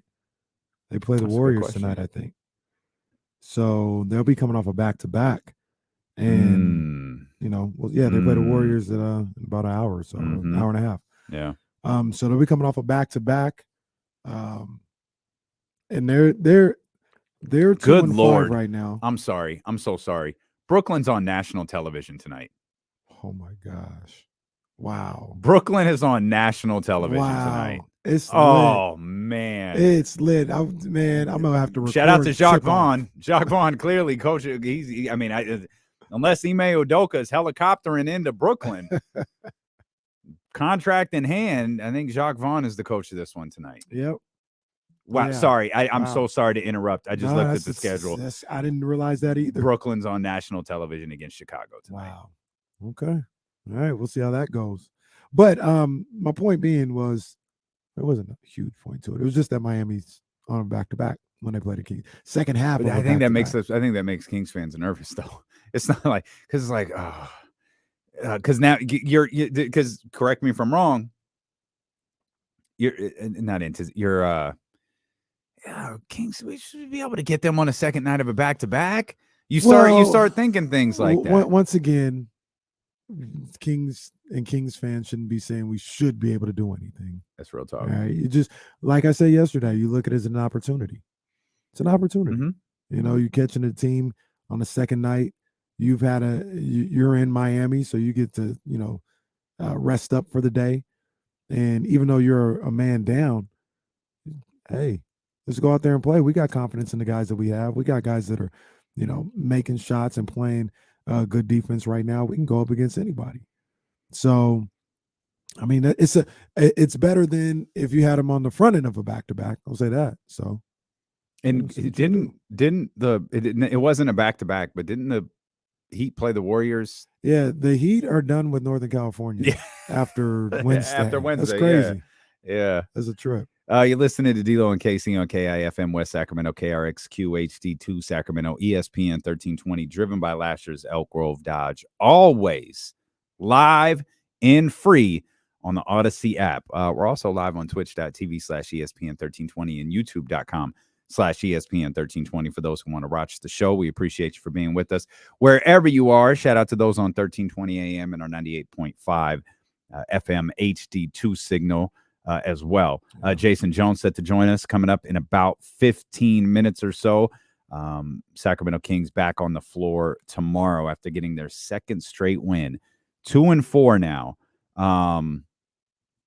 Solid defensive. I noted that there's a note to this game that can either frustrate Kings fans or excite Kings fans. I'm not really sure what it is. I guess it depends on if you're a glass half full or glass half empty guy. 6 games in, 2-4. Tough schedule, no doubt. Kings still haven't played a complete game. And I think you could argue, maybe with the exception of the Clipper game, they probably haven't played anything close to a complete game. I think they might have versus the Clippers. I'm trying to think of this stretch versus the Clippers where it was like, come on, man, that's terrible. I thought they played a complete game there. I don't felt like that game was out of control in any way against the Clippers, but that's the closest. Yeah, that's easily the closest to me. Well, I take that as a glass half full type deal. You know, they've got better basketball to play. You know, they've got better basketball to put together and be able to put together a whole game. We use that phrasing a lot, playing a complete game. How regularly does that actually happen, though? Does a team consistently play, and we won't be literal and say 48 minutes. How often does a team consistently play 45 to 48 minutes of really, really good basketball? Probably not often. Like if we're really we don't watch these other teams intently and watch the other games intently. I'm sure they're Giannis and the Bucks. They probably haven't played 5 full games, even though they're 5-0 or 6-0 now. I think. Giannis is perfect, and how dare you suggest anything otherwise? You're right. Shame on me. Because that boy is the truth. But yeah, like there's probably games that Bucks fans, Below and JC in Milwaukee are like, you know, it's a great show. Yeah, I love it. It's unbelievable. I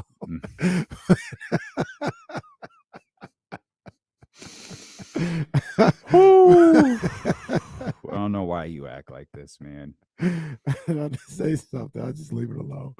But they're probably like, yeah, you know, Milwaukee hadn't played a great game yet. You know, they're still finding their way. So that's probably the case for most teams. I was thinking about that. The Miami game, I know they had a spell in the third quarter where they turned the ball over a lot. They let them back into the game down 20. I still think that was they played pretty well for that whole game. Yeah, I mean, that was probably a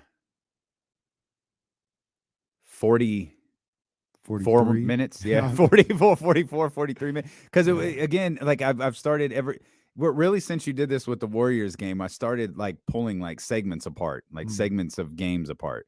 And that's what it was. It was a 4 or 5 minute stretch at the start of the second half, where it went to hell.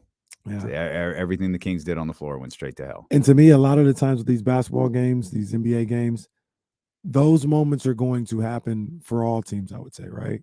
The key is if the other team is ready and available and willing to take advantage of that, right? Like I talked about it a little bit with the Kings in the game last night. I said the Hornets they're going to slow down a little bit. Like they're not going to shoot like this the whole time. That's not in question. The question is whether or not the Kings are ready to take advantage of when they do cool down by having their own run. And they were. Yeah. They were. So the Kings haven't. Well, not really against Miami. I don't feel like they really had a run against Miami. They just but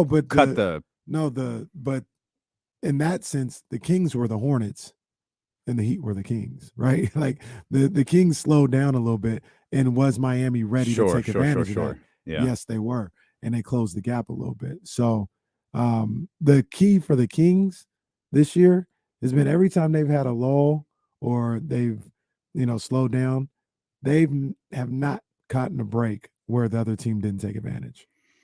Like all those games, they all take advantage. Memphis, soon as the Kings let up, they took advantage. Memphis, the Warriors poised, put 50 on their head. Yeah, when they let up a little bit. Memphis is poised in everywhere but Utah. Yeah, they took a sweep. Dude, that's wild.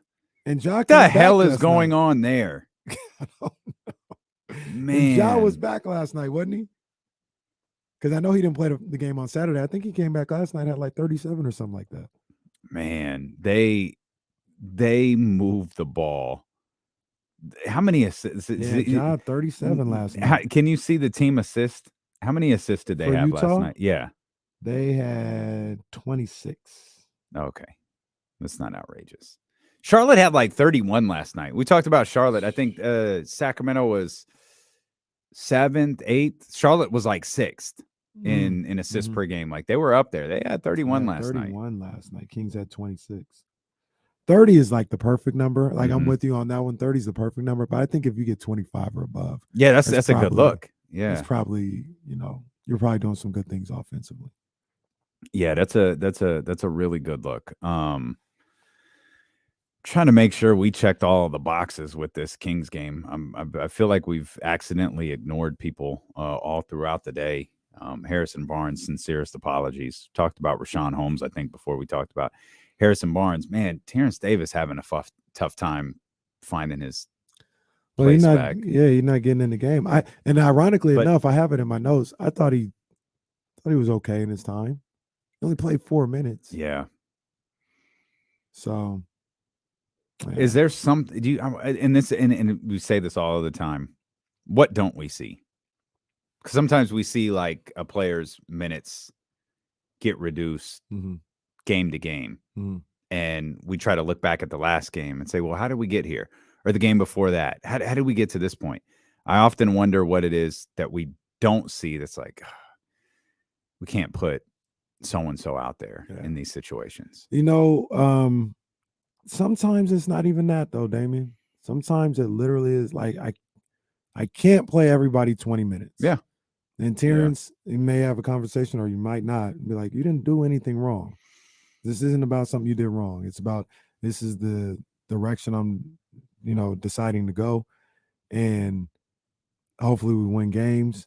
If something happens, like something happened last night with De'Aaron Fox going down. I hope that you're ready to go. Because you get called on, your number gets called, it's going to be time for you to produce. So I really think that was the case with Terrence Davis. It's just a numbers thing, and can't play everybody. And his job is to be ready to go. One thing that I did notice that I really liked, I think it was Dele's 3.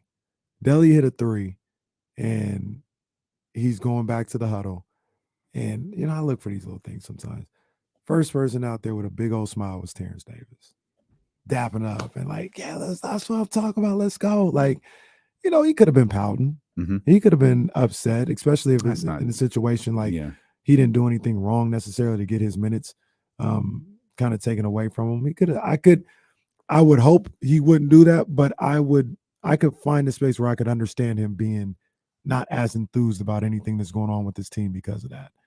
But first one off the bench, dapping up Dele, hyped about it. Like, hey, that's what I'm talking about. Let's go.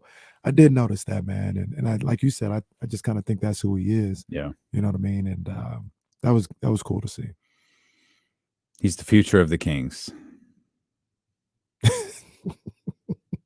Is that a trick question? Not everyone will get that. I would press the button if I knew where the hell it was. It's somewhere on the screen in front of me.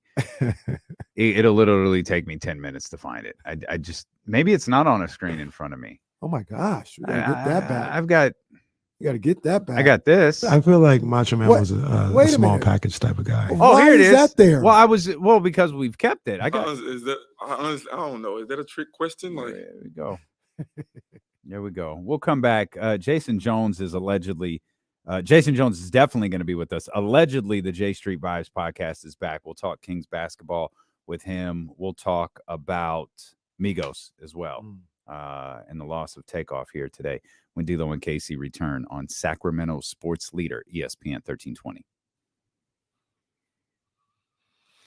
That picture I'm is not guiding as well, man. My bad.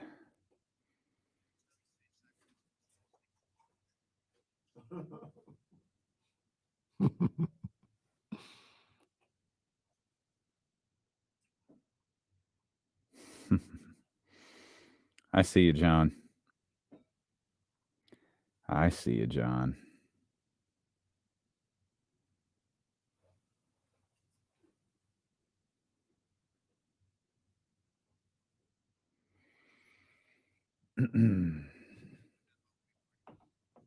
Yeah, that's a good one. That's a good one. I should have sent that to you guys as soon as I saw it.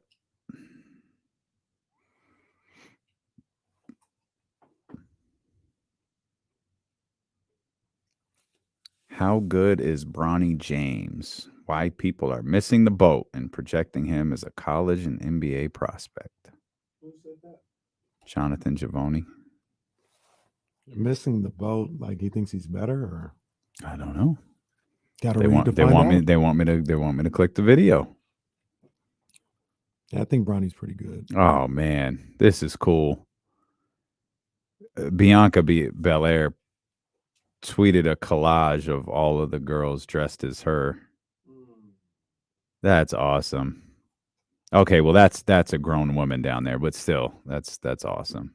I need to investigate. I did zoom in. I was like, wait a minute. That's a grown ass woman. That's awesome. She is such a She's a hero. She's really important. I'll just say that. She's really, really important to the WWE. To like I don't, maybe it sounds like I'm overstating it, but she to a lot of young black girls is a hero. Yeah, absolutely. She is absolutely a hero, and she does a great job wearing that flag. Yeah, she does, and she seems to take it very seriously. And I hope they don't do anything to screw that up. You know, they refuse to do it with John Cena, and I hope they recognize. Now, there's a lot of financial decisions that go into that too, but I hope they recognize what she means to so many people. She's not her role in what she does. She's not what they could do with Sasha, right? Like you can move Sasha back and forth. Yeah, you can move her back and forth. Yeah, there's Bianca. also a. It's like Kofi and The Rock. Mhm. You know what I mean? They're not like Sasha's a black woman, but she doesn't look like Bianca does. Right. And so I think there's a difference, I think, between saying, "Oh, this is a black woman's a champion," and then, "Oh no, that woman looks like I do." Right. That's no different. disrespect. but Yeah, that's a black. You know. what I mean? it's different. You know? It's different. That's what I always thought with like the New Day. Like I think they got to a certain point, they're still there where they're not gonna turn them heel. Like the New Day makes people happy. Right. Yeah. And there's that's no point in turning. That's them. important. Like, yeah. At this point, there's no point. Especially when you're putting on a show, like whether it's a house show or a live show, like people get you need happy happiness. Yeah. When the New Day comes before out. Bray Wyatt comes out and like eats a bird's yeah, hand. like let's just have a little happy and clapping and dancing and singing.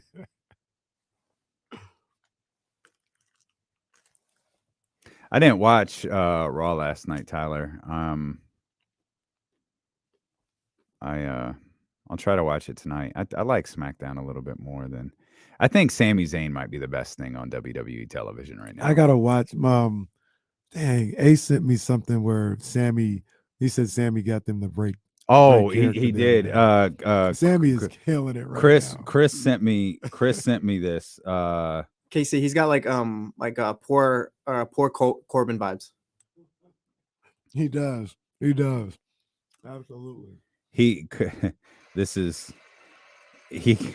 gets Jay to break right here. It's so funny. And Jay's the one he's beefing with, right? Yeah. Yeah. I'll send it to the show thread. Yeah, Sammy is killing it. He is killing it right now. Not being very oozy. That's what he said. What did he do? The time when Roman gave him the shirt, but Roman was like laying in everybody. He was getting mad at everybody. He goes, excuse me.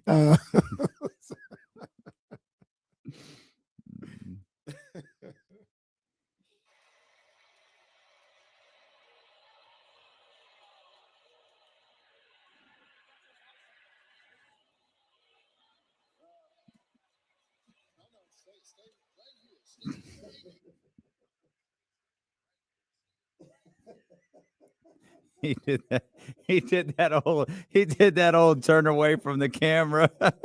Jimmy is the brother, right? Yeah. Yeah, it's funny when he's in the background too, and then you can see him behind. He's like trying to cover himself. Those are like hilarious. I know it's different than the show, but like, have you seen like when Martin gets those guys to laugh? Oh yeah, it's a classic. The classic one is when he did the New Jack City, and Tommy couldn't hold it in. Tommy turned his back, and because he had the dog, he had the stuff. Oh, right.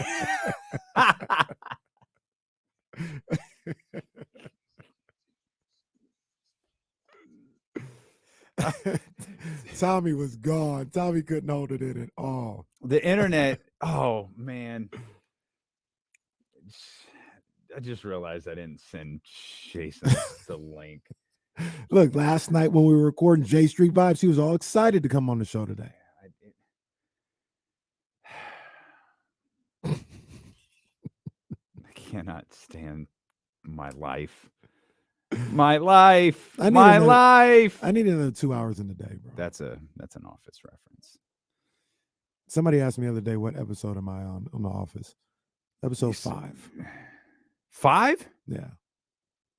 Because I think basketball's that's the last one I saw. Okay, so you did see the basketball episode. Yeah, we talked about it on the. Okay, so that was episode. That was episode 4. Yeah, you haven't gotten any further. I'm gonna get there. You know what time it is right now? It's crazy right now. Oh yeah, there's not a lot of I'll keep an eye on the World Series. I don't know how much I'll dive into. Sorry, there ain't Jason. nothing going on tonight. The World Series isn't tonight? Yes. No, I'm talking about there's nothing else going on. You can watch the World Series tonight. No. Yeah. Well, I'm sorry. I'm a smidge bit interested in watching Brooklyn, Chicago now. I need to see that, and then we'll keep an eye on Golden State. This Miami. is why you turn on Brooklyn and Chicago, and you listen to the World Series Game 3, right, Jesse? I actually yes. Listen to it right after the show. Yes. Where can I hear this game? You can hear it on ESPN 1320 Sacramento Sports Leader. Yeah, there you go. Hopefully, we don't have to send the link to a game to anybody. You're a real funny guy today, huh? No, I was making fun of myself. I didn't send it to Jason. I got an email from our guy Ryan at Sac State, like, hey, don't forget to send the link. And I was like, man, I sent it before the podcast started and opened it up. Nope. Sent it to somebody else. We could have sent it to Coach Patrick and some random person. Oh my gosh. It wasn't a random person at all. It was Erica Bjork. So Erica, I know you're not listening, but Erica really sorry about that. Hopped on Corners of the Culture. She could have hopped in the middle of the David Patrick conversation, like, hey, what's this about? Man, unbelievable. Jason Jones will be with us shortly when he realizes I did in fact send his email seconds ago. For him to join us here on the program. But yeah, I'll checking in on the World Series for sure, but Brooklyn, Chicago tonight. And then I'm going to watch Miami, Golden State. I'm going to have to hurry home, but I'm going to watch Miami and Golden State. I got to scout Miami and send my notes to Coach Brown in DC and the crew. You got to do it, man. You got to do it. You got to. I can be an asset. You got to hurry home and watch some early games.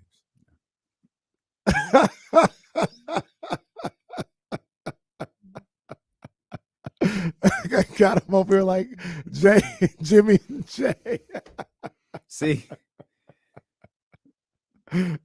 Y'all don't know. Casey be Casey. Hey man, I was just saying I like the early games too. I don't want to talk to Kenny anymore. I just want to talk to Jason. Like the early games. I don't want to deal with your boy anymore. So we'll welcome in the star of J Street Vibes. Allegedly, J Street Vibes is returning. He don't believe us, man. We record an episode and everything, but some technical. I guess no one can hear it. I guess it'll be out today. It'll be out today. Yeah, chill, man. Go. Today-ish. Today, before I shouldn't say before the sun goes down, but it'll be out today. We welcome in. Is Jay frozen? Oh, man. No, I'm not. What is going on? All right. We welcome in the professor, Jason Jones. Of course, Jason Jones of The Athletic. You're a culture writer for The Athletic. We'll get to the Kings and J Street Vibes, Jay, but we'll start with Takeoff. Jason's absolutely frozen. His internet is not. His brand new athletic computer is not cooperating with us. At least we know it's not our fault, right? Like at least we can be sure of that. This is weird because I can see everything now. Oh, okay. Well, maybe it is our fault. It only happens to us. Maybe it is. Maybe we should save Takeoff for the end of the show when we know Jason's not freezing on and off, and because I absolutely want to hear what you have to say. Let me try again. Let me see if I log out and go back in. Okay. So all right, do a quick refresh, and Jason Jones will come back with us. I was trying to get that lead into the somber moment of talking about Takeoff being murdered in Houston. I'm like, there is no way that's the face Jason Jones is making at me. That's the beauty about radio in 2022 is it's not just radio anymore. It's not YouTube, just it's Twitch. Radio. That sounds like a commercial. It should be. Yeah. And I want trademarks on that. It's not just radio anymore. I need in on that too. I can't believe you said there's nothing wrong with getting out and getting to the home games, getting to the early games. Like that's such an inside line. Everybody likes to watch. Leave the Golden One Center to get to the games early. All right, Jason's doing a reset. Oh, Jason's back. My bad. Jason's back. Jason Jones. All right. Are we good now? You look now. fantastic. Yeah. Yeah. You're in 8K. Yeah, man. Oh wow. Can we talk about Migos for a second? Takeoff was murdered in Houston this morning. Kenny and I had a long discussion on the latest episode of Corners of the Culture today.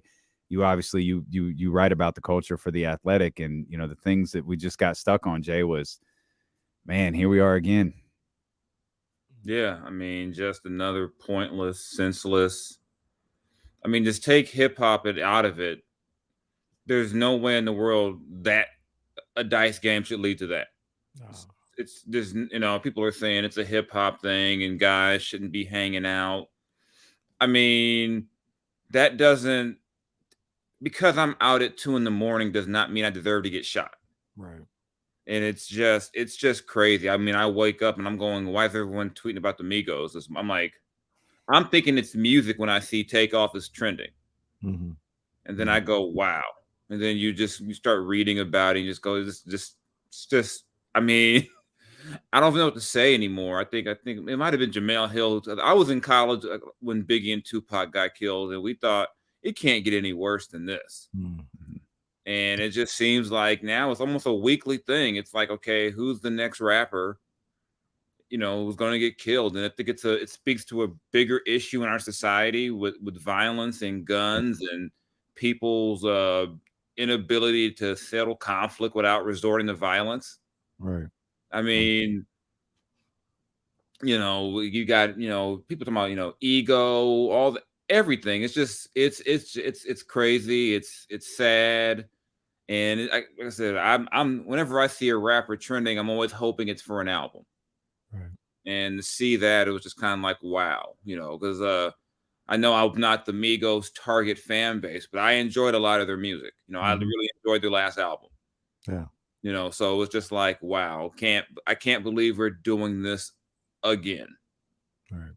And I talked about it a few different times today, and it's like, the absolute lack of care for human life. Like if something's going on, dice game, altercation, whatever. All right, let's fight. Or if it even has to be even worse, jump the guy. Why do we have to go to the point where people don't come back? Like where does that come from? You know what I mean? Like no one believes in diffusing a situation anymore. Everything is escalated. Yeah. It shouldn't go from that. It shouldn't go from I'm mad to okay, let me get my gun out. It's just I don't get it. I don't like it. It's sad. It's crazy. When I was coming up, guys fought over dice games. People didn't get murdered over a dice game. It's just I don't understand the logic. I don't understand why everything has to be let me go get my gun. Right. I know White Man Can't Jump is one of my favorite movies, and there's that whole scene where he says, "Let me go get my gun." And it's kind of a comedic thing when you look at that thing because everyone's, oh no, but now it really is basketball game, card game. I don't know, cut me off in traffic, take my parking space. Let me go. I mean, it all goes back to go get my gun, which is insane to me. Right. Like I do everything I can now to avoid any kind of conflict because the way I look at it now, I don't know what that other person's thinking. Right. You stepped on my Jordans. Okay, I'm going to go. Okay. It's whatever, man. I'm going to wipe my shoe off and keep it moving. I'm not. I am actively avoiding conflict. It's because I got to get back home to my kids. Yeah. And there's no level of disrespect that can happen to me that's worth that. It's not worth it. No. And even with that said, you don't even have to be involved for it to affect you. Everything you read, this wasn't something that Takeoff did to someone. Right. It happened to be there. Yeah. So it's just crazy.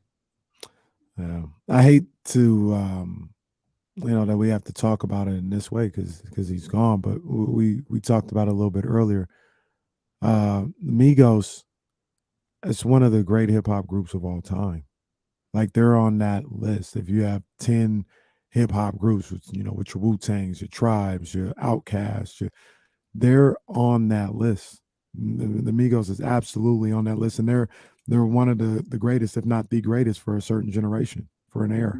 Yeah. Their impact over the last 10 years or so can't be ignored. I know I've seen stuff from older people. I know, well, I never heard of them. I'm like, please keep that to yourself. Stop with the whole, I didn't know who that was. Like his life didn't matter because you didn't listen to his music. Right. I mean, there's that, like I said, I'm 44. I remember how we felt when Tupac got killed and Biggie got killed. But I remember when it was like, I remember when Easy died. So to be, I remember how it felt when Nipsey got killed. Yeah.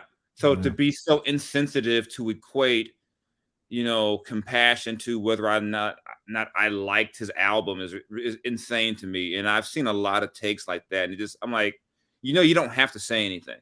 You don't have to you don't have to type anything. You can just, go about your day and say nothing. There's no need to diminish someone's life because you never heard their music. A lot of people heard their music. Yeah. I mean, the numbers don't lie when it comes to their impact, in music. The numbers don't lie, and I think there's probably a lot of people who don't even realize they've nodded their head to the Migos and didn't realize it. People were saying Bad and Bougie, had no idea where it came from. So, I mean, it's just, I grew up in South Central and Long Beach. I saw people who, and heard of, you hear about just senseless violence. You try not to be desensitized to it, but it's like, man, are we ever going to get to a place as a society where people just say it's not acceptable to shoot someone because you disagree? Right. I hope so. And he just seemed to be the most chill dude, quiet dude who loved hip hop. And it's frustrating, Jay, because a great deal of our discussion, and we'll get to the Kings here in a heartbeat, a great deal of our discussion this morning was about how brutal this is for the hip hop community and how brutal this is for the Black community. Because when very high profile deaths happen in the Black community, you get your opposers to Black Lives Matter who come out and have something to say about, oh, well, what about this? You're not marching for this. You're not marching for gun violence within your own community. And it's fighting multiple battles all at the same time. Yeah, and I think we can all agree that that's completely insane. I don't know anyone who thinks that it's okay. First off, just statistically and logically, people are killed by the people in their community. So it's not really it's not a black on black, or it's a community thing. Mm-hmm. Was it Young Dolph was going to go get donuts in Memphis? Mm-hmm. I mean, that wasn't people hurt the people near them. Mm-hmm. So, more than likely, statistically, it's going to be this race did this and this, and because that's who you were around. It's not because, so I get so frustrated when something like this happens and someone says, well, oh, so you guys only care when it happens to a rapper. It's not true. No. The same people who I know who say Black Lives Matter are upset about these things as well. Absolutely. And it's just, even it creates these these respectability debates. Well, you shouldn't maybe you shouldn't dress nice when you go outside. And why did you have, I'm like, so are you serious? It gets to the point people start putting it down to that. Well, if you have money, don't go outside. It's like, he should be able to go to a bowling alley. Yeah. A private party, by the way. He should be able to go to a private party. Yeah, I mean, in so many of these cases, the person who does the killing is someone, a part of the group, so to speak. Like, who was there? Yeah. This wasn't like a random guy, probably off the street, more than likely. Right. Maybe it was. I don't know. But too many of these cases we see where it's like it's someone, the perpetrator knew, someone that was known to the victim. So who knows what happened? We really, people like to run and make, judgments. People blame P&B Rock's girlfriend, which was ludicrous from the jump. Yeah. I mean, I think we just, rather than deal with the issue, that blame the person who killed him. Right. Stop blaming the people who were still here. Blame the person who pulled the trigger. It's, I don't care if he walked into a restaurant with 30 chains on. Right. That does not give you the right to kill them. Well, no, I agree 100%, man. And I just, we talked about earlier, man. I'm speaking to my people. We got to do better, man. We got to do better. You know what I'm saying? We've got to value life a little bit more and it's not everybody, obviously, but we just got to make sure we get that message out there that value life, man. Value life. Yeah, niggas say, celebs got to move a different way, but even if they don't, that doesn't justify taking their lives. I know when I'm in certain parts of LA, I know how I got to move. Mm-hmm. I know I'm like, okay, it's about this time to get up out of here. But even still, that does not give someone the right to kill you because they didn't move the right way. Mm-hmm. Yeah. Well, let's shift our focus here. There's no cute transition to make, so I'm not going to attempt to make one. I'm just going to tell the people tuning in, Jason Jones, a culture writer for The Athletic, and allegedly a host of the J Street Vibes podcast. Allegedly. Apparently, they pulled it out of the treasure chest. Again, this is all a rumor. Only 3 people on the entire planet have said that the J Street Vibes podcast is back, but Jason still covering the Sacramento Kings as he always had. Kings get their second win of the season last night. It comes at a little bit of a cost. De'Aaron Fox, no structural damage to that, to the knee after banging it with Nick Richards yesterday, but he'll be out tomorrow versus Miami. His status will be evaluated on a day-to-day basis moving forward. What did you see from Davion that really we hadn't seen yet this year in yesterday's game? He made some shots. Yeah. I mean, he made shots. I mean, he had made, 5 games in, he was struggling to make shots. So he made some shots. And he shot it. I love the confidence he shot the ball with. The way he was shooting the ball, that was not a guy who had made 7-9 shots all season. That wasn't a guy who you would say, man, he's, whatever it was, 2 of 12 from 3, wherever he was going into the game. That's not what you saw. That guy shot the ball confidently. And I think Davion's a natural leader. So when he has the minutes, all those things come out. And he hadn't played more than like 16, 17 minutes since the opener. And any player will tell you it's hard to get a rhythm, especially on offense when you're playing 14 minutes, because it's not like he's playing 14 minutes straight. You're playing a few minutes here, a few minutes there. So you see when he gets minutes and he can, kind of settle in, he can play. Yeah. And one of the things about that too, when he's not playing the 20 minutes, 21 minutes or something like that, I hope you guys understand what I say when I say this. What I mean when I say this is if you're at a certain talent level, which I think Davion Mitchell is, he's shown when he gets the opportunities, he can put up those type of numbers and have those type of performances.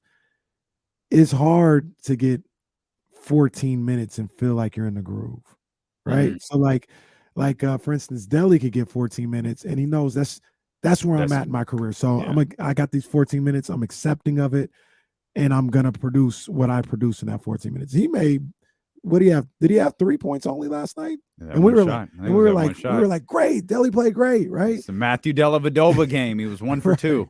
Davion has 3 guy points who last night. made life hell for Steph Curry right there. Monday, the showdown. But Davion has 3 points, and we're like, yo, what's wrong with Davion? Yeah. Right. And I think that's what we talked about a little bit yesterday, Damian and Jason, is he may have to find a happy medium where if it is 14 minutes a game, make it super impactful without maybe filling up the stat line. And if you're able to go a little longer, 17, 18, 19 minutes, cool, start filling up the stat line. But it's one of those things that I think he was struggling with at the beginning of the season. And even before, like, playing 20-something minutes last night, like you mentioned, Jay, he came out aggressive, ready to go. He was producing in the first 5 minutes he was playing. So I just think it's something that he's got to figure out the balance with and the happy medium and figure out the flow with. Yeah, I tell people being a sixth man is a special gift. I mean, guys like Lou Will and, Jamal Crawford, the way they were able to get into that role and make a career, it's not, not everyone can do it. A lot of it's part of it is mental, part of it's just, jumping in. Guys would always tell me sometimes it's hard to just jump into a game and get in the flow right away. He said you start getting warmed up and then you're coming right back out. Like I said, that's why Jamal Crawford's career, especially as a sixth man, always amazed me. He could always just step on the court and just go, instantly, and like I said, Lou's the same way. So I just think, it's going to take some time, it's in this role. Just 2 years ago, he was the best player on a national championship team. And I don't care who you are, to go from that, you're a lottery pick, and you go to a team that has a point guard that they just gave a max deal to. Right. So you walk in knowing that starting job isn't mine, and it's not going to be mine anytime soon. Remember when he came in, there were 2 point guards. So there's going to be an adjustment period. He's got a new second coach, his third coach as a pro already. Who knows how much different what Alvin's at? Well, not Alvin, but Mike Brown asked him to do compared to what Alvin wanted him to do, compared to what Luke was asking.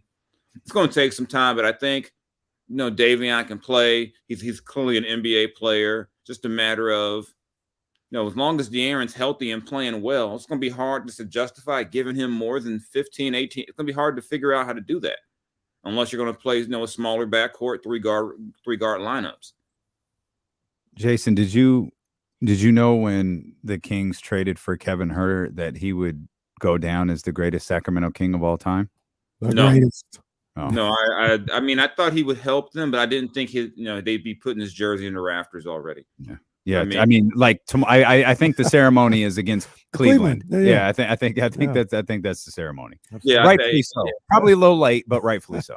Yeah, I'm surprised he's going to get his up there before Keegan, but I think he's earned it. Yeah. Good point. Well, Keegan might be on the trading block after that performance yesterday. Disappointed. We saw him miss shots, I think, for the first time in history, and so I was stunned. I was like, did he just miss like 3 shots in this game? I'm like, yeah, they messed up in the draft, they botched it completely, They got to go ahead and trade him and De'Aaron, Insane. You got to get De'Aaron up out of here, Davion proved that last night. You got to go ahead and get, Keegan's got to go after last night. You can't have a starter play like that. You just can't tolerate it. You can't have a starter missing shots, man.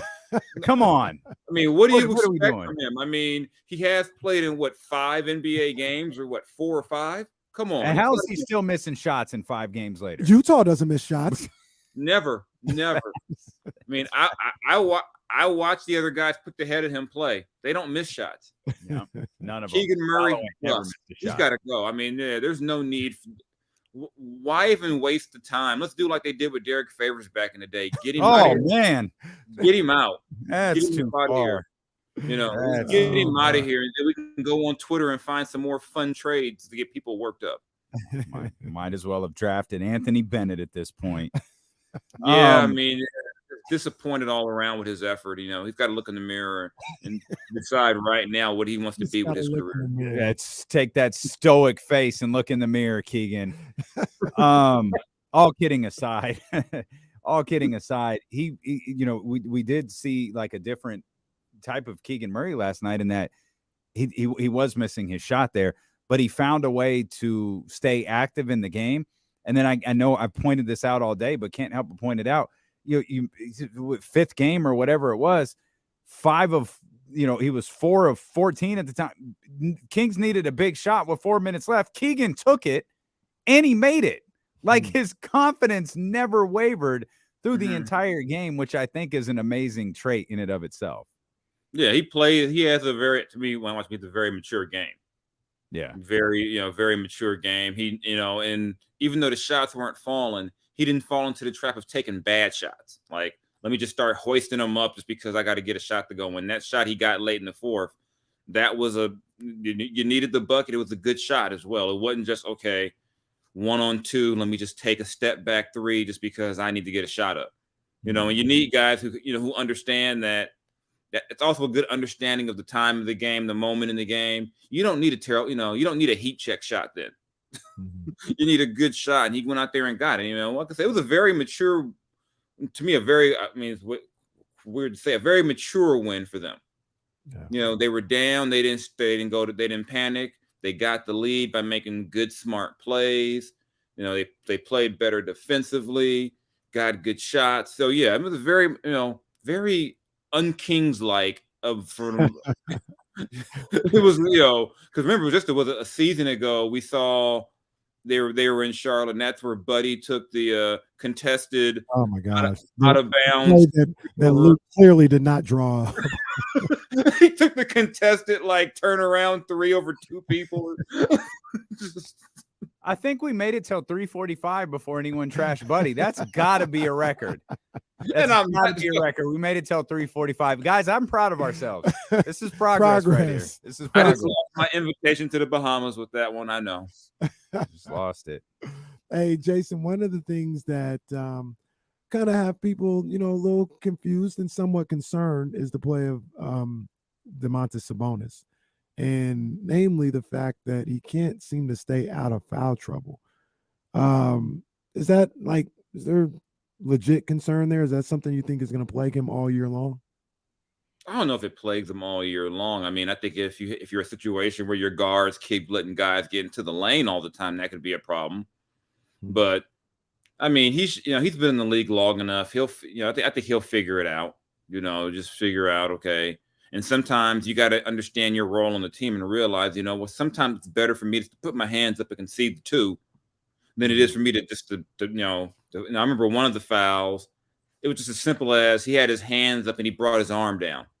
It was, it wasn't like he's out there just, hacking people all the time. Some of it's just positioning and things of that sort. I also wonder if his role in this deep, remember in Indiana, he had Miles Turner to do a lot of this stuff. He could, Miles was the guy in the paint, taking care of a lot of this stuff. So it's a different role for him. I think partly is that being the center that moves him around a little bit. And, It's a new system for him, probably a little bit defensively. But even with that said, even when you talk about new systems, most of the systems in the NBA, I mean, they're not so drastically different. It's not like they're going to come in and play box and one an entire game. So I think it'll just be, it's an adjustment period. I think it's, there is no Miles Turner next to him, so he's going to have to, just get used to it. And the thing is, too, is part of his reputation. He does not have the rep as a great defender, so the bumps and stuff that guys like the Goberts and the Bam Adebayos get away with, they're not giving Sabonis those calls. I mean, I know you're not supposed to say that the refs take into account who the player is, but they definitely take into account the fact that if a guy runs into him and kind of falls, you're going to assume Sabonis must have bumped him because Sabonis got a defensive stop. Oh, he must have committed a foul. Yeah, like he did. Oh no, that's a foul. There's no way it's something legal. Well, there's no way he's a better defender than he was last year. That's impossible. No. One of the things that's the issue, you talk about him, when he was in Indiana playing next to Miles Turner. Unfortunately for Sabonis, he's playing next to this bum Keegan Murray, and that's what ruins everything. Is he's playing next to this guy Keegan Murray who can't do anything right. Between that and the De'Aaron Fox guy, they need to trade. Of course, Sabonis is just apparently they need to trade Fox for Russell Westbrook, so Davion Mitchell can get more minutes. That's what I read this morning. That's a good idea. I like. You know what? Let's get a campaign started. Yeah, I think Russ would. Yeah. I can support that. I'm sure you can. How about this? The Lakers will even throw in Troy Brown Jr. Who you want? Thank you. You want Damian Jones back? What do you need? Damian Jones. You want a second round pick? Damian should have stayed. You want a second round pick? Hey, whatever. I will. I'm pretty sure the Lakers would gladly accommodate that trade for Sacramento. I mean, and guess what? We'll even maybe throw in a first round pick. How about that? I think that was the proposer of this trades idea. That's what y'all better be careful who you follow and respond to on social media. Yeah, man. Damian's boy be wow. Okay, we got Russ, one first round pick, and what else to get De'Aaron to LA? What else? I mean, if they couldn't get Buddy, they couldn't get DeMarcus. I think at this point, why not De'Aaron? Why not? I mean, because clearly the team is so much better without him. You saw that in the second half last night. They were getting killed when De'Aaron was playing. So go ahead and make the deal now.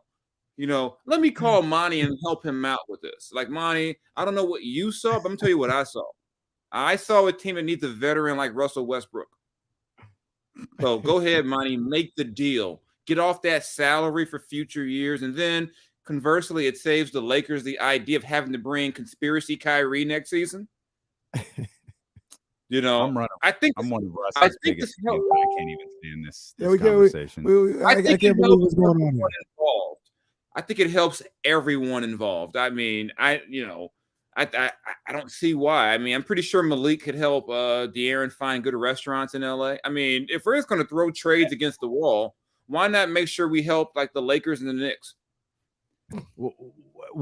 I don't know how this happened today. We went from like somber to sarcastic really quickly. Blame me. The whole Kings conversation is just reeked of sarcasm. That's it. Hey, because for those who don't know, I love Keegan Murray. Do you though? Are we sure of that? Jason is as big of an instigator as you are. He's an S stuff. Well, so are you. So stop it.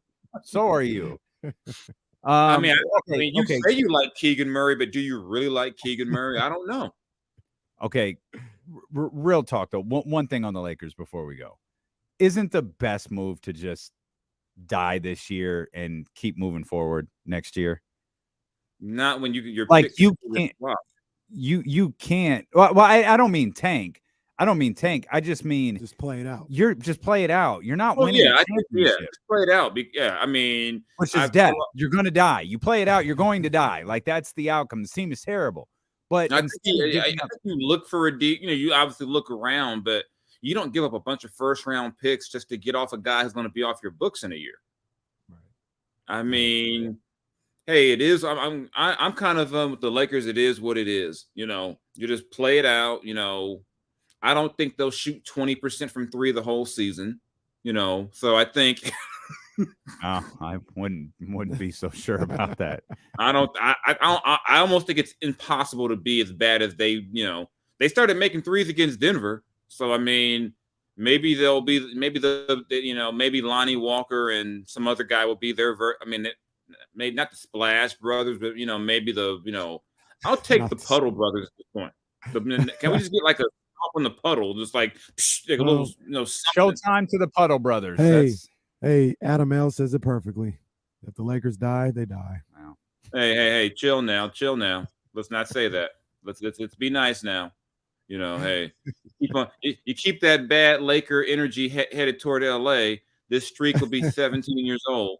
You know, let's come on. Is that all it takes to in the streak? Let's is be send the respectful. Lakers positive vibes. All right, I'm just saying. Vibrations.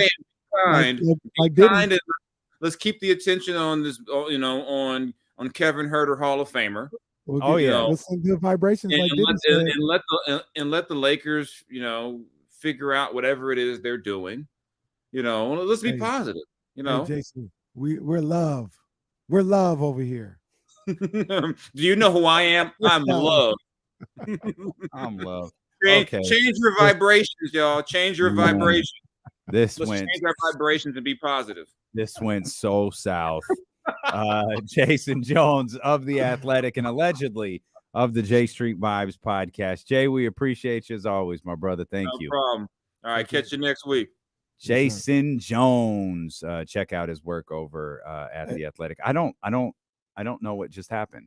Oh, we had a good time. That went in a really weird direction. Went in some crazy it was almost like too somber, and then we just had to lighten the mood by being overly sarcastic about everything. Yeah, I think that's how we deal with I always wonder if someone tunes this show on for the first time at the wrong time, they're wondering what the hell is going on. Hey, I saw a tweet I thought was pretty funny. Russ Bingston used to be editor-in-chief at Slam Magazine or whatever. Follow him on Twitter. So the Shams report of De'Aaron, good news, no MRI or whatever. And he said, serious knee injuries also dodging De'Aaron Fox. I thought that was pretty funny because, it's always Fox or Lonzo's dodging all this other stuff. Yeah. Serious knee injuries also dodging De'Aaron Fox. I was trying to think, how does this tie into missing time because Buddy healed this year? That's immediately what I was thinking about. I was like, oh, that's right. Everybody's dodging De'Aaron. Well, wait till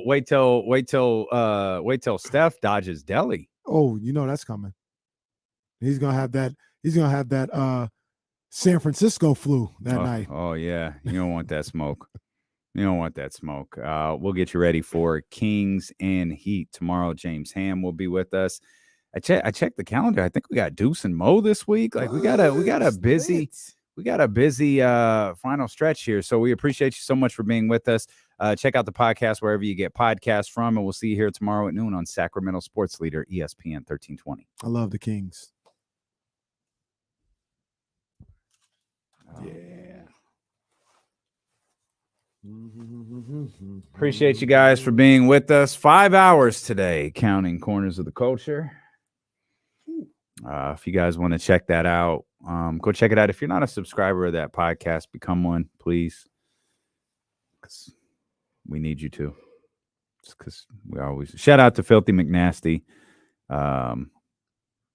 Just responding to one of his emails during the conversation. I always get antsy when someone says their gear hasn't come in. Hoodies take a little bit longer than t-shirts. That's all it is. So if you ordered a t-shirt, you might get them in separate packages.